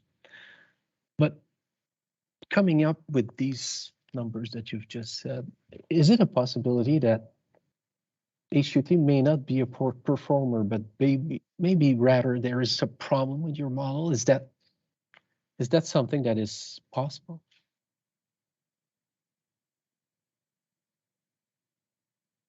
I think I said in response to one of the information requests by the Regie that I'm uncomfortable with how extreme these numbers are, and it is certainly possible that further refinements of such studies would come up with a number that's less surprising.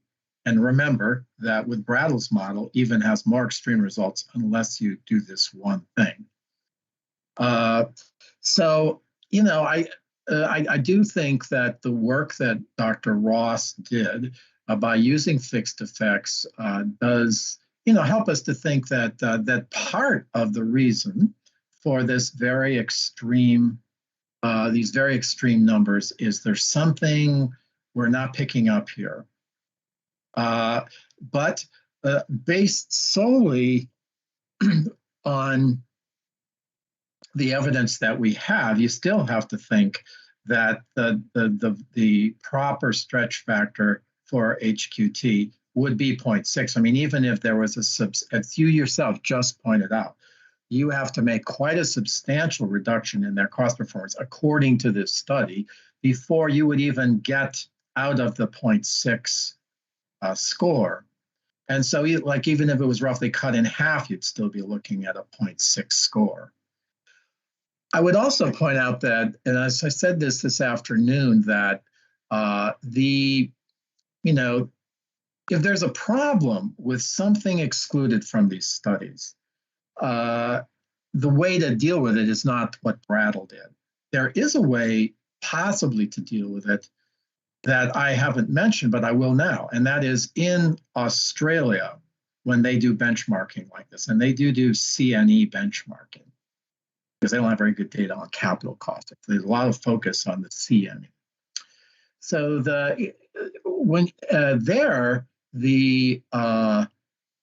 statistical benchmarking is only one stage in the process of determining any disallowance. And another would be to, if there are things that the model is not picking up, it isn't in the model at all, then there would be an adjustment to the results to reflect this, 1, 2, 3, 4 things that the study did not pick up. And so, that's something for the RGI to consider as well, particularly when you're dealing with a company like HQT that is unusual, and maybe there is more need to be open to adjustments to these scores to take account of some additional factors. This type of benchmarking, I think, would be a lot more successful for Hydro-Quebec distribution than it is for transmission. I mean, obviously, we're having, or both parties are having trouble grappling with these seemingly very large costs that HQT has. Thank you, Mr. Laurie. That will conclude my question. I again thank you for your response, and thank you, Mr. Commissioners and Madame Duquette et Monsieur le Président Dumas pour cette période de temps que vous m'avez gentiment considéré pour l'interrogatoire de Monsieur Laurie. Merci, Maître également, pour vos références toujours à d'appoint. Je vais vérifier avec M. Morin, le scénographe, sa disponibilité en cette fin d'après-midi. Pour nous, ça ne change rien, Monsieur le Président. Non? On peut continuer sans que ça... Monsieur le Président, c'est ce que moi, j'étais pour vous proposer. J'en ai pas pour longtemps. J'ai 4 questions et je m'inquiète demain matin si on continue alors qu'on veut mettre en place ce qu'il faut pour le huis clos. Exactement. Alors, on va être mal pris dans la technique. Alors, il vaut mieux commencer du bon pied demain matin et que le témoignage de M. Laurie soit terminé. Alors, on y va pour les questions de la régie. Merci, Monsieur le Président. Maître Legault. Good afternoon, Dr. Laurie. I'm Louis Legault with the Régie. We've seen each other before. My first question to you is a question that I put to Dr. Ross this morning, and it goes to the sample. Now, you've already answered a few questions by Maître Fréchette and by Maître David on how you chose the companies that are part of your sample. My question is more about how you took into account the differences of these American companies when comparing the sample to Hydro-Quebec TransÉnergie. So essentially, and you'll remember this morning, my question was to the effect that Dr. Ross candidly admitted that Hydro-Quebec was a special type of company and did not really have a comparable company in the state. I think you agree with that. You even said earlier that you're still questioning yourself on the value of the American sample when dealing with a company like Hydro-Quebec. But this being said, Dr. Ross talked about the fact that Hydro-Quebec was a crown corporation, that it had many, many, many miles of lines, and these were things that he took into account when stating that Hydro-Quebec was a different type of company. And I've added to that American transmitters are often working in a relatively competitive market from state to state, and power purchasers can have their power travel through one state, and if it's blocked there, travel to another state, at least to access the power. I talked about the fact that generally in the states, the rate of return that is allowed by regulators is higher than the ones that are usually allowed in Canada. And finally, I talked about the standalone approach, stating that some of the companies were municipalities with very, very little transmission capabilities. So these were factors when looking at the sample, and I'm putting the same question to you as I did to Dr. Ross. How did you take into account these differences in the weight of the sample companies to obtain the results you obtained? Essentially, how did you discriminate, or another word would be arbitrate? And this morning I used the example, the sailing example of did you use a handicap to rate these companies, or they were in or out? It's as simple as that. How did you proceed? Okay. Well, let me say, first of all, just a second, that we tried our best to come up with a model that would be appropriate for Hydro-Quebec. And if you look in my testimony, there's a lengthy section where I talk about special operating conditions of Hydro-Quebec. And we tried as best we could to come up with various variables that would capture their special cost challenges. So, for example, it's a very large transmission operator. I think it's the largest by some measures in the United States. Mr. And Laurie, so you'd like to have a model that is specially designed to consider any cost challenges of being extraordinarily large. And that's why our model has these so-called second order terms, in addition to having the miles of, well, let's say both Brattle and PG had a miles of transmission line and a peak load variable. But we also have miles of transmission line squared, peak load squared, and then an interaction term between the two. Technical. Mr. Laurie, please. Trans-logarithmic or translog treatment. Mr. Laurie? And it was possible for us to do this because we were using all of the variation in the sample, the variation between the variables as well as the within variation. So we were able to have a much more sophisticated output specification. Now then, if you go down the list of variables, Mr. Laurie, and I don't think Dr. Laurie is hearing us because he's got the headphones on. We have a variable substation capacity per number of substations. Well, that should help with the fact that they operated. Are you guys hearing me? No. Yeah. Oh, yes. Don't turn your head. Dr. Harry, Dr. Laurie, when you turn your head, we don't hear you when you turn your head, because I don't think you're using the mic. Are you hearing me, Savat? Yes, but I think you don't hear us. Do you hear us? I'm sorry? Do you hear us? Do you hear? Yes, I do. I do now. Do you hear me? All right, so have you been hearing what I've been saying or not? Yes, we've been hearing, but every time you turn your head. Don't turn your head. Okay, one of these days I'm going to. I think the microphone that is picking up your voice is not the microphone from your headset. Oh, that's a theory. Okay, all right, I will, I'm sorry. And you should, the stenograph also is very important. And Mr. Morin, I don't know if you can come on the screen. Just to tell Mr. Laurie the problems you have to pick him up. It's what Maitre Legault just said. When you turn your head to the right, we didn't understand. So it's maybe the problem of the microphone that you use. Okay. I will do my best to.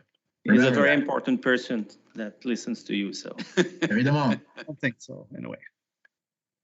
Okay, so I talked about how we have this customized output specification that's supposed to be able to say something about the special cost challenges of Hydro One's unusual system. There's the substation capacity per number of substation variables. Well, that ought to be good for Hydro-Quebec because they elevate to a very high voltage, and that means that their transmission substations are going to have to do a lot of step down.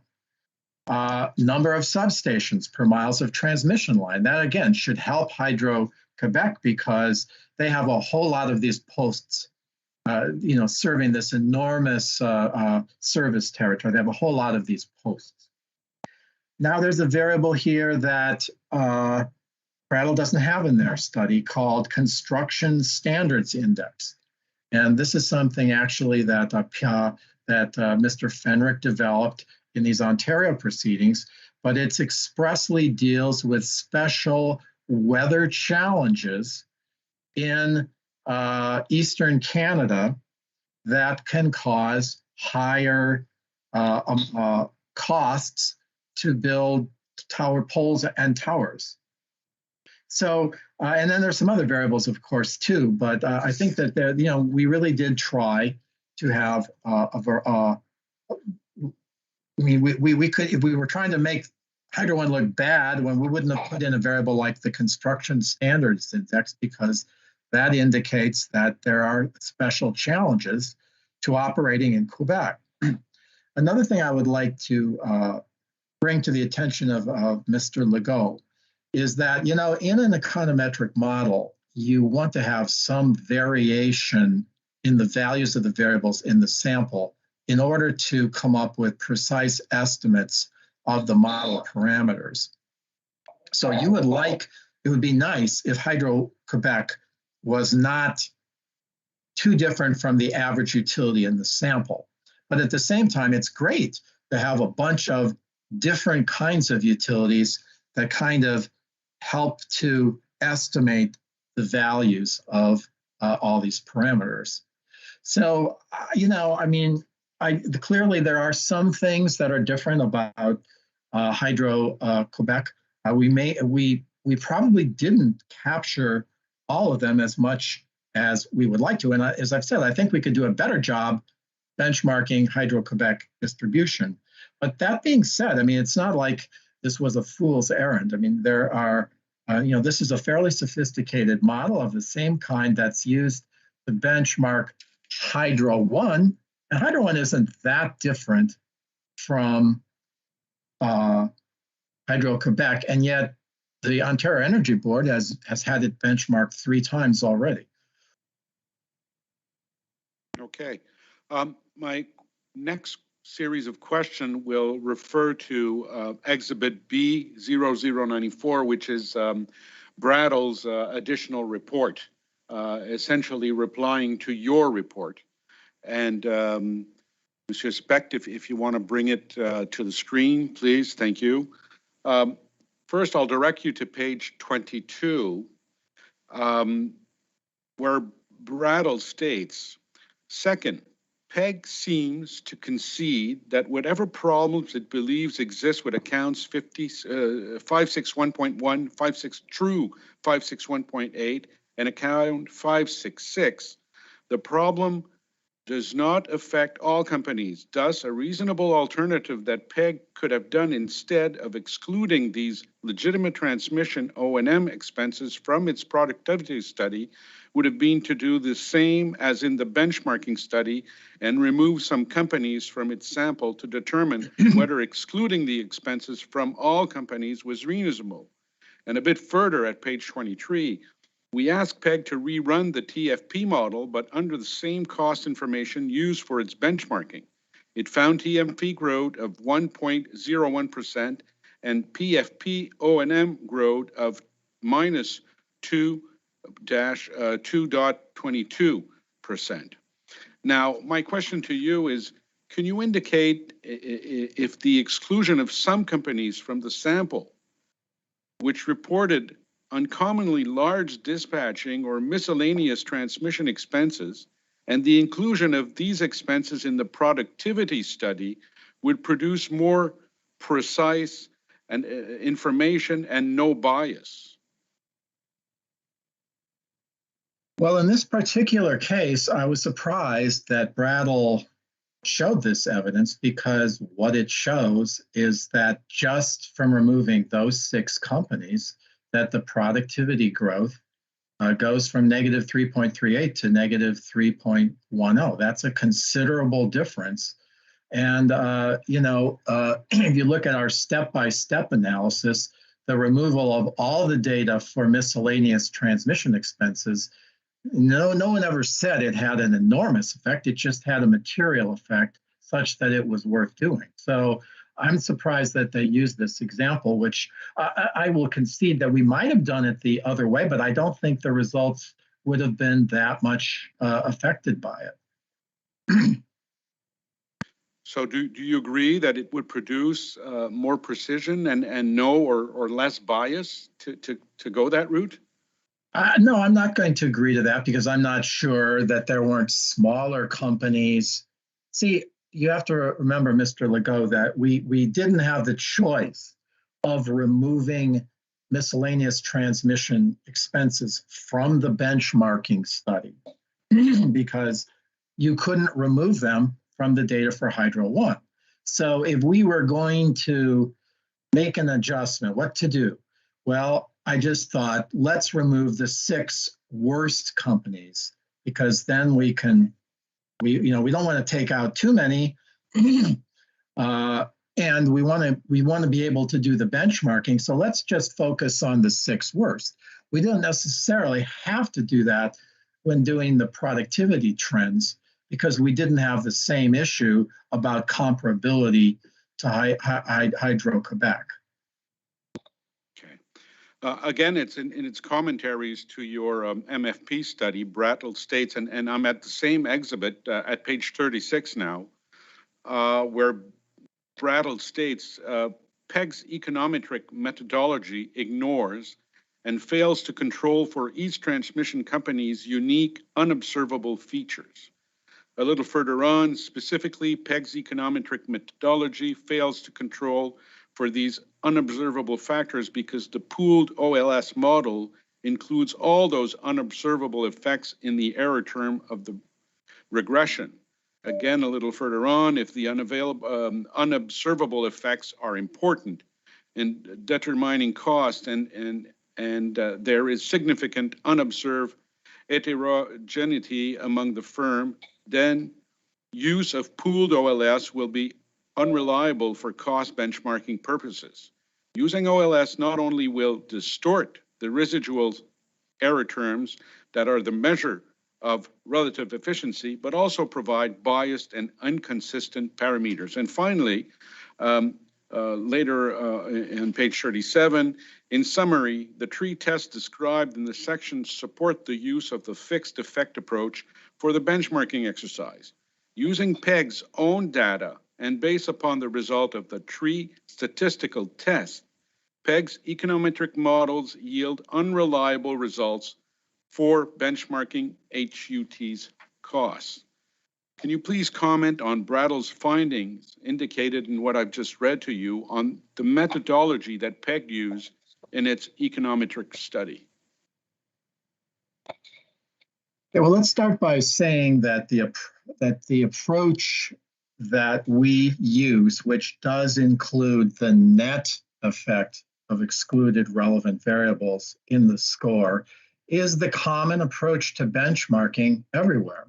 I mean, usually the modeler tries to control for as many business conditions as possible, and then the benchmarking score is going to include the net effect of excluded relevant variables. That's how benchmarking is usually done. As for the criticism about the omitted variable bias, I've already addressed that. There probably is some omitted variable bias in our parameter estimates. The Hausman test would show that. But at the same time, what's the alternative?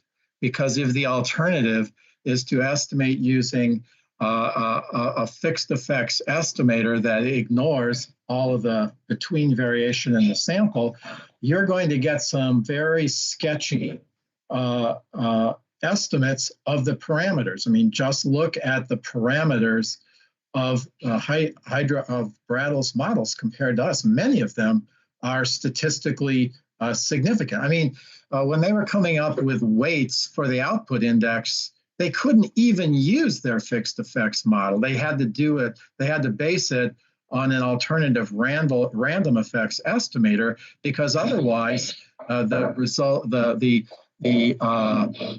parameter estimates were not reliable enough to come up with the weights. So finally, Brattle would have you believe that the only way out of this is to include in the benchmark the average efficiency of the utility. And nobody does that. I mean, that is, as I explained repeatedly now, that is just not done in benchmarking. And it explains why their results are so outwardly reasonable. I mean, yes, the results are close to zero because all they're really measuring is the deviation of Hydro-Quebec's current inefficiency from their long-term inefficiency. And even if you cut the cost in the sample by half, it has only a very modest effect on the benchmarking score. I mean, that just doesn't make sense. So, as I've said, there are, with the pooled OLS, which is the most widely used method, which is the method used in Quebec, in Ontario by Hydro One, there will be the net effect of excluded relevant variables in the score, but that's just the way benchmarking is usually done. And the way they propose to do it differently is not an accepted method in the benchmarking community. So a way out would be, if you ever wanted to do this again, first of all, we'd all look for something in the data that we missed, something about the way that the company reports its cost is what I'm worried about. But then beyond that, when you get your base benchmark score, and then you could make some adjustments for some special business conditions that are clearly not in the model. I already explained that a lot of the special business conditions facing the company are in the model. But if there's a few that are different, then you could make a special adjustment for them, as opposed to the extreme and unacceptable approach that Brattle uses. Okay. My last question, and it's also a question I put to Dr. Ross this morning, Dr. Laurie, and it deals with the results and in thinking of a possible second generation PBR. The question was, can you indicate if the results regarding productivity growth of the American industry during the period 95 to 2019 would be better adapted or better suited for a PBR that would include C&E as well as capital? So in other words, would a PBR, a complete PBR, if I can use that term, with O&M and capital, would facilitate the applications of the results of the TFP study in an indexation formula for the transmitters, Hydro-Québec TransÉnergie's PBR?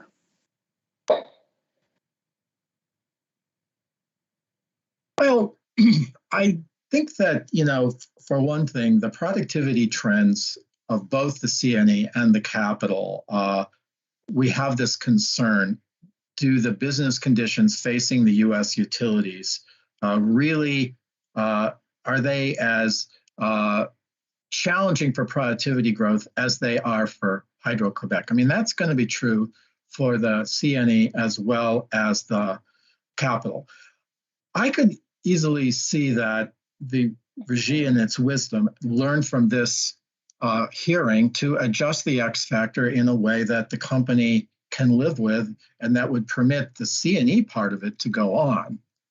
Now, as for the other part, we run into the problem there that they have in Ontario with both power distributors and with transmission, that, sometimes companies have these occasional CapEx surges that are not going to be funded by an index that's based on a long-run productivity trend. I mean, even if it was negative 0.68, it might be that they wouldn't be able to in the short term, if they're replacing the lines to James Bay or something, that's not going to be enough money.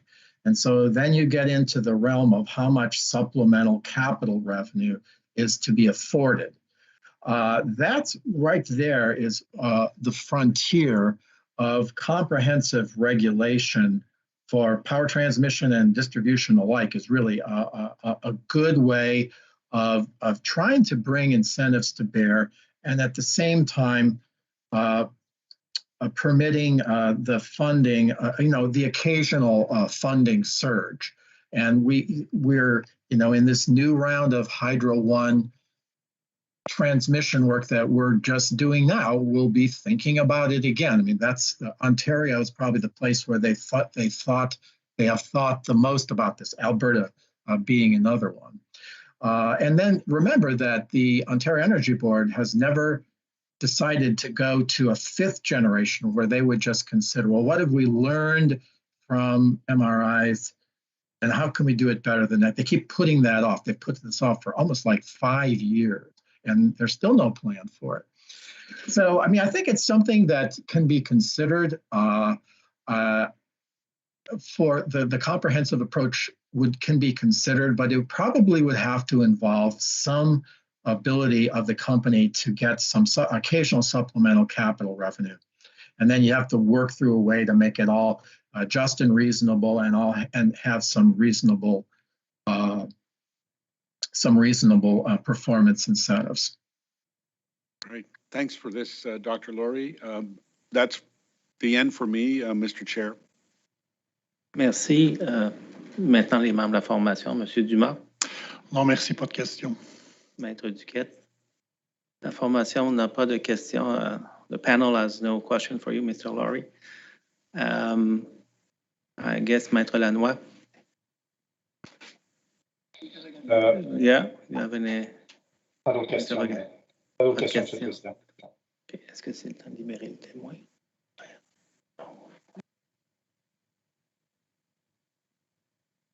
Non, on va le faire. On va le faire là, d'ailleurs. Okay, so I understand that we could libérer Mr. Laurie. Merci. And we thank you very much for your testimony. Avant de quitter, Maître Fréchette, je voulais juste vous souligner qu'on a reçu la demande de tarif provisoire. Elle est entrée. Donc, merci.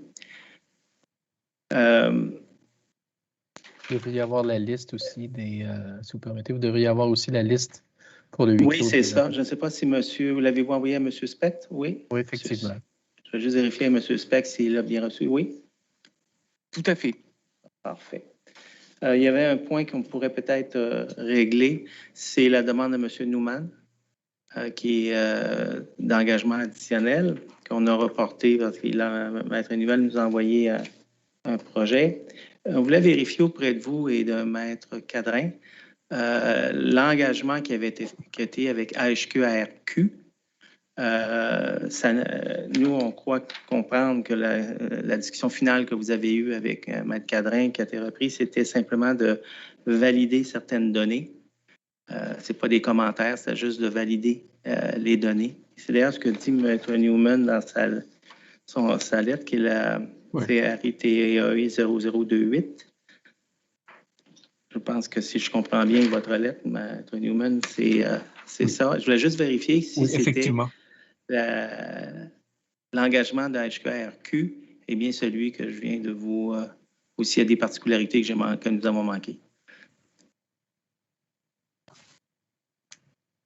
Je sais Bonjour, pas Monsieur le Président. Oui, je m'excuse. J'ai comme un micro avec un bouton à côté à gérer aussi pour éviter des...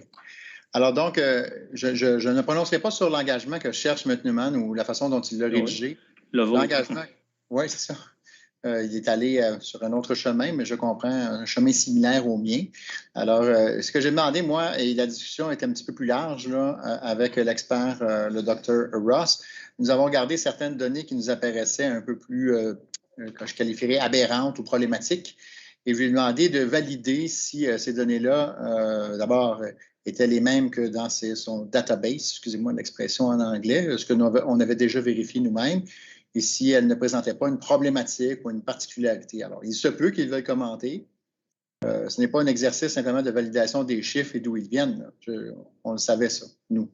Et on a pris les chiffres, puis on les a regardés déjà, ces chiffres-là. Ce sont les mêmes chiffres qui sont déclarés dans le formulaire, là, si on peut dire, qui est déposé à la FERC. Ma question est un petit peu plus large que celle de M. Newman, ou différente, du moins, de celle de M. Newman. Je vais le laisser formuler autrement. Alors, je ne sais pas si monsieur, ou le Dr. Ross, excusez-moi, veut commenter ou pas. Et c'est devenu un engagement depuis, là. Alors, je ne sais pas qu'est-ce qui est nécessaire comme vérification à ce stade-ci de son côté et comment il veut articuler ça. Je ne veux pas le restreindre dans sa réponse. Je ne sais pas, Maître Fréchette, parce que moi, la compréhension ce qu'on en a, c'est que l'AHQ, l'engagement se lie ou se valider les données apparaissant à la pièce B 0061, page 12, pour les compagnies Central Main Power Company et Ohio Valley Electric Corporation. C'est notre compréhension. C'est une validation de données. C'est une validation de données. Ben c'est ça, c'est le commentaire. Enfin, on verra comment le Dr. Ross répondra à la question en temps et lieu, là, parce qu'au début, on devait avoir une réponse très rapidement, mais on veut prendre le temps de vérifier les choses et c'est correct comme ça. C'est sûr qu'on a déjà consulté l'information dans le database. Là. On n'a pas posé la question de savoir s'il a mal transcrit les chiffres, c'est pas ça la question. Là. Alors, je sais pas non, si mais je ne prends que l'engagement tel qu'il a été pris, et non, tel que nous, on le voit là. C'est ça l'engagement. J'imagine que Hydro-Québec va y répondre en y mettant les commentaires qu'il juge appropriés. Mais c'est ça, c'est pour voir. Mme Neumann va dans la même prétend aller dans la même direction. Alors, on voulait juste bien valider c'était quoi l'engagement. Et ce que j'ai, moi, c'est ça. C'est valider les données. Oui, monsieur le Président. Un instant, Maître Neumann. Et Maître Fréchette, vous confirmez que c'est l'engagement que vous lisez, vous, de votre côté. Tout à fait. C'est valider les données. Oui. Alors, Maître Newman, si on revient, puis Maître Fréchette, si on revient à votre demande que vous avez formulée, vous avez envoyé une lettre qui porte la date du 13 décembre, la lettre qui est cotée CRITE 0028. Vous mentionnez vous-même que vous souhaitez être aligné, vous vous alignez sur AHQ, ARQ. Puis la question se pose, est-ce que Hydro-Québec est en mesure de faire le même type de validation de données sur la liste qui a été mise de l'avant dans sa demande par Maître Neumann? Parce que c'est ça dont on parle. Oui, effectivement, Monsieur le Président, je confirme que je n'ai pas encore le texte de la transcription de hier, mais selon mon souvenir, c'était effectivement la validation qui était demandée quant aux deux compagnies identifiées par HQARQ. Et comme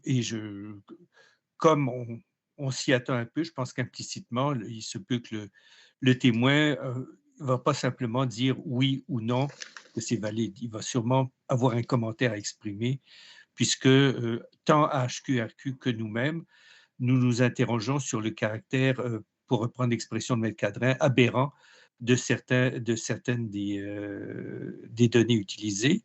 Donc, j'imagine que peut-être que le témoin aura quelque chose à dire. Il ne dira pas simplement oui, j'ai bien copié ou non, j'ai mal copié le chiffre. Il va sûrement peut-être dire autre chose. Et c'est le sens de ma question. Et je pense que c'est l'attente peut-être pas le texte, mais c'est l'attente de la HQARQ également.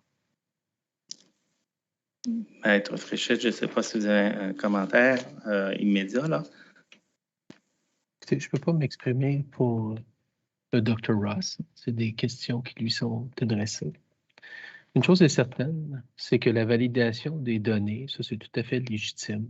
Alors ça, il n'y a aucune difficulté à revoir si ces données-là sont les bonnes, s'il y a des erreurs, etc., etc., etc.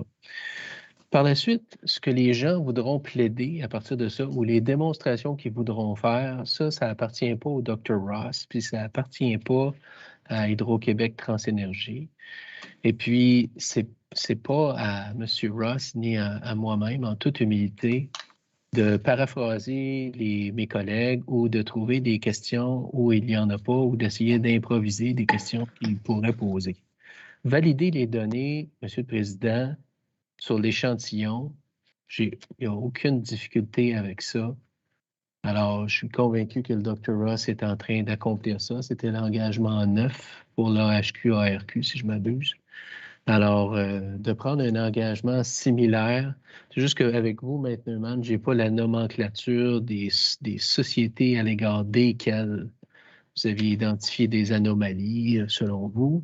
Avec Maître Cadrin et la HQ-ARQ, c'était clair, on parlait de Central Main Power, on parlait de Ohio Valley Corporation, donc 2 sociétés bien identifiées. Dans votre cas, malheureusement, je n'ai pas cette précision-là au niveau de la validation, donc ça obligerait de reprendre le tableau en entier, ce qui, je ne pense pas, serait productif. Êtes-vous en mesure de nous identifier les sociétés sur lesquelles vous souhaitez et que vous avez allégué aberration? Êtes-vous capable de m'identifier les sociétés sur lesquelles une validation des données serait demandée? Oui.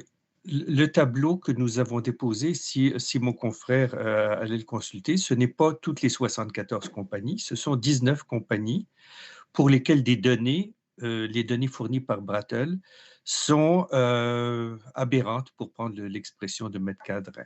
Donc, est-ce que c'est le tableau ça se trouve déjà exprimé dans le texte de la question. Il y a la référence. On clique sur l'hyperlien et on va voir le tableau qui se trouve à la page 2 des extraits que nous avons Maître Neumann, est-ce que c'est la pièce CRITTE 0026? Oui, à la page 2 de cette pièce. À la page 2, ce sont les données, parce que vous ajoutez des colonnes, puis vous ajoutez des demandes de commentaires, mais là, on parle bien de la validation des données, c'est tout.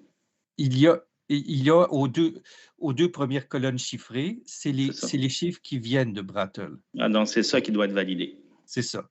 Ensuite, il y a l'équation qui est le facteur d'utilisation, qui est la 3e colonne, qui a été créée à partir des 2 premières colonnes. Donc, monsieur l'expert n'a pas à les valider, ce ne sont pas ces données. Il n'a pas à les valider, mais c'est le résultat et peut-être que l'expert sera motivé de vérifier ces données quand il voit que le facteur d'utilisation qu'on a à un endroit, c'est 1,64. C'est le premier cas, celui de Central Main Power. Et à d'autres cas, c'est des facteurs d'utilisation de plus que 100%. Et la dernière colonne... Peut-être que l'expert aura à dire quelque chose là-dessus. C'est un expert, après tout. Oui. Mais la dernière colonne, ça, c'est vraiment votre création. C'est notre création. Donc, ce n'est pas ça qui fait l'objet de l'engagement. Ça est la validation des 2 premières colonnes, dans la mesure où c'est les données qui sont à valider. Oui. Est-ce que ça vous convient, Maître Fréchette? Est-ce que c'est la lecture que vous faites aussi? Moi, ce que je demande, c'est tel qu'il apparaît dans le texte de la question que j'ai transmis hier après-midi, c'est à la fois de valider et de comment. Donc, item 1, validé. Deuxièmement, est-ce que l'expert lui-même trouve que c'est impossible, improbable ou anormal? Donc, peut-être qu'il dira non. Vous avez longuement hier référé au fait que vous étiez en ligne avec l'AHQ-ARQ. Absolument. Et l'AHQ-ARQ, c'est la validation de données, point, qu'on a présentement. Ouais, c'est ça l'engagement. C'est ça qui est l'engagement qui est dans les transcriptions à venir. Ouais. C'est ça qu'on a tous compris. Ouais. Alors, dans votre cas, vous demandez beaucoup plus. Et là, c'est une question de savoir si à quoi peut agréer ou non Maître Fréchette pour que ça devienne un engagement qui puisse être répondu rapidement pour pouvoir être pertinent au dossier. Oui. Ce que je vous soumets respectueusement, Monsieur le Président, c'est que si l'expert n'a pas de commentaire, il dira qu'il n'a pas de commentaire, c'est tout. Mais peut-être qu'il en a. Ou s'il dit qu'il n'a pas le temps de réfléchir à ce sujet et d'avoir des commentaires, il dira qu'il n'a pas le temps, c'est tout. Simplement pour voir si l'expert, c'est un expert, est-ce qu'il a quelque chose à dire quant à ce que nous croyons, et peut-être que lui, il ne croit pas que c'est anormal, ça fait qu'il dira que ce n'est pas anormal, ces chiffres-là. Est-ce que vous avez complété maintenant? Maître Fréchette? Oui, alors, en ce qui concerne ces données, Monsieur le Président, qui sont à valider, proviennent des réponses qui ont été Maître offertes. Fréchette, pouvez-vous venir plus dans l'écran? On vous voit juste la moitié du visage. Excusez-moi, c'est... OK, là, c'est mieux. Merci, je suis désolé, là, parce qu'on... Non, c'est bien, c'est pour Vous étiez l'utilisation. hors champ. C'est pour utiliser les données documentaires. Donc, alors, les données dont on parle, qui sont objets de discussion depuis quelques minutes, proviennent des réponses qui ont été offertes et qui apparaissent à HQT 10, document 6.1, à la réponse 1.1.14. De cette nomenclature-là, Monsieur le Président, l'intervenant RTIEE a exprimé le souhait d'une validation de données à l'égard des sociétés suivantes: Central Main Power Company, Cleveland Electric Illuminating Company, Dayton Power and Light Company, Western Penn Power Company, Niagara Mohawk Power Company, Public Service Electric and Gas Company, Potomac Edison Company, and Central Hudson Gas and Electric Corporation regarding System Peak. Alors, il n'y a aucune difficulté, Monsieur le Président, à ce que Monsieur Ross valide les données de cet échantillon qui a été identifié par RTIEE, et je vais certainement demander à Monsieur Ross d'effectuer toute la diligence possible pour répondre à la fois à l'engagement neuf de l'AHQ-ARQ et à cette demande de validation de données de RTIEE. Excusez-moi, mon confrère est dans l'erreur. Je n'ai pas nommé les compagnies. J'ai indiqué les compagnies qui sont énumérées dans cet extrait du tableau. Il y en a 19 et je ne pense pas que mon confrère en a lu 19. Il reste ceux qui sont il reste 5-6 après celles que vous avez. Je peux les rajouter. Là. Moi, j'avais compris que c'était seulement que le haut, Monsieur le Président. Il y a les extrêmement faibles et il y a les extrêmement forts. Enfin, au tableau, il y en a 19, semble-t-il. Alors, on l'a affiché. Alors, c'est S'ils sont dans l'échantillonnage, je pense que c'est une validation des données. L'autre portion, c'est de dire, est-ce que le reste de la demande de de Maître Newman a du sens? Est-ce que le témoin peut simplement répondre no comment ou pas pertinent? Ou c'est carrément pas pertinent de la poser? Écoutez, on va faire de notre mieux pour satisfaire la régie, pour terminer cette situation là, qui concerne l'engagement numéro 9. Encore nous, ce que je comprends, c'est vraiment la validation qui est AHQ-ARQ. Alors, pour être en ligne avec AHQ-ARQ, ce serait la ligne. Puis s'il y a d'autres commentaires, comme vous dites, Maître Neumann, ils pourront toujours être mis par l'expert. Absolument. Il n'y est pas tenu. C'est bien. Je vous remercie, Monsieur le Président. C'est noté. C'est noté. Est-ce qu'on a réglé cette chose? Est-ce qu'il y avait d'autres éléments? Demain, on commence par un huis clos.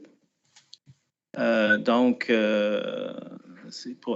parce que c'est long à préparer, donc on commence par le huis clos. David, alors ce sera le huis clos sur la portion huis clos et ça sera suivi par la suite public de votre expert.